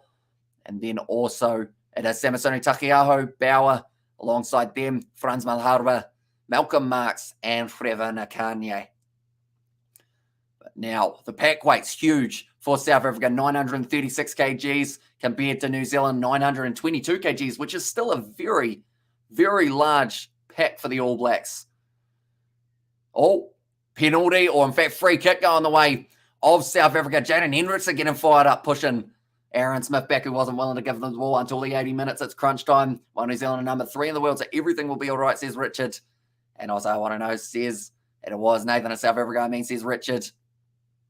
And there's all right. Samasoni Takiaho looks like it's going down for a scrum, but this time it will be South Africa's feed due to New Zealand having the early mistake. I hope our scoreboard, there we go, it has worked out. And where's this ref from? He is from Australia, Angus Gardner, in charge of this contest. Oh, I know that guy on the near side. I can't quite remember the name, though, but I believe he's English, that referee. And also, okay, no more singing back to the rugby, please, says Nathan. Now, South Africa had the strongest scrum last season, winning 97% of their own put-ins. Huge for the South Africans, just like their 4-pack. But Jaden Hendrikse feeds the ball in now for South Africa. We're back underway after 2 minutes. Looks like Hendrikse waiting for his 4-pack to put in the big push. They've got the advantage as well for the Springboks. So that is the perfect scrum for them for their first feed. And Aaron Airpoint-Smith and also Uphill Gardner says a fluffy, but it was in the end. Frans Malherbe did very well up against George Bauer as the real Peter. I feel that South Africa has the manpower to tame the most respected team in the world. South Africa still remains the world champions, says Peter van der Westhuizen. And there as well. And this is going to be a long 80 minutes. What channel is this playing on? It is on Sky Sport 1 here in New Zealand. So if you are in New Zealand, that is your perfect option. Also, I believe the replay will be on Prime a little bit later on in the day, hopefully in about 12 hours' time. And howdy, brother, how you do? Hope you're well. That was the Gareth into the chat as well. Hope you are doing very well, Gareth. Hope you're excited for this one, the 15 kg. Or for that, brother. Says Gunspark, but thrown in by Malcolm Marks, 22 metres out, and the box go to that rolling maul. Marks has it on the back for his 50th Test match here for the box. It's been a well and truly super sub for them in recent times. It's still going to be in the hands of Marks. He's only gone forward about a metre, so Jaden Hendrikse will have to use this one now, or does he? It looks like it's continuing to go forward. He had his hands on the ball, but let it go. Now they've been told to use it again. Hendrikse after Damien de Allende tries to go through Beauden Barrett, but he was tackled well. Now Malcolm Marks at Savia trying to strip the ball there. Was the All Blacks number 8 straight out in front of the post now for the Springboks, Jesper Visser. Now Hendrikse goes back, cross to the captain, Sia Khaleesi. It's interesting that the box, Aaron Smith now taking the knock, but he's got back to his feet. He's not knocked out, just like Faf de Klerk. Luckily, we have still got one of our starting halfbacks in this contest. 4 minutes through, Jaden Hendrikse back to Jesper Visser now. Good tackle made on him by Tahiaho. Now Pollard after Damien de Allende. One more to Williamson. Or Willemse, sorry. That was a little bit of a mispronunciation, but Kurtley Arinza getting the ball down the wing has been pushed into touch. And no more box kicks, says Floyd Kingy. And who's Bauer? So that is George Bauer of the Crusaders. When he was going head-to-head with Frans Malherbe there. And also 20-21 go the Bok. And down a human in South Africa. Still destroying New Zealand, says Richard. And also we have got there go box, says Gerald. And as the toy back to World Cup form, says I'm nutty. I think he's starting to get that way. But he's still, I'd say he's still about 3 or 4 games off finding his absolute best once again. Smith fires it across to Artie Savia, 10 metres out from the line. Good shot from Malcolm Marks to be able to drag him down. It looks like Smith might consider going for the box kick, but better step to toy. Great counter ruck, but it doesn't work out. Got pushed off to the side. Tava will be disappointed with that one. He's got almost the size advantage over to Toy. Beauden Barrett's been taken out late. I think there was a bit of a collision between 2 South African players, but Kurtley Arinza keeping it alive. Gets a flick back from Damien Willemse now. Those two linking up very nicely. I think Arinza's hurt his neck. No, he hasn't. He's all right. He was holding it for half a second now. De Allende. This is dangerous from the box, the way that they are firing the ball out wide. Makazole Mapimpi getting close, keeps the ball almost in the field of play, but it goes into touch. And another great attack and play from the Springboks early on. And also a big play for that scrum. Get on it. And let's go All Blacks, says that, and was still unconscious when he stretched it off, or did he come round? Apparently he came round. According to Justin Marshall, he said that he was kind of doing some hand signals and whatnot. So I'd like to think that he will be all right in the future. Maybe not for next week, but after that, I think he should hopefully be all right. Great commentary, great enthusiasm, says Real there. And yeah, the fact that this is the first of 2 games that we have got for ourselves is absolutely huge. The next game that we are covering on the channel, Argentina taking on Australia, nicely taken by Whitelock. That is 2 line out so far that he has been able to take for the All Blacks. Xavier drives up into his opposite number. Jasper Vez, another clean-out attempt from Peter Steph-Toy. That's twice he's got the better of Ta'aval. So that might be one to watch out for in the future. Willemse takes it nicely, 35 metres out, trying to step around the tackle. Will Jordan, who's got him around the bootlaces. Now will be Mapimpi driven backwards by Barrett. A lot of pressure there from Jaden Hendrikse. And it will be going into touch, and I believe it will be the line-out in favour of the Springboks. And Razor jumping out of his seat right now. I want to hear good enthusiasm. Listen to the Corsa commentary. Says Carl there. Mahalbra is going to scrum Bauer's spine out his body, says Gareth. And yes, great commentary, says MCHL in there. But yeah, like I mentioned, we have also got the Kiwi Lads Sport channel, so be sure to check that one out. But also, be sure to hit the subscribe button on this channel. We are on the road currently towards 20,000 subscribers. We are getting close. We recently brought up 15. So if you do want to help us out, be sure to leave that like and subscribe. Do you know where I see online this meeting? Says Daniel. So your best bet is probably either DSTV, but I would say YouTube. But unfortunately, a few of the YouTube ones that were showing the game have already been taken down. We have got a new channel member as well for Annette. So thank you very much for hitting that YouTube channel membership button. It is hugely appreciated. And you now have access to the channel's exclusive emojis. Jaden Hendricks about to feed the ball in for South Africa. 7.5 minutes through this contest. Still at a bit of a stalemate, but the running meters have been all going the way of South Africa. Hardly actually seeing the All Blacks with the ball outside of their 22 now. Yes, but Visa tries to charge. Missed tackle from Sam Cane. Going to be back up. Peter Stefatoy inside ball to Ebenezer Beth. Now Tarval trying to get in the breakdown, unable to turn it over back from his suspension. And Yabok says Gene there, 40 meters out, going back into the pocket. Pollard puts it high. And it's going to be Kurtley Arinza now trying to go up for it. Hasn't been able to take it. Lucanio Arm does take a beautiful offload. And Kurtley Arinza in his second match for the Springboks. It's going to be a try. They may just quickly check this one, see whether or not there was a knock-on from Arinza initially. But it may have just been a try for the young man, his second test match for the Springboks. Huge moment in this game for him. It looks like they are claiming it. For Kurtley Arinza, Honore Pollard initially, the ball went high. Arinza, he didn't get to it. Bowden Barrett in the end did have the hands, but an offload and a half from Lucanio Arm. He seems to do that anytime he goes up against the All Blacks, is able to find that miracle offload.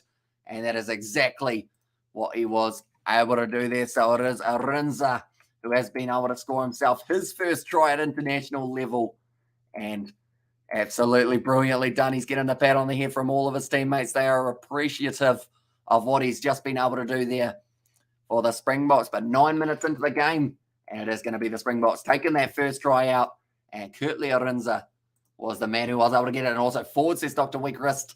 And also we have got there, I want ABs to win, but I'd rather see Foz out. And Arinza try, says John. And also nice one, Kurtley, on your boy. Yeah, Kurtley Arinza doing very nicely for himself. Honore Pollard. Now, I mentioned in that video a little bit earlier on, 83% kicking accuracy for Honore Pollard. Can he continue it? He's near the sideline. Looks pretty good. Looks very good, and it's gone over. Honore Pollard makes the score now 7-0 in favour of the Springboks. All Blacks going to feel the pain. No modesty here, says Gareth. And come on, AB's hit back, says Novman. But the All Blacks have hardly touched the ball on attack. Like I mentioned, it's been all Springboks throughout the early stages, and Arinza does go in for his first try. You've got to be happy for the youngster getting added into that starting lineup. Arinza says it was from Carl. So is it Arinza rather than Arinza? Do let me know. Now, Jaden Hendricks about to put up the box kick. Once again now. It's going nicely high.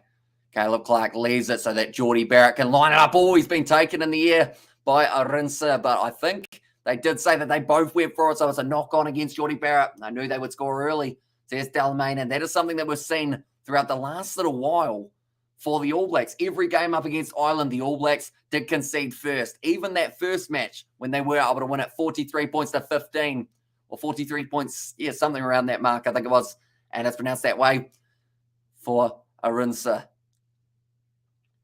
He tried to slap it back. Geordie Barrett unable to get onto it, and AB's always allow the early points, and it's pronounced Ian Foster, says Marco Vanapola. But 11 minutes through this one. Let's go, South Africa, says Nathan. Now scrum feed for South Africa. So far, possession in this game, 75% in favour of South Africa, 84% territory. Love it when the Kiwis are re-underdog. It's when they perform their best. And listening from Saudi Arabia, says Mohammed, so I hope you are doing well, mate. And also we have got there must be the longest trending pronunciation on the channel. It certainly is for Arinza. And also Springboks will win. And no excuses now. Fozzie at the wheel, says George Davis. 300 likes, awesome stuff, guys. So yeah, anyone who hasn't already, be sure to hit that subscribe button. It is absolutely hugely appreciated, you guys all being here. And cheers, mate, for the coverage. South African from Italy Says John there. It's a big push from New Zealand, almost forcing the Springboks backwards, but it's going to be another penalty advantage. Damien Dialende goes for the cross kick. It's a bit too much, though, for Makazole Mapimpi to get onto. And it will now be going back for the penalty gone. Oh, listening from Arizona, US of A, says Doctor. And also we have got there in the chat box, I like the tractor. You let it lead. And then the V12 engine follows. And good morning from Siberia again. Enjoy the game, guys, says Jonathan Fraser. It's going to be awesome. And already we have seen a Springbok side with a fire lit underneath them. And a little bit of a slower start from New Zealand. Haven't quite been able to get into this game throughout the early stages. And also we have got to show the game, please. We don't need to watch commentator want to be, says Michael. Sadly, due to licensing, we are unable to show the match footage. So that is pretty much why. I mean, I wore the nice suit, though, didn't I? Now it's going to be Jaden Hendrickson, the man who came on the field early for the injury of Faf de Klerk, now sitting 50 metres out from the line. And Hendrickson looking like he's going to be putting up the box kick. Possibly fire it back to Pollard. Instead, he does kick it himself. Barrett tries to charge down, unable to do so. That one's... Oh, it stayed in the field of play. Arinsa once again has been able to keep it in. Now getting up back onto his feet. New Zealand, their first real attacking opportunity. Barrett goes back to Sam Cane. Bit of a miscommunication between him and Savia. Both running the same line. Didn't quite communicate. That is what happens when you have so many number 7s. Possibly in a loose forward trio. Now Barrett, quick hands off to Takiaho. Good offload. Barrett now. That is Bowden charging his way forward. And also we have got there Sam Whitelock as a punching bag. And there Michael Schumer does not understand the world in which he exists. Says Nicholas and great stuff. Amy says Kieran O'Connor. It's going backwards. And they will play the knock on for the Kiwis. Arinsa. So is it Arinsa or is it Arinsa? Or Rinser? Because I think I've been told it's all three ways. So I'm struggling a little bit for that one. Hopefully I do get the hang of it eventually. And also, hey, mate, I want the All Blacks to win Aotearoa New Zealand watching from Las Vegas, USA. It's 8:30 a.m. my time. And good job, commentator, says that girl. And there, do appreciate you. 14 minutes through. Every time you hear Foster, you laugh. Comments, Hamish, for the new AB's coach. I mean, I would take it. No, I wouldn't want to be the AB's coach. No, Arinser. Is it Arinser? Are we all happy with Arinser? Arinser. Or are we doing something else? And also Springboks, let's go. It's a big one today. Could just call him Kurtley, couldn't he? And Arinser.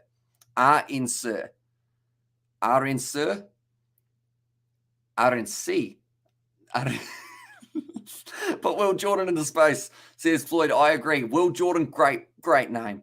Since say that one nice and easy for myself. And say Sutpil. And yo, brother, says Norm Maxwell. Welcome in, mate. Hope you are doing well. Not the start to the match the ABs were after, but at the end of the day, hope you are very excited for this matchup. I give up, says it was from Carl. The A is long. Arinsa.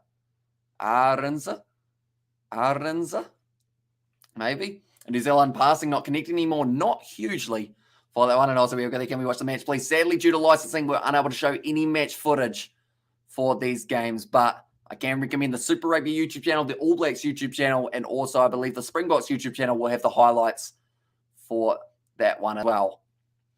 Now it is going to be Aaron Smith feeding this ball. A little bit of a slow reset there for the scrum, but Smith about to put it in. Bauer versus Malharba. That is the one that I'm watching very closely. It's good work from Bauer, keeping that body position low, giving it an extra push, but they weren't able to get it any further than it started. So David Havili kicks it downfield on the right boot. It sits up for Damien Valimza, who looks for the kickback, going for the 50-22. It sits up for Bowden Barrett, who now kicks it downfield, looking for the touchline. And he has done just that. A good clearing kick from Bowden Barrett. That's correct.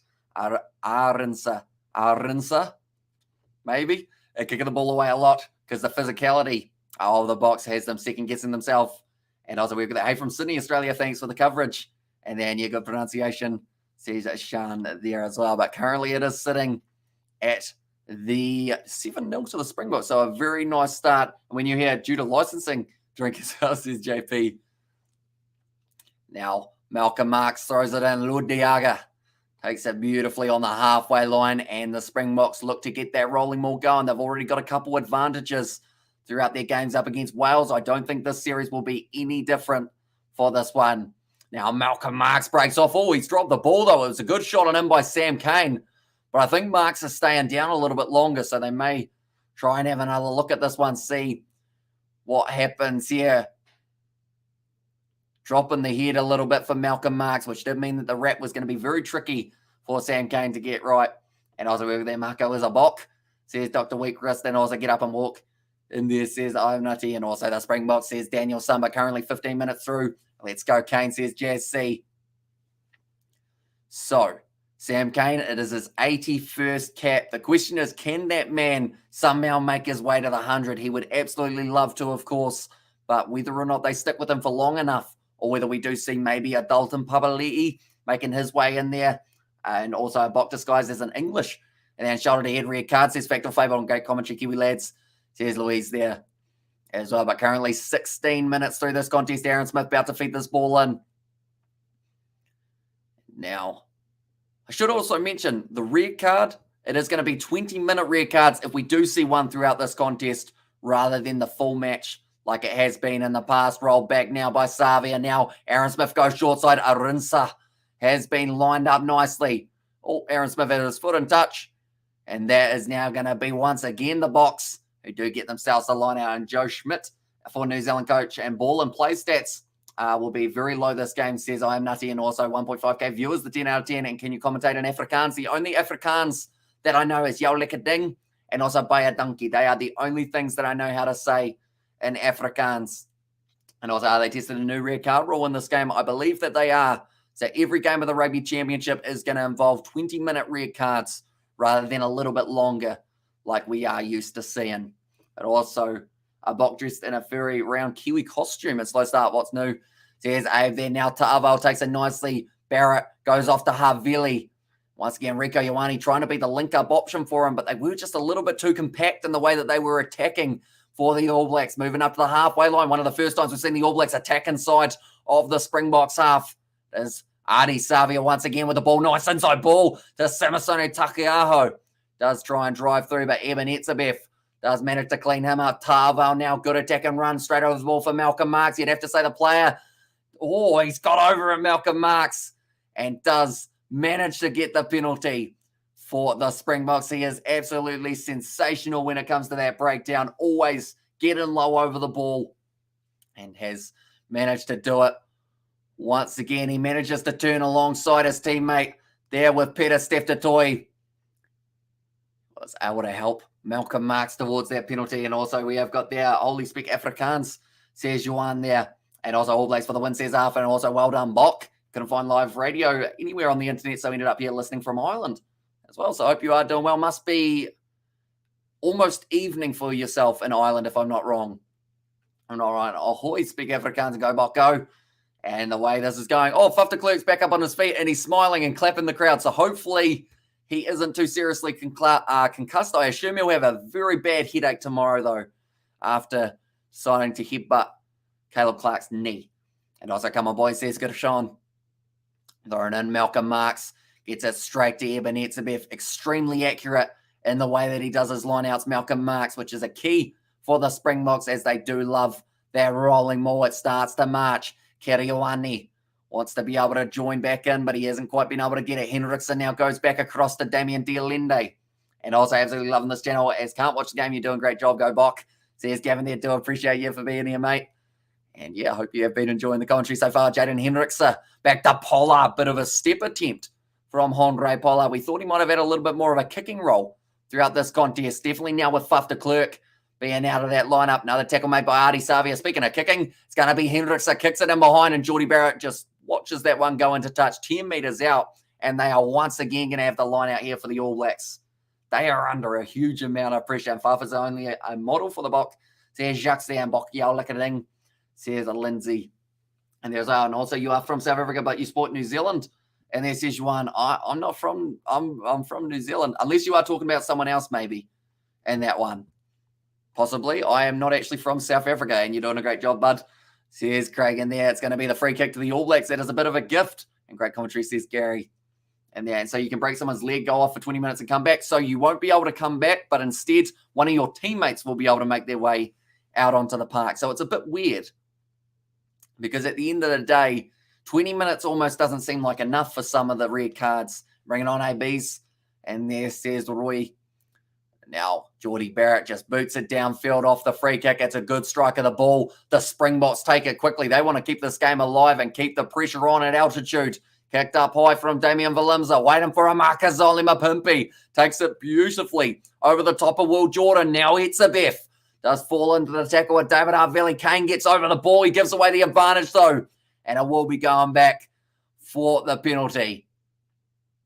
They are saying, did lose his footing a little bit there and bang on about the red, says Kieran O'Connor, and came at all ball before he fell, and someone else has to come on after the 20-minute red cards, and you're smashing it way better than the TV commentators, Rocket Pro, says Warren.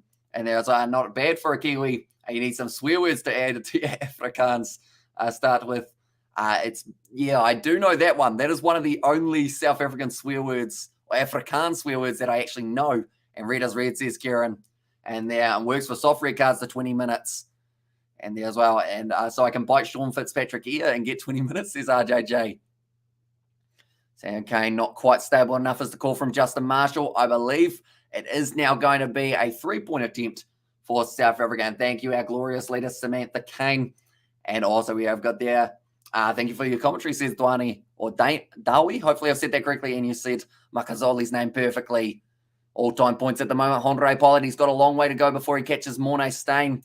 And even further up to catch Montgomery. But at the end of the day, Honore Pollard, he's only 27 years young. And, the P word as well, Hamish, says Sebastian there. But that one has gone over. And that is now going to make the score 10-0 in favour of South Africa. What a start to the match. Seems like it's a bit sad. Foster will pay the price for the misfiring ABs.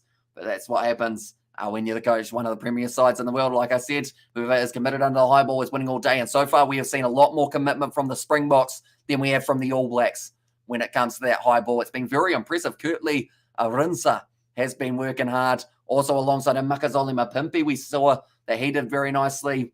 And then an orange card and a red card should be a real bad red card.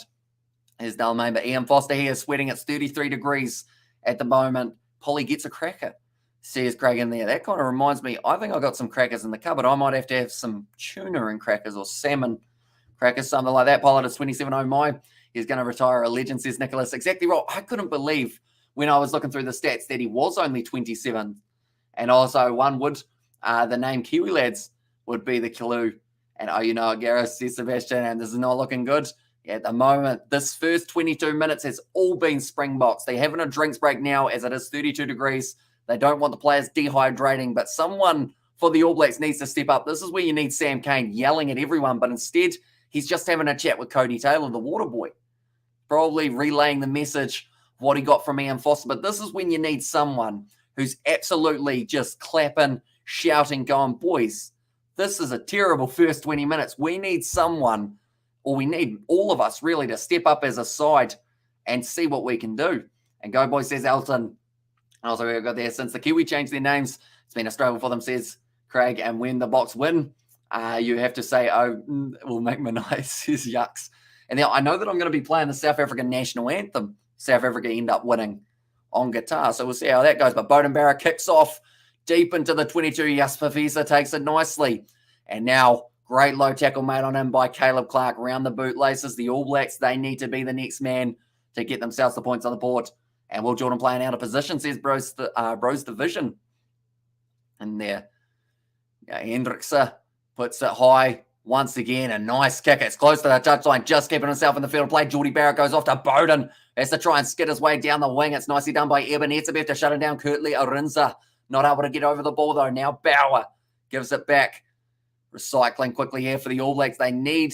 See, this concerns me a little bit, although it looks like they're kicking from inside of the half of the Springboks. Interesting choice. You're going to give Fozzie an honorary send-off by playing the South anthem. And your cracker's cracking me up, says Dowie. And there as well, now back in the hands of Hendrickse. So you'd have to say possession given a whoopsies. He almost tipped over the top, but it was just one guy at both legs. And also, are we going to hear a Rinsa all night, says Floyd? I hope so. This is a terrible first 20 minutes heard that a lot recently, says Siren. Now it's gone high. Geordie Barrett unable to take it cleanly. Akira Ioane, bit of a mistake. And Sia Khaleesi jumping all over him. Sam Kane not able to get the turnover. Peter Stiff to Toy. Cross to Visa. The loose forwards linking up. for South Africa. They've got plenty of numbers on the outside now. Damien Dialende sells the dummy, tries to go through, does the grubber kick. It's going to just roll into touch. Makazole Mapimpi unable to catch it. And Hamish, you're a legend. Thanks for the great commentary. No worries at all, mate. And yeah, we are going to be back for every game of the Rugby Championship. So if you are new, be sure to leave a like and subscribe to the channel. Pink card for Foz. And I'm going to prep my CV. There's going to be a coaching position available, or there's going to be a coaching position available soon. And also Scotland the Brave and South Africa Eagles, the best national anthems. And Hekia Bok and Reka Mako. It's Dr. Wheatcrisp, but it is going to be now Samasoni Takiaho, man, who I said probably has about 75 to 90% accuracy for lineouts. Luckily, that one's worked out. Smith now goes back to Savia. 2 tackles attempted by Peter Steftatoy and Kolisi, but it was only only Peter Steftatoy who was able to make it. Now Geordie Barrett kicks it back downfield. South Africa dominating the territory for this game so far. Now it's going to be kick downfield from Damian Valimza. What a kick that is. It's going to be almost a 50-22. Barrett has to swipe it back into the field of play. He's going to back his pace now. Beauden Barrett. It's a single run, and it's brilliantly done. He links up with his brother Geordie, who steps on the inside. Now looking for the offload. Does find it up to Akira Ioane. That's for by about 7 years, and it's going back for the scrum now. And a little bit of excitement coming from the All Blacks from Beauden Barrett, deciding it was worth having a crack, seeing if he could make his way through. And Bomb Squad is still coming, says Gareth, exactly right. And Hamish, are you worried about the tragedy New Zealand are heading with the World Cup looming ahead in a year? Not hugely, because I guess that's the thing. Normally teams have their ups and downs. New Zealand, they are definitely in a down at the moment. But the big thing is normally when it comes around to the World Cup, they do a little bit better. I'd like to think that they'll still be able to compete with some of those bigger sides. And also we have to love your enthusiasm, says Gavin. And ABs are too pumped up with the haka in the first quarter. And I'll coach them, says Dowie. And thank God a scrum, says Ateni there. And also forward, says Nathan. Yeah, it was forward by a lot, it was 7 meters, I think would have been a good description of that one. It just pretty much not the best pass, but it was a good attack. And this All Blacks team is useless, says Mo there. So I guess that's a good question. What would you change in this All Blacks side to be able to make it better, ladies and gentlemen? Do let me know. But now the scrum is going down 26 minutes through, and the All Blacks, they are 10-0 down. All Blacks coming back. Watch out now. Beauden Barrett, though, he used quite a bit of his pace there, showing that he has still got those silky skills when he gets the opportunity. It went from an almost 50-22 for Valimza, making their way up to halfway, but now it will be South Africa who have got themselves the scrum feed. Gone down in the front row, another penalty to South Africa at scrum time, and this time it was on that far side. It was Angus Ta'aval lost his footing up against Trevor Nakanye, and who would I change? The 2 C's should go as well. And also love the commentary. Well done, Hamish. It's our Celtic blood, or Celtic blood, sorry. However, I am an Afrikaans Celt, says Sean there. And also, let's go, says Ateni, and our chance, says it was Gareth in there. Sky Sports needs one to register, and stuff nah, says Lynn. But yeah, I know Sky Sport now has an option if you're in New Zealand to sign up for a weekend pass where you do get the Rugby Championship and also, I believe, the Bunnings NBC and Mate Kane the Waterboy, says Dallin there. But yeah, the thing that concerned me was when they were having that drinks break, he was just chatting to Cody Taylor. And I think it was the case of getting that relayed message, but you need to fire up your side. And that's where Sam Whitelock as well, I think, is just a little bit maybe too quiet at times. And I'll win 5,000 Rand. And a signed box jersey of a halftime score is 10-7 and the final score 24 points to 21. Now, Malcolm Marks throws into Eben Etzebeth. Still continuing to drive now. And now breaks away. He's got some space now. Malcolm Marks tries to go through Sam Cane, but he's dragged him down. Hendrickse back across, quickly recycled by the Springboks, which is something that's done very well throughout this match. Now Jaden Hendrickse goes across to Ludiaga. Hendrickse to Visa, throws his body on the line there at the opposition defence. Malcolm Marks, I think that man's getting a try before the end of this contest, that is for sure. Now Kolisi, the captain, gets close. Continuing to drive very nicely. Rieko Ioane has to make the tackle on Peter Steftatoy. Now Etzebeth had his knees taken out from underneath him by Tava, who's stuck in the breakdown. Almost ended up giving away the penalty. And I think Angus Gardner said to Valimza to shush, because he was telling them about the penalties that were coming. George Bowie's tried to avoid that breakdown. He almost ended up in the way. Ludiaga once again, 10 metres out. And now only 11 phases in. Takiaho back to Malcolm Marx. This is getting close for Springboks. Straight over the ball, though. Artie Savia gets himself gripped over that ball and does win the turnover for the All Blacks. Put on a whole winning club team in New Zealand. Sadly, South Africa commentary on YouTube seriously sucks. So I have to listen to you here. Have to confess, your commentary is class, says Down South. Safaris, I do appreciate that a lot, mate. We do all of the games of the Rugby Championship. Alongside that, we have got a little bit of the domestic competition in New Zealand. Also, when it comes back, the Curry Cup, that is going to be coming on the channel. The URC, all those competitions we do cover as much as physically possible. So be sure, hit that subscribe button if you haven't already. And our electricity is off for this game now. I must watch here, says Hanoa Vandenberg. And I absolutely feel so bad for you guys who do have that. Like, it seems like the worst possible time to have load shedding. Where'd you blow up Dole Amish? He is in my room. Of course, the inflatable All Black that I have got for myself. And that looked like a penalty. And it is going to be Jasper Visa there just diving over the middle of the breakdown. Gives away the penalty there. RDE is so strong. And the load shedding, says Boy Galaxy. And there as well. So player leaving feet. That was Jasper Visa now sitting 30 minutes through this game. And it has been flying by. And the Springboks currently sitting 10-0 up over the All Blacks, and it's at James Ogden's house getting plowed. He's Marco Football, and also I would get rid of Kane and Bowden Barrett on the bench, bring that Fijian Chiefs player. Fijian Chiefs player, I believe that's Peter Gasoakula, if I'm not wrong there. And also well done, Regia. Hopefully I said that correctly. Are you going to be doing France versus New Zealand Rugby World Cup 2023? We certainly are. We are doing every game of the Rugby World Cup, even though they are all in the middle of the night. That was close to a turnover for South Africa. And the breakdown now, Akira Ioane goes back across to Barrett, 40 metres out now for the ABs. The ball bounces out of the back of the breakdown. And Geordie Barrett has to clean up, getting lined up by Trevor Nakanye, taking him down beautifully. Now Smith back to stop Barrett. Good attack and run. Wasn't quite able to find the offload to his Crusaders teammate Mbauer. Now Sam Whitelock continuing to drive. This is actually the best play for phases that we have seen from the All Blacks throughout the early stages of this contest. Well, throughout these stages of this contest, I guess you could say. And also we have got the Sky Sports need to hire you, says George Davis. I mean, I'm already dressed in the suit. I guess you could say Bowden Barrett got a attack and run, but Etzebeth has been able to clobber him. Now Akira Ioane trying to get through a gap. Malcolm Marx once again trying to work for that turnover. Ta'aval quick hands. It's going to be dropped by not just David Havili, but also by Sam Kane. It's a miniature knock on from Kane. And now it will be the scrum feed in favour of the South Africans. And sitting at work, can't find the link to look at the live feed. Says David there, and when it's halftime, says Cameron, we have still got 10 more minutes left. And as a halftime, not quite. So another 10 minutes or so in this one. I'm going to have a quick refreshment so that my voice doesn't disappear. We have actually still got another match later on tonight, ladies and gentlemen. That is Australia taking on Argentina. That's going to be a good game.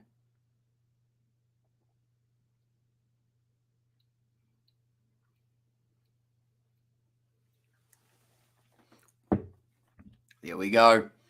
Right, they're talking about the fact that the Springboks front row, we have already seen two of their players stay down with an injury, whereas the All Blacks, they're trying to keep this tempo going high. Drinks break once again, running out onto the field, revenge for that Fuff knockout. And also we have got, and there Marco Vanapola is that from Too Much Bum Loving. Interesting choice of words there. You really have a way with them and boycott All Blacks rugby until Foster goes home, says Zarel. And why so much commentary on the live chat when we can all read, says Zarel. Pretty much due to the stoppage in the game, we are currently waiting for the water break to be over. So that's kind of why we do combine the two. And also I feel like it kind of adds a bit more of that community feel to it rather than just doing full commentary, showing you guys that I can kind of see what you guys are saying as well. We have also got there, Hamish, you are drinking incorrect refreshments for a rugby game. Probably. I've got the water at the moment. You all suck a D, says Andrew Reeves. What a great insult. And New Zealand have no system, says Kieran O'Connor. And there as well. But currently New Zealand, they have finished their water break alongside the Springboks. 32 minutes through. Everyone is gassed out at the moment. 32 minutes in. It is absolutely going to be taxing on the body. And also we have got there, can't be lit. Yes, to carry out commentary, says Lynn. And also we have got there, where is your beer, says Rolly. Probably it's going to be had after the matches that we have got on currently, because we have got this one, then we have got Australia versus Argentina. And also I should mention at 5 a.m. we are going to be doing our post-match review that will be live. So be sure to check that out as well. But now, going down on the front row, another... Oh, someone's forgot their towel. So they had to wait till the player got it off. Hi, mate. Hope all is well back home, man. COVID relaxing on 30 degrees here in Wales. Good luck, New Zealand. Says Gravel. So hopefully you are feeling a lot better. And yeah, hope you are enjoying that warm weather. Hope you are enjoying that warm weather. And also we have got there as an eagle. So just call him Eagleson. Say hi from Namibia. Thanks for your broadcast, says Janine. Thank you very much for tuning in. So translates to eagle, and he definitely soars like one.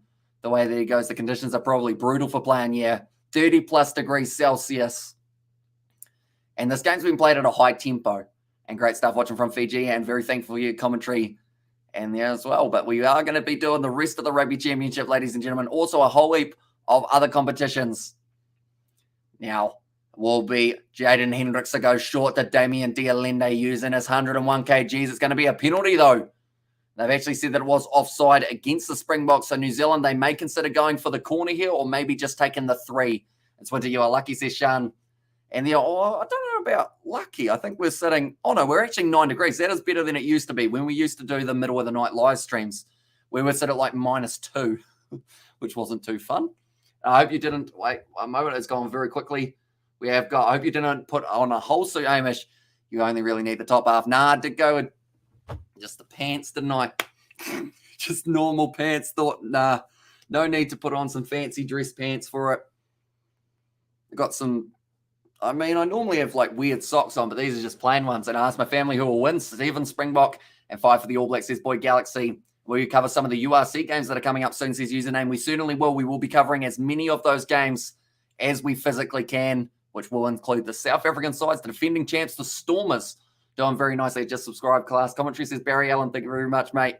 Hugely appreciated. You're hitting that subscribe button as well. But yeah, anyone who is new, be sure to leave a like and subscribe. We're on the road to 20,000 subscribers. So if you do want to help us out, it is hugely appreciated. I think, Andrew, you're possibly looking in the wrong place. It's a strike from Geordie Barrett. It's gone over. And now it does make the score 10 points to 3. And Jacques from Turkey, thanks for the commentary. Thank you very much, mate. Hugely appreciated you being here. And also 10-0 for the final, says Rolly, although they have now got themselves the 3 points for the All Blacks. Finally, AB's on the scoreboard. It's taken 35 minutes, but they get there in the end. And also we've got their nice Cesar Tini. Now Andre Pollard will be kicking this one off. If New Zealand can somehow find themselves any more points here, that would be huge for them. But heading into halftime, Arinsa once again got a little bit of a hand on that one, but Samasoni Takiaho with an advantage to the All Blacks for a knock on. Now Bowden Barrett tries to link up on the outside. It hasn't quite worked out. Rieko Ioane picks it up, but they will be going back for the scrum. And also we have got there, I haven't seen no one offside, says Gunspark. And also, have there ever been so many water breaks in history? There's been quite a few in this game, to be honest. But Arinza, it ended up hitting his hand, and then it ended up hitting Scott Barrett. Are they coming back into it, Hamish? It's a bit early to tell. I'd say they need another few points on the board just to make sure that they do all right and kind of get some sort of chance and momentum. It's really a great game, very close at the moment. And I like the stream and help him out. He is the best option on YouTube when the game is not free, says Nicholas there. And yeah, in the earlier stages of this live stream, we didn't just do the commentary for it. We also had an interview with an ex-All Black, Norm Maxwell. He was on the channel. It was absolutely awesome seeing him here. That's fun. But yeah, anyone who is new to the channel, be sure to leave a like and subscribe. I feel like we need a good goal by the end of this live stream, perhaps. And great commentary followed by a JHB. Says it was Brenham. And there as well, it's a nice push from the All Blacks. Have now got themselves that penalty advantage. It's gone down, and it will be their penalty going the way of the All Blacks. Will it be another first if the All Blacks do not score in the first half, or 2 matches in a row, says Sarin. So it would be huge for them if they don't get themselves a try, although now with that penalty does help them out quite a bit. So we are currently sitting on 15,234. What should the goal be? Feel like we need a good one. We've got 3.5 minutes left. We have got a ton of people watching. So I guess the question is, can we get to 15,300 by the end of this first half? We have only got a few minutes. If you haven't already, be sure to leave that like and subscribe. And let's see whether or not we can hit that goal. But now the All Blacks have got themselves a line out 40 meters out. I should say. And where's Donna? She is currently asleep. At the moment, she has got a big road trip planned for tomorrow. Aaron Smith off to David Harvey. Nice run. Oh, it's really at his ankle, chopped out from underneath him by Jesper Visa. I'm starting to hiccup, which is a bit unfortunate. Hopefully we don't get the hiccups. That would make the commentary very difficult. That is for sure. But now Peter Steph-Toy does make the tackle. Smith goes back to Bauer. Sold the dummy as if he was going to pass, but instead just goes back across. Now Smith once again goes off to the left-hand side. Bowden Barrett shut down, but he's been able to break through that tackle. Kane joins the breakdown. Peter Steph-Toy once again using his size and his strength. Caleb Clark tries to go through that. It's his first attack and run ever since taking Faf de Klerk's head off. Now Smith went for the inside ball. No one realised that he was going for the inside ball, though. So it does luckily still bounce up for the All Blacks to have their hands on it. Malcolm Marks straight over the ball. That's another penalty won by the 50th cap man and Malcolm Marks. And also, tell you what, the chat is going very quick at the moment. Hold breath for 10 seconds. Old Irish Tail, I think, says Graggle. And also, you even had an Irish subscriber come on the ABs, says the Repetent. And in there as well. But brilliant work from Malcolm Marks. And if we win both games, you have to wear a Springbok jersey, says Sean. I would actually be very keen to get a Springbok jersey. I know that they're relatively expensive to get to New Zealand. But who knows, maybe can see how we go with one. And Malcolm Marks again. And can I please watch the live rugby match now, please, says Renati. Unfortunately, we're unable to show any match footage or audio, but the highlights will be up on the YouTube channel. Not our YouTube channel, but someone else's straight after the match. But I do see Stephen Kitsoff actually out there on the field. That is for Trevor Nakanye. So a really early change that they've done for themselves. And that means,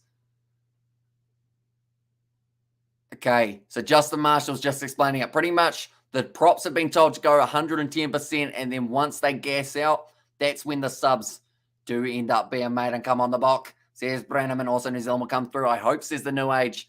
Malcolm Marks about to throw this one, and currently 40 minutes through this contest. So as soon as we do have a stoppage, that will be half time. But we have actually been flying towards that goal of 5 or 15,300. So if you haven't already, be sure to hit that subscribe button as well. Now rolling forward very nicely. That will be the halftime siren. And it looks like the Springboks, they will kick this one into touch. Interesting choice, as they were almost on the attack. Someone just lost 10,000 or 1,000 Rand in a Bok jersey. And there, and the goal, to get pronunciation of that surname correct, says Christopher Arinsa. My tongue does that, doesn't it? Arins. Too much tongue roll. Tongue doesn't sit still, does it? Any news on Faf? Last I checked, he was actually back up on his feet and smiling. And he was sitting with the rest of the team. So I hope he is going to be all right. And I don't think he'll be playing next week, but more than likely we will get to see him. Maybe, I'd like to say, in that third match up against Australia, we might see him. It also be a good game. Arinsa, and make it 17 points to 3. Says Derek Dan, now gone to touch. Let's see what happens. And Faf ended up going back into the match, says Lynn. And there, although he is just on the bench at this stage, he wasn't able to continue due to that massive head knock that he took off Caleb Clark's knee. 8 p.m. load shedding by me, says Boy Galaxy. And Arinsa. And Kirtley is way superior to Caleb Clark. Kirtley looks for work. Always in the thick of things was Caleb on the field, says Spock. Yeah, he was at one point. He knocked out Faf de Klerk, and then he had one attacking run. But we have seen a lot more of Kirtley Arinsa throughout the stages as a South African. Not too cocky, know what AB's capable of. And breaking news, Ian Foster resigns at halftime, says Jake Lacey. Although I don't think he would resign halfway through a game, surely.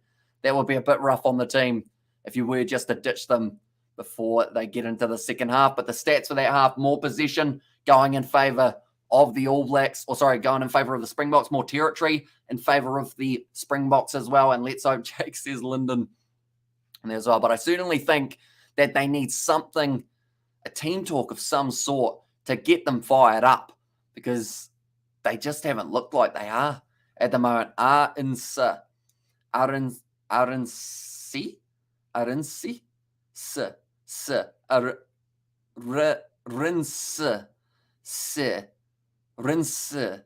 It's that last part, isn't it? Rind I can do, but si. And we can't get any worse, says Lynn. My pronunciation can. And also, that's how you pronounce it, says Lynn. And also, we have got there, yes, Dowie. And also, bring back Buck as well. Yeah, very handy player, Buck Shelford, of course. And also, right, Rinsu. And I have to ask the question, what do New Zealand do at training? Because they look like they don't care, says Richard. And also, don't bother the name. Arinsa. Si. Is it C or S? C. K. You can call him Kurt Lee. I might just call him Kurt Lee if everyone's all right with it. Because this is really throwing me for six, isn't it? And like pronouncing rinsed with a D in it. Rinsed. The ballsiest player was Buck. And there was, it was that ballsy that one day one of the testicles made it out of the sack. Sorry, that's a brutal truth that happened to Buck Shelford. And talk us through the injury, what happened. Pretty much, Caleb Clark, he did get his first run of the day, and then Faf de Klerk dove at him like he was Superman. So I don't know what movies Faf de Klerk has been watching, but I think he's been watching something with a superhero. And he went straight for him, straight on the knee, knocked himself unconscious for a good couple minutes. And also we have got there, give it up. Yeah, I think I'm going to call him Kurt Lee and stay with your pronunciation, says Quote. And Bob Scott will be interesting, says Mass first, although we should mention they have already used two of their players off the Bomb Squad bench. Stephen Kitsoff already out there, but that won't make too much of an impact in terms of the difference between Nakanye playing 2 minutes and Kitsoff getting those 2 minutes and then getting the second half. That's what I mean by that. Of course, Stephen Kitsoff going to bring a huge impact into that Springbok side. Also, another change, it was Jaden Hendrickse. He has made his way out there. That was for Faf de Klerk in the early stages of the match. And are the All Blacks looking better than the other week? Nah. Not really. Not really at all, really. I guess you'd say they are struggling big time at the moment, but they are still in this game. They're only 10 points behind. Time to buy a generator, says Dr. Wheatcrest. And Afrikaans pronunciation, not easy for you, mate, says Derek. Yeah, I'm not too bad with some of the names, but other names, definitely his, just seems to not want to touch my tongue the way that I need it to. That sounded like a weird sentence, especially Ian Foster, the coach, is Saturday, and I don't understand why you're struggling with Arinsa. It's the same as when you said Hendrickse. Although Arinsa, that is how I'd say Hendrickse, Arinsa. But I think everyone said it was wrong. And obviously, Foster interview, how are you going to get us out of trouble? My best guess is re-sign and let Razor take over, or resign, and let Razor take over. I was going to say re-signing is probably not what the Kiwis want. The stage is live now. Is he actually showing the game? Sadly, I can't show the actual game, but at this stage, we are doing the live commentary for it. Will Kane get canned, says Strazza. I think he's almost got to, sadly, for Sam Cane. He's a great player, but he's just one step behind, unfortunately. Be careful what you wish for. And record is skipping. And there. And also, you're doing well, Mr. Commentator, says Branham. And I think I will go to the bookies and put money on New Zealand not winning a game in the championship this year because no coach in the world would sort out New Zealand. And the A you pronounce in Bath. Arinsa. It's like Lingarium Leviosa, isn't it? Like that thing from Harry Potter. And what's the score, says James? That's a good point, James. Sorry, I forgot to have it there. There we go. It is currently 10 points to 3. I left that one up a little bit too long. And is it halftime or a water break? It is halftime currently as we sit. And Kane is always slow to the pronunciation, and your pronunciation of African names isn't too bad. Says Thabo there. I do appreciate that a lot, mate. Yeah, other than that name, I think a majority of them seem to not be going too badly. But anyone who hasn't already, be sure to leave a like and subscribe. Let's see if we can push towards that 15,300 by the time we get to the end of halftime. We are only 30 away. So if you do want to help us out, it is hugely appreciated. We've seen the one try of Arinsa in that first half. Pollard, he is 1 from 1 with the conversions and also 1 from 1 in terms of his penalty kicks as well. Score is far at this level. And you're great. Thank you, says Mary. And try a poly name. Poly names I'm actually decent at overall. Like I can say Lester Whainanoku. Who else is a really long name for one of the Samoan players or Fijian players? There's a couple real good names. Of course, now I can't think of any of them. Tawai. Who else have we got? A few of those guys from the Fijian 7 side. Waisia Naithalevu, even though he plays Union. What else we got? I'm trying to think of really long Fijian, Samoan, Tongan names, but I can't actually think of too many of them. And also we have got there Viliami Wanga Si Dua Dua. I believe Nya is kind of that noise for the Q, isn't it? And loving your commentary, listening, and Noisy B says that it was there from Buddy, and also Hamish is basically a Tongan. Unless and their Mustache Carl. Carl Tuanukiafi, of course. Very good player. Actually playing for Montpellier in the near future. So it's going to be absolutely awesome enough. Who do hear you, says Renardi. And there as well. Good. And also we've got the Sammy Kane, da-da-da.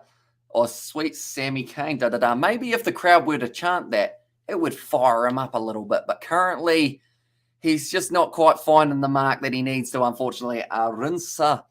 We can do it together, says Transformation Catalyst. And then Geordie missing those combos with his wingers and have New Zealand been terrible. They haven't been the best, but then you'd have to say, with the score the way that it's sitting, it's still not terrible for them, if that makes sense. Like South Africa, they would have absolutely loved to be able to get themselves a little bit more points or a few more points in this contest. Halftime already, definitely box win. That's at Foster, sign your death wish. And also, can you say, well, that's an interesting one. Because if it's like this Australian cricketer, you'd say Labuschagne. But because it is, I assume, pronounced Afrikaan, it would be Labuschagne, if I'm not wrong. Are you going to play the match when halftime is over? Sadly, we are unable to show match footage or audio. That is just due to licensing, so I do apologise for that. And the scoreboard flatters them. It does. New Zealand certainly could be a lot further behind, but just a couple opportunities haven't quite gone the way of South Africa. They've been brilliant in this first half. I'm not sure whether or not that is a real Fijian name. And come on the box, great half. And well done with the Labuschagne. And don't try to pronounce it, says Ines Charles and Joe Rocococo. And if y'all don't leave Fuff alone, and that's right. The first one was right. I pronounce it Labuschagne, says Johan Labuschagne. And there as well. So I guess it just depends on whereabouts in the world you are from and also how, I guess, you're brought up pronouncing it. Because I know that Labuschagne for the Australian cricketer, I believe he's Greek. So I think that's where that kind of comes from. I love my wife, says Dalmain. I'm sure I'd love my wife if I have one. Or a girlfriend. But normally, because I'm randomly wearing a suit at these hours of the night, doesn't normally get me out and about too much. Which is why when I filmed that video at the park or the rugby grounds doing the kicking example, it's probably quite fun. This is a tongue twister. I fell off a sofa.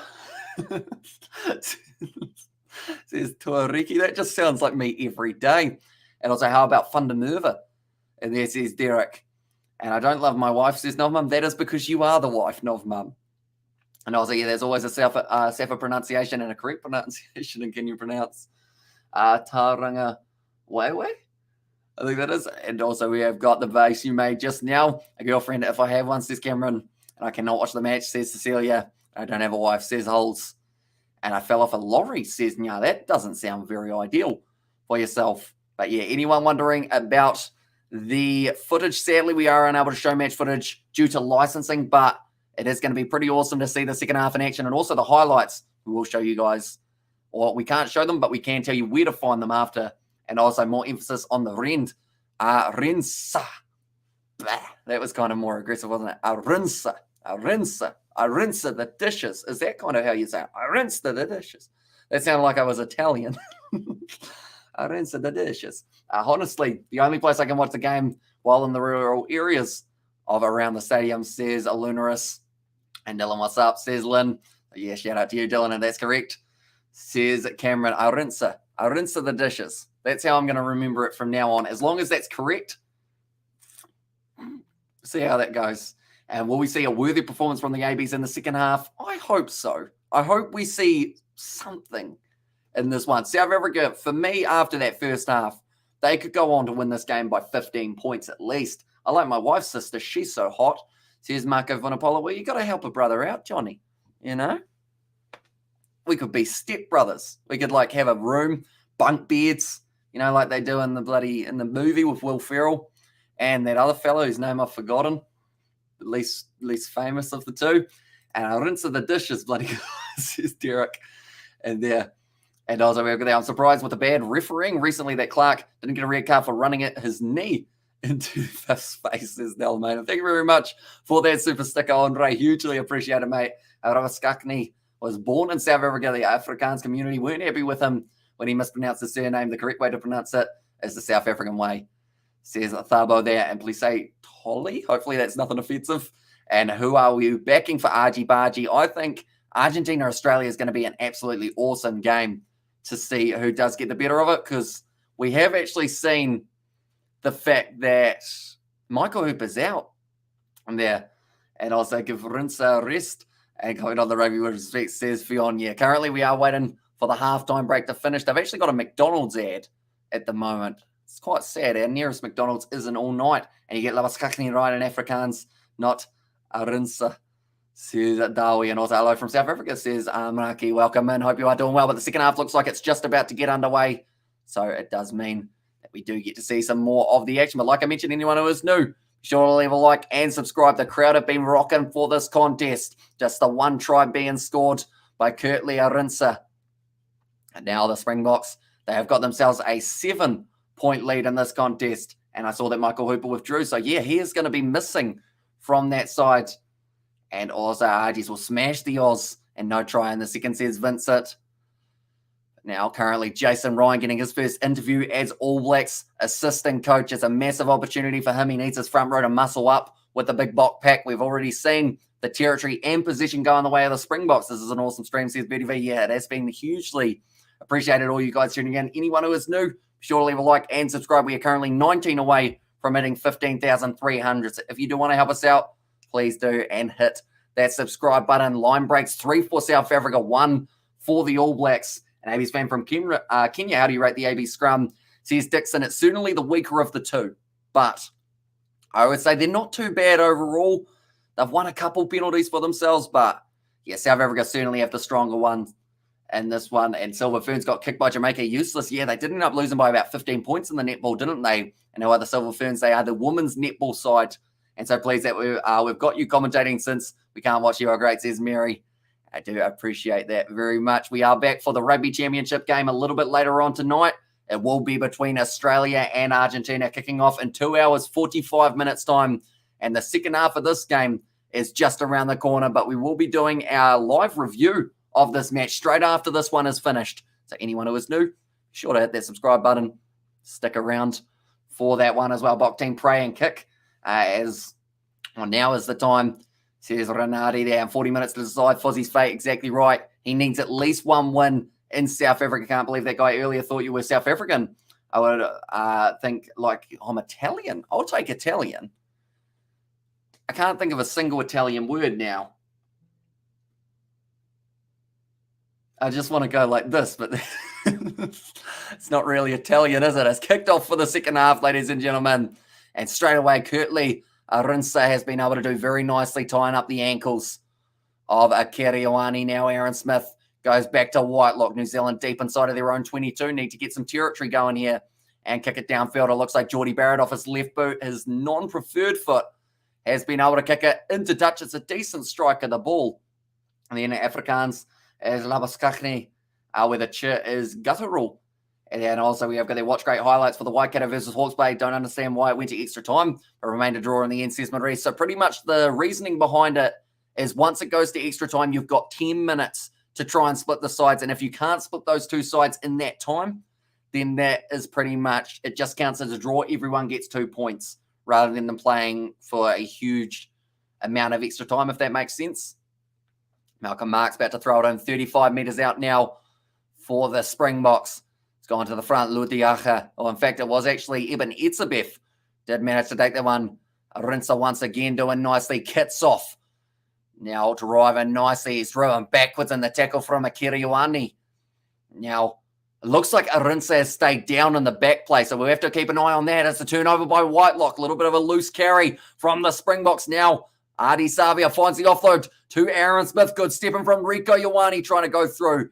And it looks like lots of pressure being formed by that South African defence. Now off to Will Jordan, one of his first touches of the day. He's absolutely mammoth, that one. Straight into touch, and it will be going back to where he kicked it from. This pronunciation thing is wrecking me mentally. Says it was fluffy.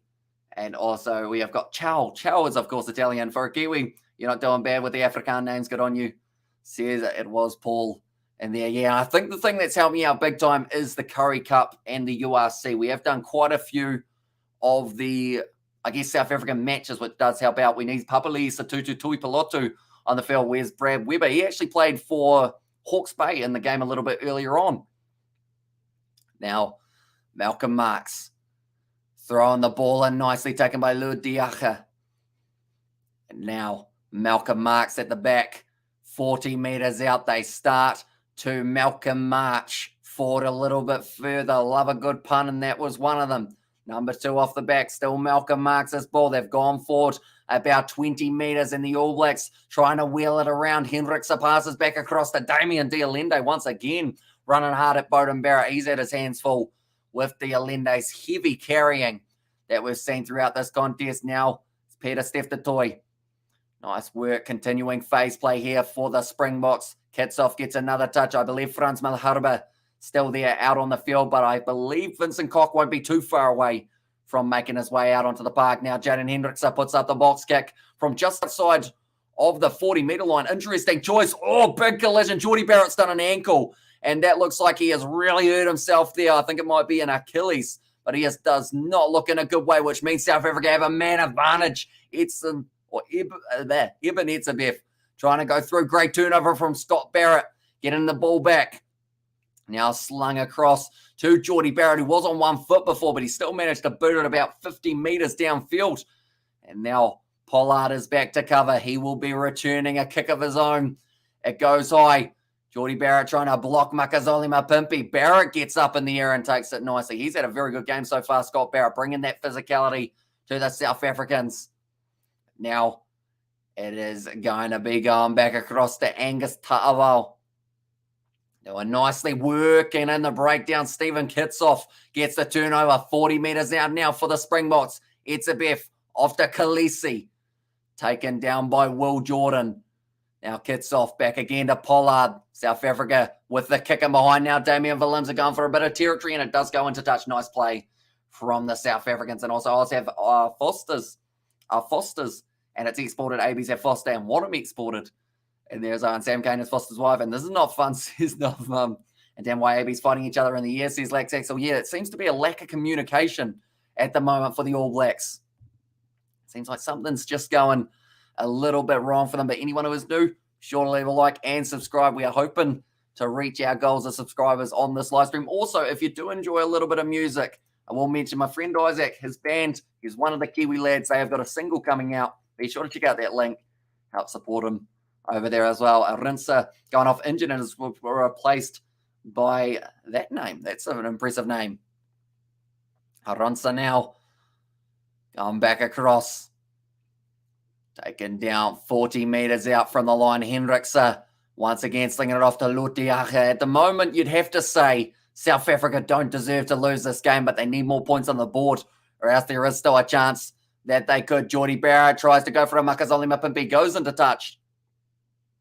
And now the All Blacks, they will have the ball. It doesn't look like they're going to be taking it quickly. And I wake up early to watch this disaster. It's become a common occurrence. Mapimpi, very well done to be able to take that one nicely in the air. And Channel to Elite, they spammed a lot. Damn bots. They're not as bad on Twitch, says James. And there as well. But now Samasoni Takiaho.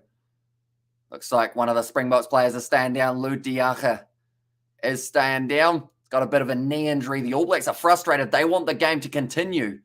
But it looks like Franco Moster not too far off from making his way out onto there. And also it's a lack of communication. It's the captain and the halfback not doing their job, says Joe Webby.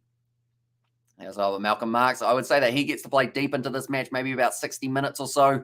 And then they will stick Bongi Umbanambi out there as a late change. Is there a record for one family representing a country, either in one generation or across genes? Oh, it's a good question. I know that the 3 Barretts were pretty impressive, having 3 brothers in the same side. I'm trying to think of who else we've had. Brilliant inside ball to Will Jordan. He's been ankle tapped. He's got back up to his feet, though, on the halfway line. That was a try, save an ankle tap there. But now the All Blacks start to attack. It's off to Caleb Clark, bumping off Kurtley Arinsa. Just fending him. He's gone into touch. Brilliant defense there from Lucanio Be able to muscle up. Let's go South Africa, says Lynn. This attack from the ABs is almost cringe, says D-Mac. And replace the captain, and you got a chance, says Spider-Mac and Tuolangi. And there that is, of course, another very good rugby family. And ABs have no fire, by the way, brother. You can now gift memberships if you're on, or if you're a YouTube premium owner, says Sebastian. Okay. I don't really know too much about the gifting memberships and whatnot. So is that so I assume it's, that's a great ankle tap from Jesper Visa. I've been distracted there by that brilliant one from him. But so is it pretty much that me can gift them? That wasn't quite a sentence. Or people in the chat can gift them to other people in the chat, Sebastian. Do let me know. And also starting a purple patch. Says Fiona, looks like it's going wrong. That's a brilliant rolling maul. Scott Barrett tries to stop it for the ABs. It's going to be sacked. 35 meters out, Bowden Barrett. He reaches out. It's one hand. So this is going to be an advantage and possibly a yellow card to Bowden Barrett there. Unfortunately, that is the way that the rule book is written. They will be going back and they will be checking this one. Theoretically, this has to be a penalty. Damien Valimza having a bit of a push and a shove with Sam White. Look, if you have YouTube Premium, anyone can get in the chat can gift a membership to another viewer of their choosing. Oh, it's kind of cool. On Twitch, mods can delete the bots, whereas here they can't, with a bit of a flaw of YouTube. And all we need is a kick from Pollard now. Okay. He didn't hear the whistle. That's how things start. Angus Gardner, very strict with Damien Valimza. Now, for me, Bowden Barrett, is it not a deliberate knock-on?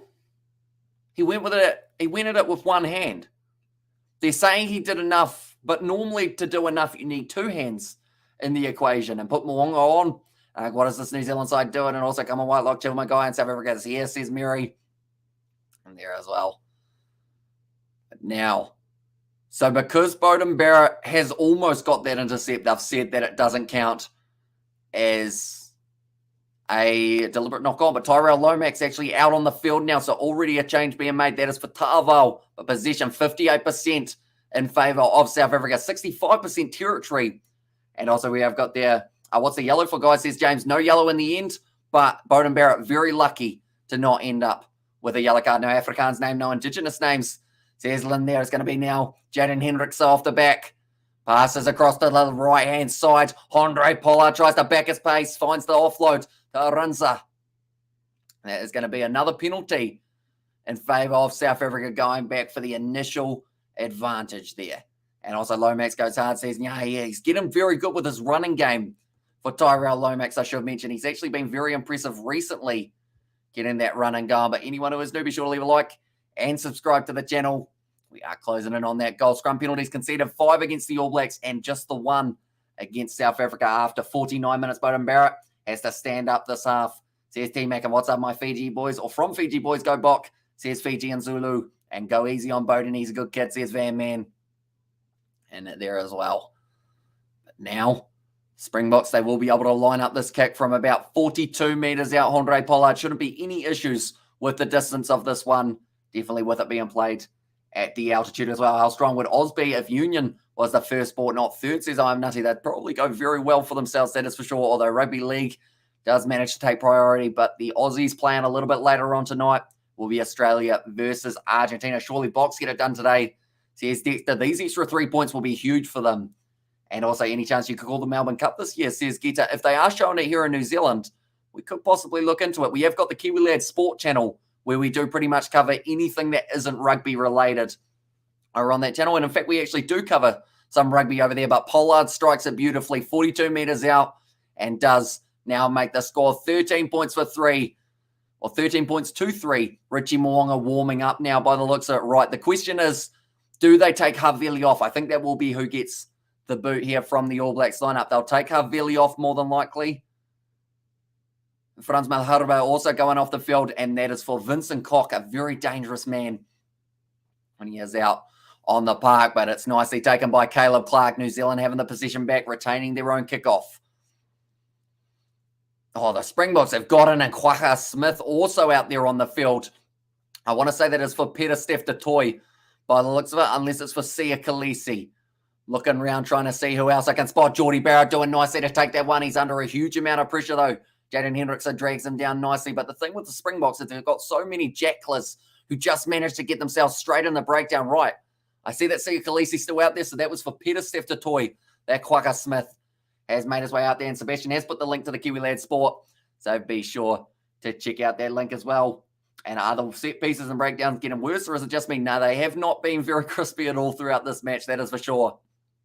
I'm just glad that it wasn't like that match between Wales and South Africa, how I bet my mustache, or I bet my whole facial hair, that it would be. Or Geordie Barrett's actually got an injured ankle, but yeah, I ended up losing my facial hair because the Springboks lost, and I shoot Pollard as Finna get it in, says Lynn, and Bowen has been so good for so long that a slight dip in last year has been very noticeable, says Maurice. Geordie Barrett, he's had 3 points, 3 carries, 3 broken tackles, and 3 tackles. So very 3 for Geordie Barrett today. And speaking of 3, New Zealand on 3 as well. But Malcolm Marx, he's still fired up. It's his 50th test, and he is absolutely loving it, being out there on the park for this contest. Okay, reshuffle in the back line. Richie Mo'unga, he will be making his way onto the field. I believe it is for Geordie Barrett. So for me, what you do here is, if it was up to me, that is, not saying that it is, I would have Will Jordan drop to fullback, Rieko Ioane go out to the wing, and then alongside that have Richie Mo'unga at 12, and then have David Havili at 13. Something along those lines. Maybe Richie Mo'unga plays 13, but if you're leaving all those set play or those playmakers out there on the field, you need to find some sort of combination. Maybe we even see Beauden Barrett drop to 15, make it a little bit easier for the reshuffle. Malcolm Marx, 7 carries, 24 metres gained, and has made 7 tackles. So, but Geordie Barrett, he's disappointed with that injury. They got rid of penalty. And there's says Lynn and D-Day for Foster, and take Kane off for Artie at 7, Akira at 8, and Scott Barrett at 6, and Tupavai at lock.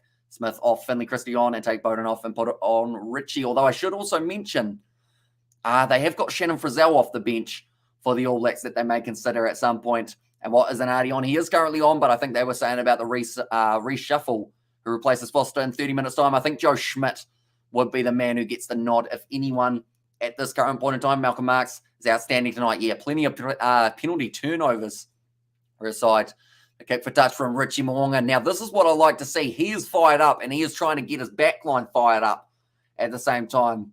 And also we have got there, Richie should play from the beginning, not halfway, says Spider-Mick. It's taken nicely by the All Blacks. They're 22 metres out. Samasoni Takiaho passes back to Smith. Off to Savia, trying to go through his opposite number, Jasper Visa. Taking him down very nicely. Malcolm Marx again pops up with the ball, and he said, I want that one back. Thank you very much. It's an advantage and a penalty going the way of South Africa. Malcolm Marx, take a bow, because he has been outstanding for this contest. And there we go, some more local peeps. And you'll make Artie do the donkey work. That Stewart says, sweet as. Now Savia going, he's been doing all right, but unfortunately for him, a bit of a head clash there. I think Artie Savia might have been a little bit rocked after that one and switched now 2 players, says Renardi. So, yeah, I think if Savia has taken a bit of a head knock, he may have to go off the field. Shannon Frizzell would come on, and they'd have that little bit of a reshuffle there in the loose forward trio. And we are just watching the game, says Boy Galaxy and also OMG, and watching this is clear. Box are the top team in the world. They will beat the French every day of the week, says PDS. And I believe they'll be close to going into number 1 on the rankings, if I'm not wrong. And I look away for a second. Jack gets flooded by the porn pots. This is bang out of order, says Sebastian. And also we have got their wires and Razor being put in as AB's coach, says Vito Skarks. I don't know. I think they just kind of go with that pattern of going with the assistant coach rather than going with a whole new coach in the setup. Definitely this close to the World Cup, but I think a whole new coach might be what they need. That didn't look good for Artie.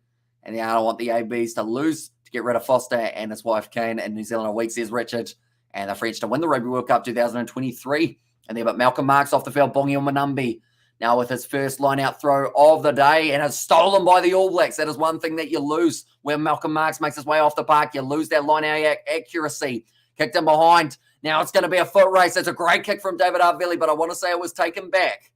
So I believe it will be the line-out now for South Africa, 10 metres out from the line. Who do you think will win the Rugby Championship? I think South Africa have a very good chance this year. And what's happened to Dalton Pabali? He's not in the lineup, but I don't think there's an injury or anything along those lines. I think they just decided that they wouldn't go with him in the lineup for this contest. It's not over. So here's the Guru YouTube, and Kane is useless open side flanker. He has done nothing at the Mauls. And all part of the boys' plan to finally get rid of Fozzie, says Sweet as well. But now Mbanambi about to throw it in. But first, Dane Coles makes his way out onto the field. Shannon Frizzell, same.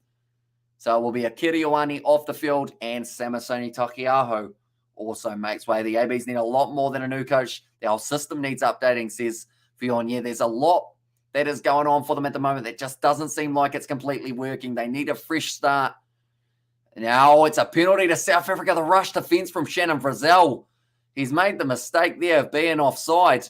And because of it, now South Africa are able to reprieve a bit of that pressure, and they will be able to kick it for touch. I have to share my DSTV streaming account with a friend. Only one person can stream a game or at a time. I watched the first half, so I'm here with you guys for the second half. Go the box. There's Trish.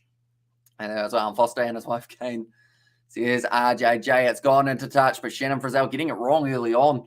Being offside, is it safe to assume that Kane doesn't even deserve Shine McCaw's shoes as a 7? He is struggling big time at the moment, that is for sure. And also, surely Foster will do the right thing. So here's Gita, and AB's fans getting frustrated, says Nov Mum. Definitely the ones who did have to get up at 3 a.m. to watch this game. But that's the thing. We can't take anything away from South Africa. They have been by far the better side throughout the first 56 minutes. They've been looking a lot crispier, or not crispier, but a lot crisper in the way that they have been playing in these 32-degree conditions. And also, only nuclear weapons can fix New Zealand Rugby. New Zealand Rugby at the moment. That is our first yawn of the night. That's not too bad. We've almost been up for about 18 hours or so. But now the ball goes high. Will Jordan wants to line it up. Hasn't been able to take it. It's a little knock on from Jordan and Makazole Mapimpi. Now Jaden Hendrickse goes across to Bongi Mbanambi. Recently making his way out onto the park. And replacement of Malcolm Marks. He drifts it high there. Andre Pollard with a nice kick high. It's going to be bumped back by Arinza. A little bit held back there by Rico. Oh, Rico Ioane throws the interception to Kitsov, but you would have to say he was held back by Sia Khaleesi. They say play on. So for now, it is going to be in the hands of the South Africans, 20 metres out from the line. Vincent Koch running hard. Sam Kane manages to make the tackle. Kitsov goes back. Having another carry. He's had quite a few since making his way out onto the park. Now flicking it back to Huaka Smith. Drop kick attempt from Pollard. He sits it in the pocket.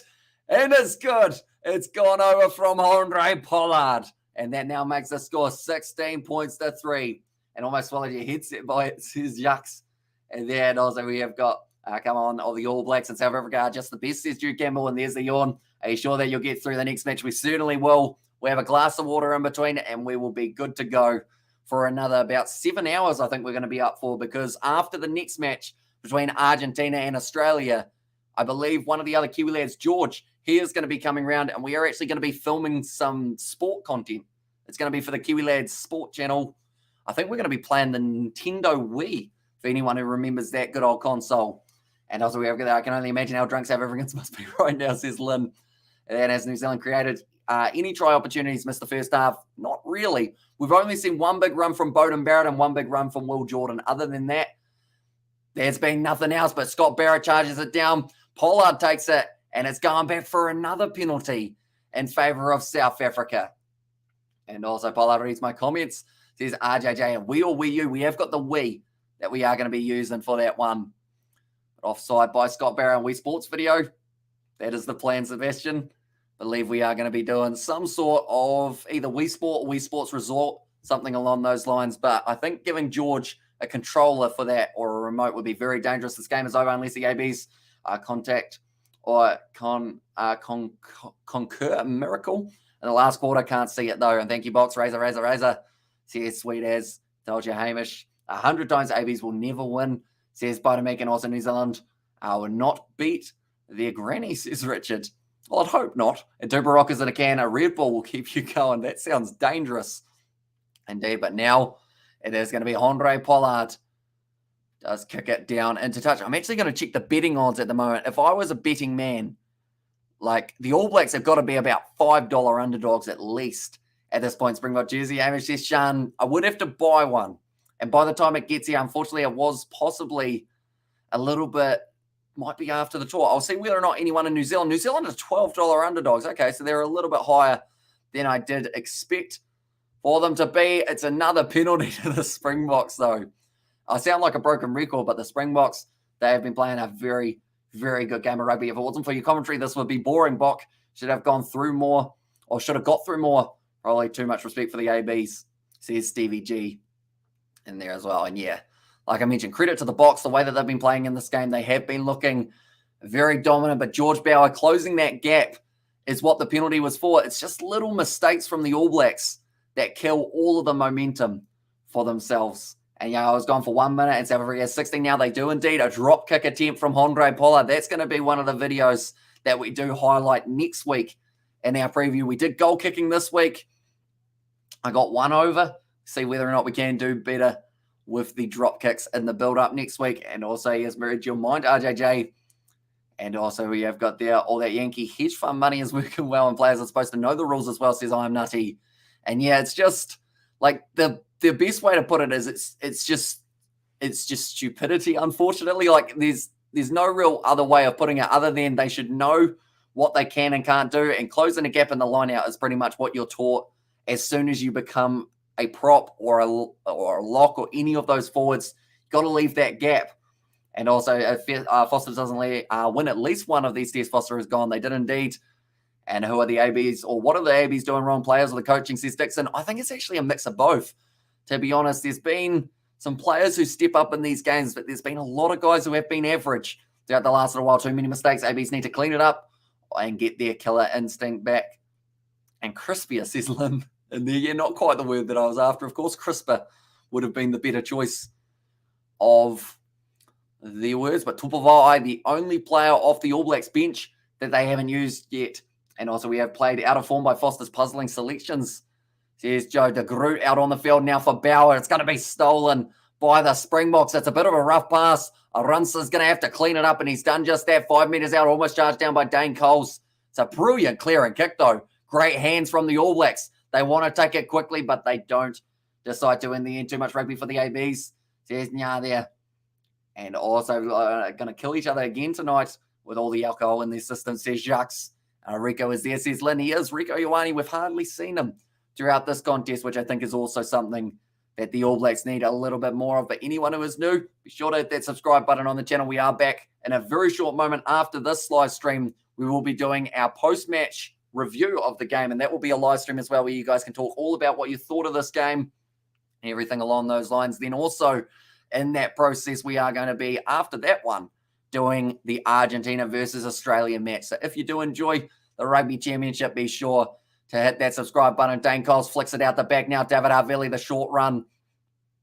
The All Blacks currently 13 points down. Dane Coles once again puts it down, and it will be going back for the initial knock on. And F's sake, AB, says Gareth, and another thriller match will be starting soon in 15 minutes between the White Ferns and Australia semi-final in the Commonwealth Games. What do you predict? Can New Zealand win? I think Australia have got that one. They do have a lot of class players. That is for sure. And which players don't like the coach, they play poorly. Or when players don't like the coach, they play poorly. Says Spider-Man, basketball should do a line out to start. Says I'm nutty. I mean, you see the AFL referees, they just flick it well and truly. They have to bounce it, don't they? But the attendance, 42,367 people, and a majority of them South African supporters. They've had their money's worth for this contest. Just the one try throughout the early stages. Time for Fozzie to do the right thing and fall on his sword. Players have seem to have lost all confidence.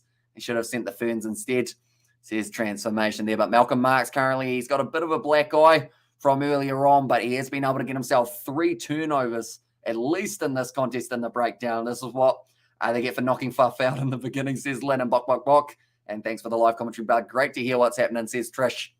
Yeah, I do heavily recommend the All Blacks YouTube channel, Springboks YouTube channel, and Super Rugby YouTube channel for after this match is finished to be able to see the highlights of these games. And 2 tries to secure YouTube.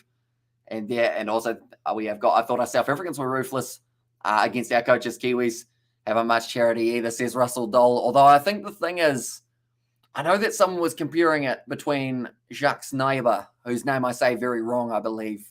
But compared to him and Ian Foster had lost a lot more games in their last little tenure. and has New Zealand at a worse period in the last year or so. So this will be actually the first time since 1998, if the All Blacks lose, the first time since 1988 that the All Blacks have lost 3 games in a row. And it could be 4 because they are coming up against the Springboks next week as well. Now, Hendricks feeds the ball in. It's a good solid scrum from both sides. Now, Hendricks gives it an almighty boot downfield. The Springboks kicking game has been very strong today as well. We haven't seen a huge amount of box kicking, which I believe was due to that injury of Faf de Klerk early on. Their game plan has been precise and has been working very well for the Boks in this contest by Bo Foster. 0 improvements on the end, or on his end, Jason Ryan, though, added something in a small amount of time on watching the Warriors. Cheers, sweet as that's going to be called as not straight for the All Blacks. And because of it, it does become, oh no, it didn't go the 5 meters. Oh no, it did go the 5 meters. It just wasn't straight to Ethan de Groot. And another mistake. And Ian Foster, I think he knows his time's almost up.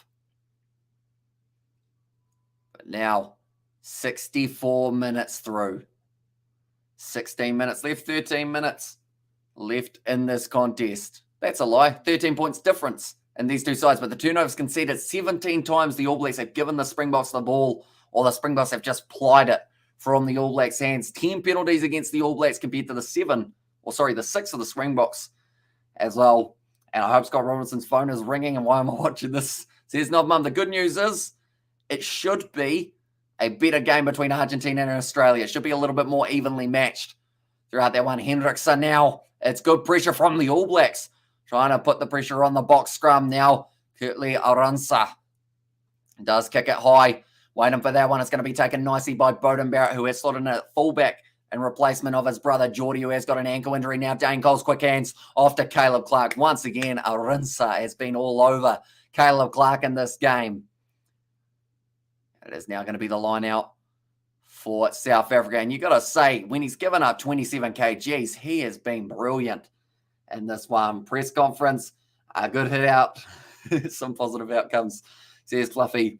And also, at least Foster will win the worst coach in All Blacks history award. Better than a kick in the ass is Geta. And Springboks played a really good game today. I'm proud of them, says Lynn. Yeah, they have not made a lot of mistakes at all throughout this game. Dan Coles is mud. And I'm disappointed in the score. It should be higher for the Boks, says JP. And that is one thing you've got to slightly give the All Blacks credit for, I guess, is the fact that the Springboks haven't quite been able to capitalise on so much possession and territory. But then the same mindset can be said of they don't need to. They're 13 points ahead. There's no point risking things when you are just slowly cruising through this contest with 14 minutes left. Doing very well now. It's going to be in the hands of Damien Dialende. Wrestled down by Richie Moonga. Hendricks, that was close to forward, although they've gone back.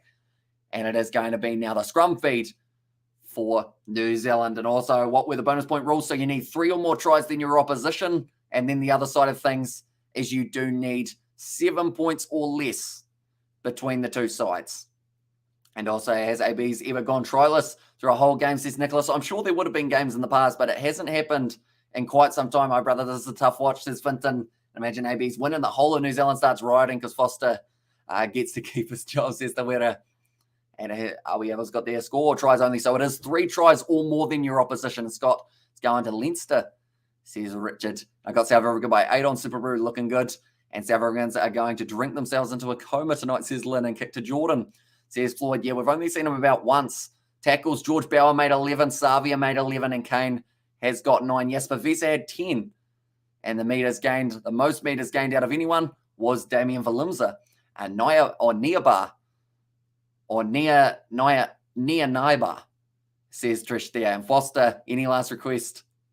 And New Zealand were tryless against Ireland in 2018. Should the All Blacks join the 6 or 7 nations? I don't think so. I think the time zones make it a bit too tricky to be able to link up. That's not saying I wouldn't love to see them play up against France, England, Ireland on a more consistent basis, but 6 nations, I think we leave it to the Northern Hemisphere. And Ian Foster and Alistair Kurtzer are about to become pen pals, says JP. Now, once again, scrum feed for New Zealand. 12 minutes between these two sides to decide the result of the first game of the Rugby Championship. New Zealand at this point will just be looking for 1 point, a bonus point for being within 7.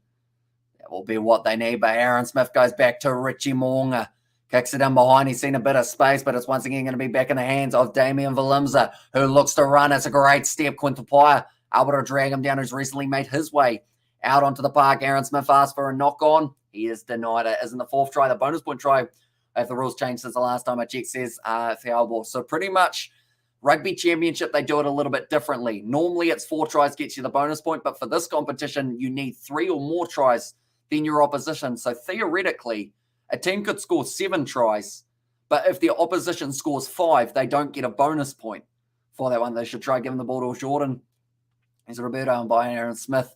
Says, then Six Nations is a European competition. It should stay that way, says Simon Hughes. Exactly right. The ABs went tryless against the Boks in 2008. Mornay Sane scored over 30, and the ABs only scored 3, says JP. I thought the game was finishing soon, says Lim. We've still got another 11 minutes left of this contest. Finley Christie getting his first touch since making his way out onto the field. So that is by Aaron Smith. Now Will Jordan tries to step. He's dropped the ball backwards. Now Bowden Barrett wrestled down by Lukanyuam. The ruthless defense of the Boks has really been causing the All Blacks a lot of problems. Lukanyuam trying to get in a breakdown. Has lost his foot in there. Trying to push Whitelock's head into the ground. Good bump off from Ethan de Groot. Was on Quagga Smith. Another offload, great low tackle made by Jaden Hendricks on Caleb Clark. They've really worked out that all you got to do for Caleb Clark is shut down those legs, and he can't keep on driving. Now Ethan de Groot, he's tipped over and he's upside down. Had a little bit of a cartwheel. He was on the Ferris wheel for a second, Ethan de Groot. Bowden Barrett, Damien Dialende trying to get the clean out there. Sam Cane wasn't quick enough, and neither was Shannon Frizzell, and Lukanyuam gets the penalty. And should Artie be 7, they might have to consider it in the future for this matchup. And also, we might even lose at Eden Park based on the current form, says Martin. And also, remember, Blacks beating South Africa 57-0. We have had our heartache, says John. And also, our team scores 10 tries, gets no bonus point, jeepers, says Diabo. And there's also, as long as the opposition keep it a little bit close, you're completely fine with that whole bonus point side of things. And also, you must be joking if New Zealand moved to the Six Nations Island would finish New Zealand rugby in New Zealand forever. And I look, Kane effed up again and Tams useless. And Louis Adam, that's when the rots set in for the ABs. Laumape not wanted and Owen Franks dropped. And a way better flow with Christie, and Jeff Wilson will justify Fozzie's coaching abilities on that show, says Marco Vunapola. And this is a train wreck. They are about to line up another 3 points. Andre Pollard wants to make it now 19 points to 3 in favour of the South Africans. Jeff Wilson, great winger, awful New Zealand rugby pundit, says Maurice. And 19 to 3 joke, says John. The Springboks to win by 13 plus would have certainly been paying a huge amount of money for the TAB. But anyone who is new, sure to leave a like and subscribe to the channel. Like I mentioned, we are going to be doing our post-match review. Are you wearing undies and a coat, says Dixon there. So we have got business up the top side. That's actually gone over from Andre Pollard, so he extends his kicking. We've got pants on the bottom half just because seemed like a good idea. They wanted the collecting pay, no fire too stale. And also kicking Polly, says Birdie V. He's been very impressive. Like I mentioned, going into this game, he had an 83% kicking percentage, and I don't think he's missed a kick in this contest. Now, he says, we're doing pretty well at the moment. New Zealand, not so much. And I can't see the ABs coming back from this. The difference is just a little bit too much. I would think with 8 minutes left, they need 2 converted tries and something. And game's mathematically over, says Sebastian there. 19-3, surely a win for South Africa, says Scrumptious. About to be kicked up by Jaden Hendricks. Ethan de Groot tries to get the clean out on Bongi on Banambi. It sits up. Nice one once again by Aransa. Off to Moonga. Now Artie Savia trying to break through. Quintupai shut down big time by Mostert and Quagga Smith. They just got all over him. Now Kane back to Moonga. Sells the dummy. Tries to go through. Another good tackle made by Vincent Koch.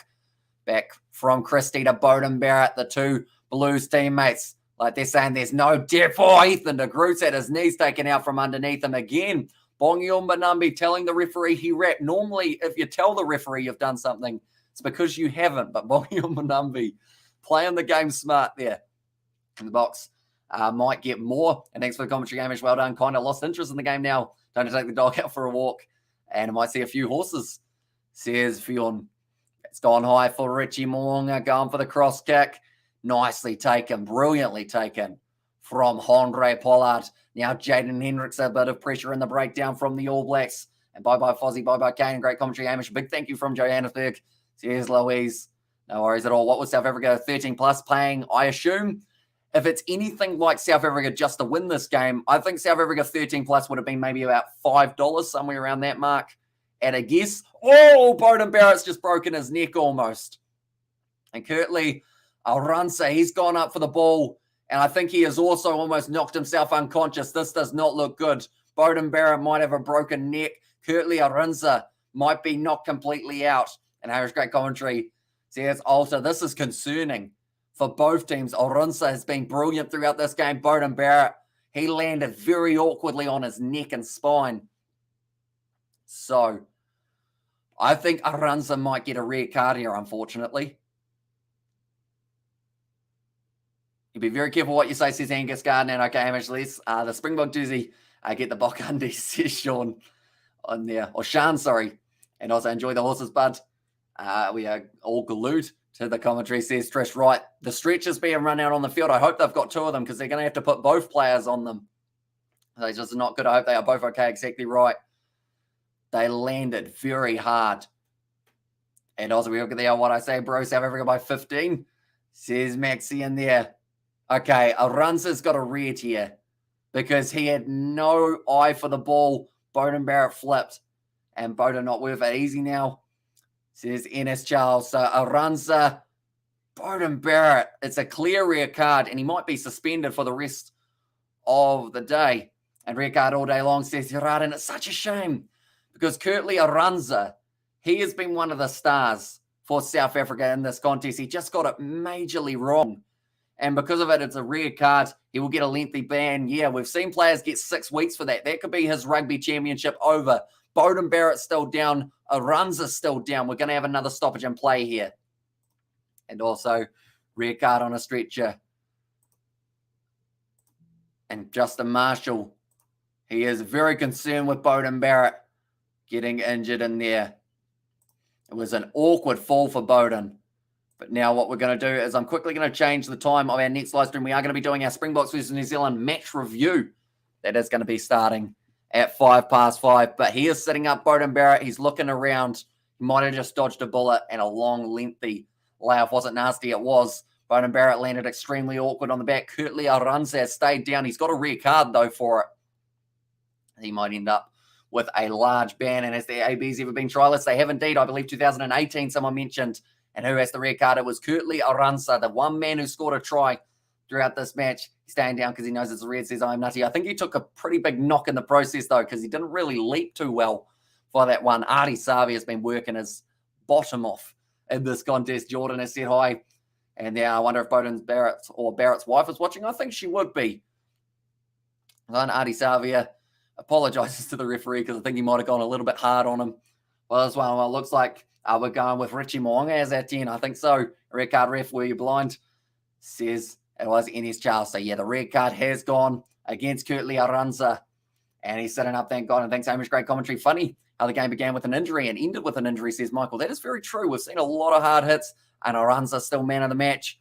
I would have given it to him other than the fact that he got that red card. So I feel like that's now one of those ones that dampens it a bit. So for me, man of the match, Malcolm Marx. It's been sensational. He had a very accurate line out. The rolling maul's been looking sharp with him at the back and also has about 3 or 4 turnovers in the process. So I would go Malcolm Marx as my man of the match now. I'm very careless. Red cards. It's been a few weeks out, says T-Mac. And yeah, at least a few weeks. This could be 3 to 6 weeks that Arunsa finds himself on the sideline. I think that's because I wasn't able to pronounce his name. He was like, I'm going to make it so that you don't have to. And right, can the AB score in the 5 minutes? Says Polly Bear. It's a great question. I'm wondering if the All Blacks have still got one more in them, or one in them, I guess I should say. And ABs will need to build quickly for the Rugby World Cup and next league game. Arunsa there, and their sister is Kulsh. And there says, yeah, in the chat as well. But Arunsa, he's had a very good game in AB 60, South Africa 38-22 more to go. Says Sweeters, and hopefully this Bok dominant performance translates to a win. I feel like the Bok should have gotten more, but it's fine, says Lynn. And then Barrett's wife follows soccer now and Savvy trying with his name, says Dexter. That is very true. And also, we've got a donation from James as well. Thank you very much, but usually appreciate it if you want an extra mod. I wouldn't mind being on. Also, love the channel. I'm on for 2 cents. Get a pint on me, says James. So hugely appreciate it, mate. I'm trying to work out what is that picture of. Is that I don't know what. Is it a piece of art very close up? Because I see some pictures in the back, James. You're going to have to explain to me what that picture is. I'm trying my best to work it out. Is it like 2 babies? No. Don't know. Is it a dog? It might be a dog. A great commentary. Thank you for a great show. Says Sean there, no worries at all. But now curtly Arunza actually going to be the player who stays down. So he might be missing for 6 weeks anyway. And what a score sad. Says, Malcolm Marx is awesome and should be man of the match since he left the field. The game and the Bok not quite the same. And will Schmidt prefer to wait it out 2 or 3 years for a fresh crop of players? It's a decent point. I guess maybe he decides that he just wants to wait a little bit longer, bro. This is sad, says Nya. But now they are having a couple kart races there for the 2 players. And 2 cents the retirement channels. Says Nathan, no, 2 cents. When you want analysts or analysis on any game place to go, him and Forever Sports, actually a new up-and-coming rugby YouTuber. They live near each other, I believe he told me when he was on recently. And get Scott Robertson as coach. I hope you guys can understand English. The huck is excellent, but the game is pathetic, says Gita. And yeah, man of the match could be either Rensa or Malcolm Marx. I took a picture of myself in the mirror with my photography camera, how I got that effect. Ah, I see. Okay. Were you wearing headphones? I'm still trying to debacle. Oh, actually, no. I see it now. This is your head. That's the camera in the middle. It's not a dog's nose. It's the camera that you're holding. Your hands are there. It's kind of blurry. And that makes sense. I get it now. A very good job, the Kiwi lads, for live commentary, Martin from Ireland. And there as well. So we have got another match that is coming up a little bit later on today, ladies and gentlemen. And that will be the game taking place between, it will be Argentina and Australia. So be sure to stay tuned in for that one. I see the post-match review now, says Isaac. And then, yeah, that's going to be very soon. Ian Foster packing his bag, fellas. And why? Oh, how many minutes left, Hamish? $200 for the Bok win, says Spider. So currently we are sitting with 5 minutes left in this contest. So still a little bit longer. Salman Morat makes his way out onto the park. And once again, the Springboks, they can rest one of their players who was in the starting lineup. Type the surname into Google Translate, select Afrikaans and press play. Says Truth always wins. And go the box, says Jordan now. Will be Hendricks that passes it across to Damien Valimza. It's been charged down. Finley Christie cleans up now off to Quintal Pyer. Tackled nicely by Makazole Mapimpi. Good work from Shannon Frizzell joining that breakdown. But it seems like the All Blacks overall, they've just been a little step behind when it comes to joining that breakdown throughout the match. Good tackle on by Kitsoff. Now Whitelock tries to go through. The experienced veteran of the ABs. De Groot goes back across to Rico Ioane. Tries to get the step and go on. 4 minutes left now. Now Christie back to Artie Savia. Now the question for me is he playing 8 next week or is he playing 7?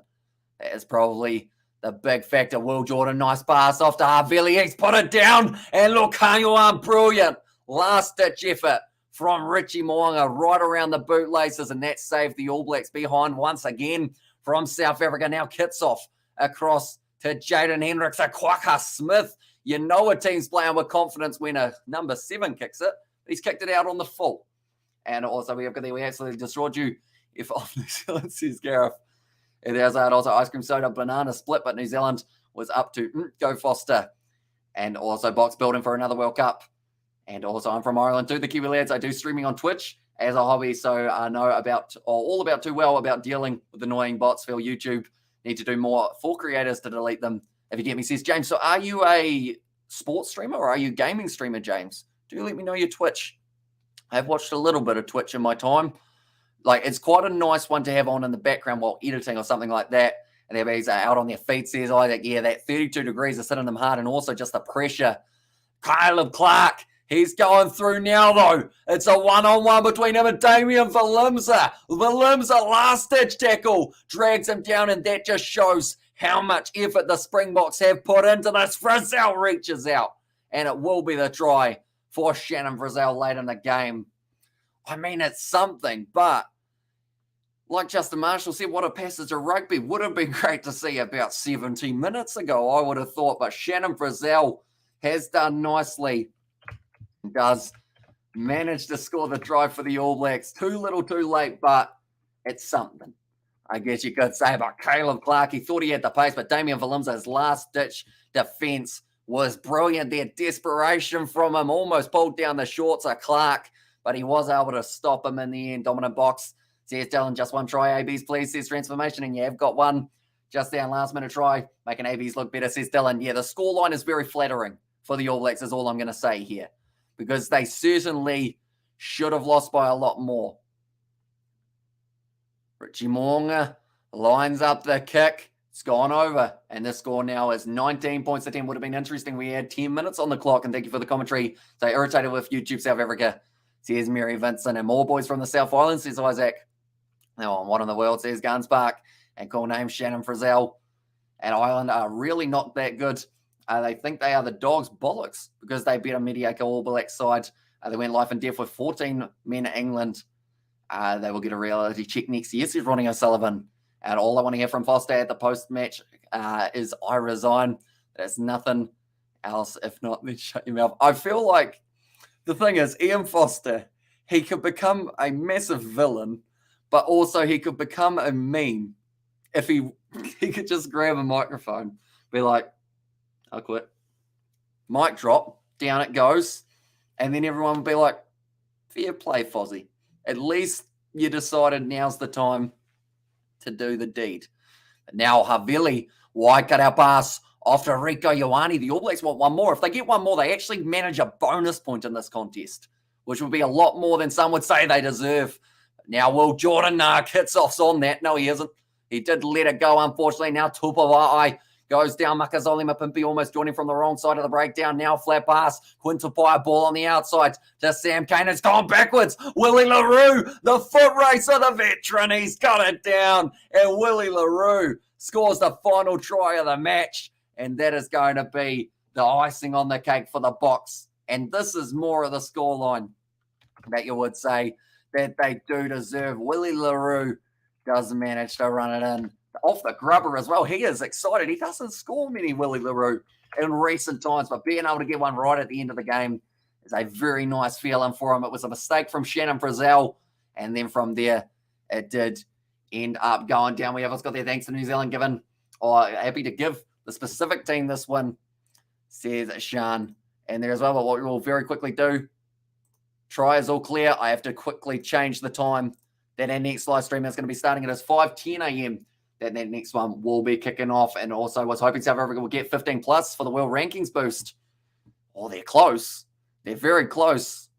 Did they get...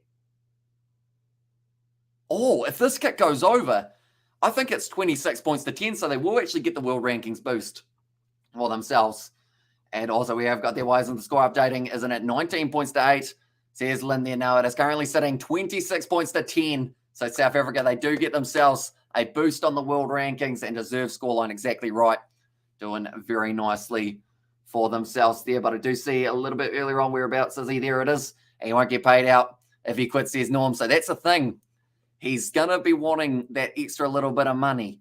And score is accurate knob, says I am nutty in there. And also well-deserved winning margin, says Dylan. Yeah, this one for me is a lot closer to what it should have been. The All Blacks did not deserve to only be down by the 10 points. South Africa, though, they win this match. They did brilliantly from start to finish in this contest. Clinical in the breakdown, which now means there is only one thing left to do. I said at the start, if South Africa won, I would try and get this one right. So let's see if we can get it completely right all the way through.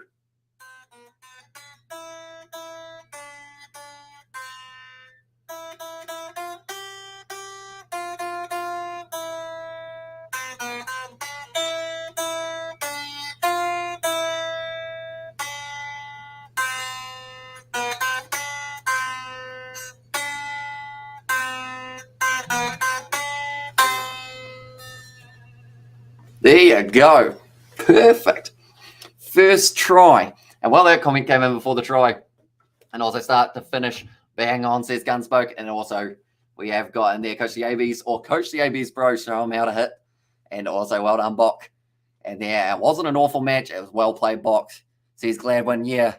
And I think the thing that some people might take out of this game is looking at the All Blacks playing badly. But I don't think that's what we can take out of it. I think it's the Springboks played well. They shut down the All Blacks completely in this contest. Time in the opposition 22, less than 2 minutes for the All Blacks. Just don't understand what's going on with the All Blacks. And also, thanks for the great commentary, Gamish. Guitar solo, a bonus, and undies next session. And also, we have got great common plan, says V. Henwood.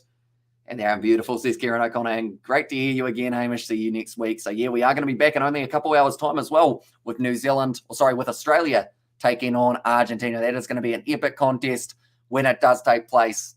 And, yeah, anyone who is new, be sure to leave a like and subscribe. I'm going to actually star that, James, so that I can go back and have a look at it a little bit later on in the day. But, yeah, thank you all very much for tuning in. If you did enjoy, be sure to leave a like and subscribe to the channel. We are actually coming back in only about 2 minutes' time for our post-match review of this game, which will be a very interesting one, you would have to say, with the way that the result went. But thank you all very much for tuning in. I will see you all for the next one.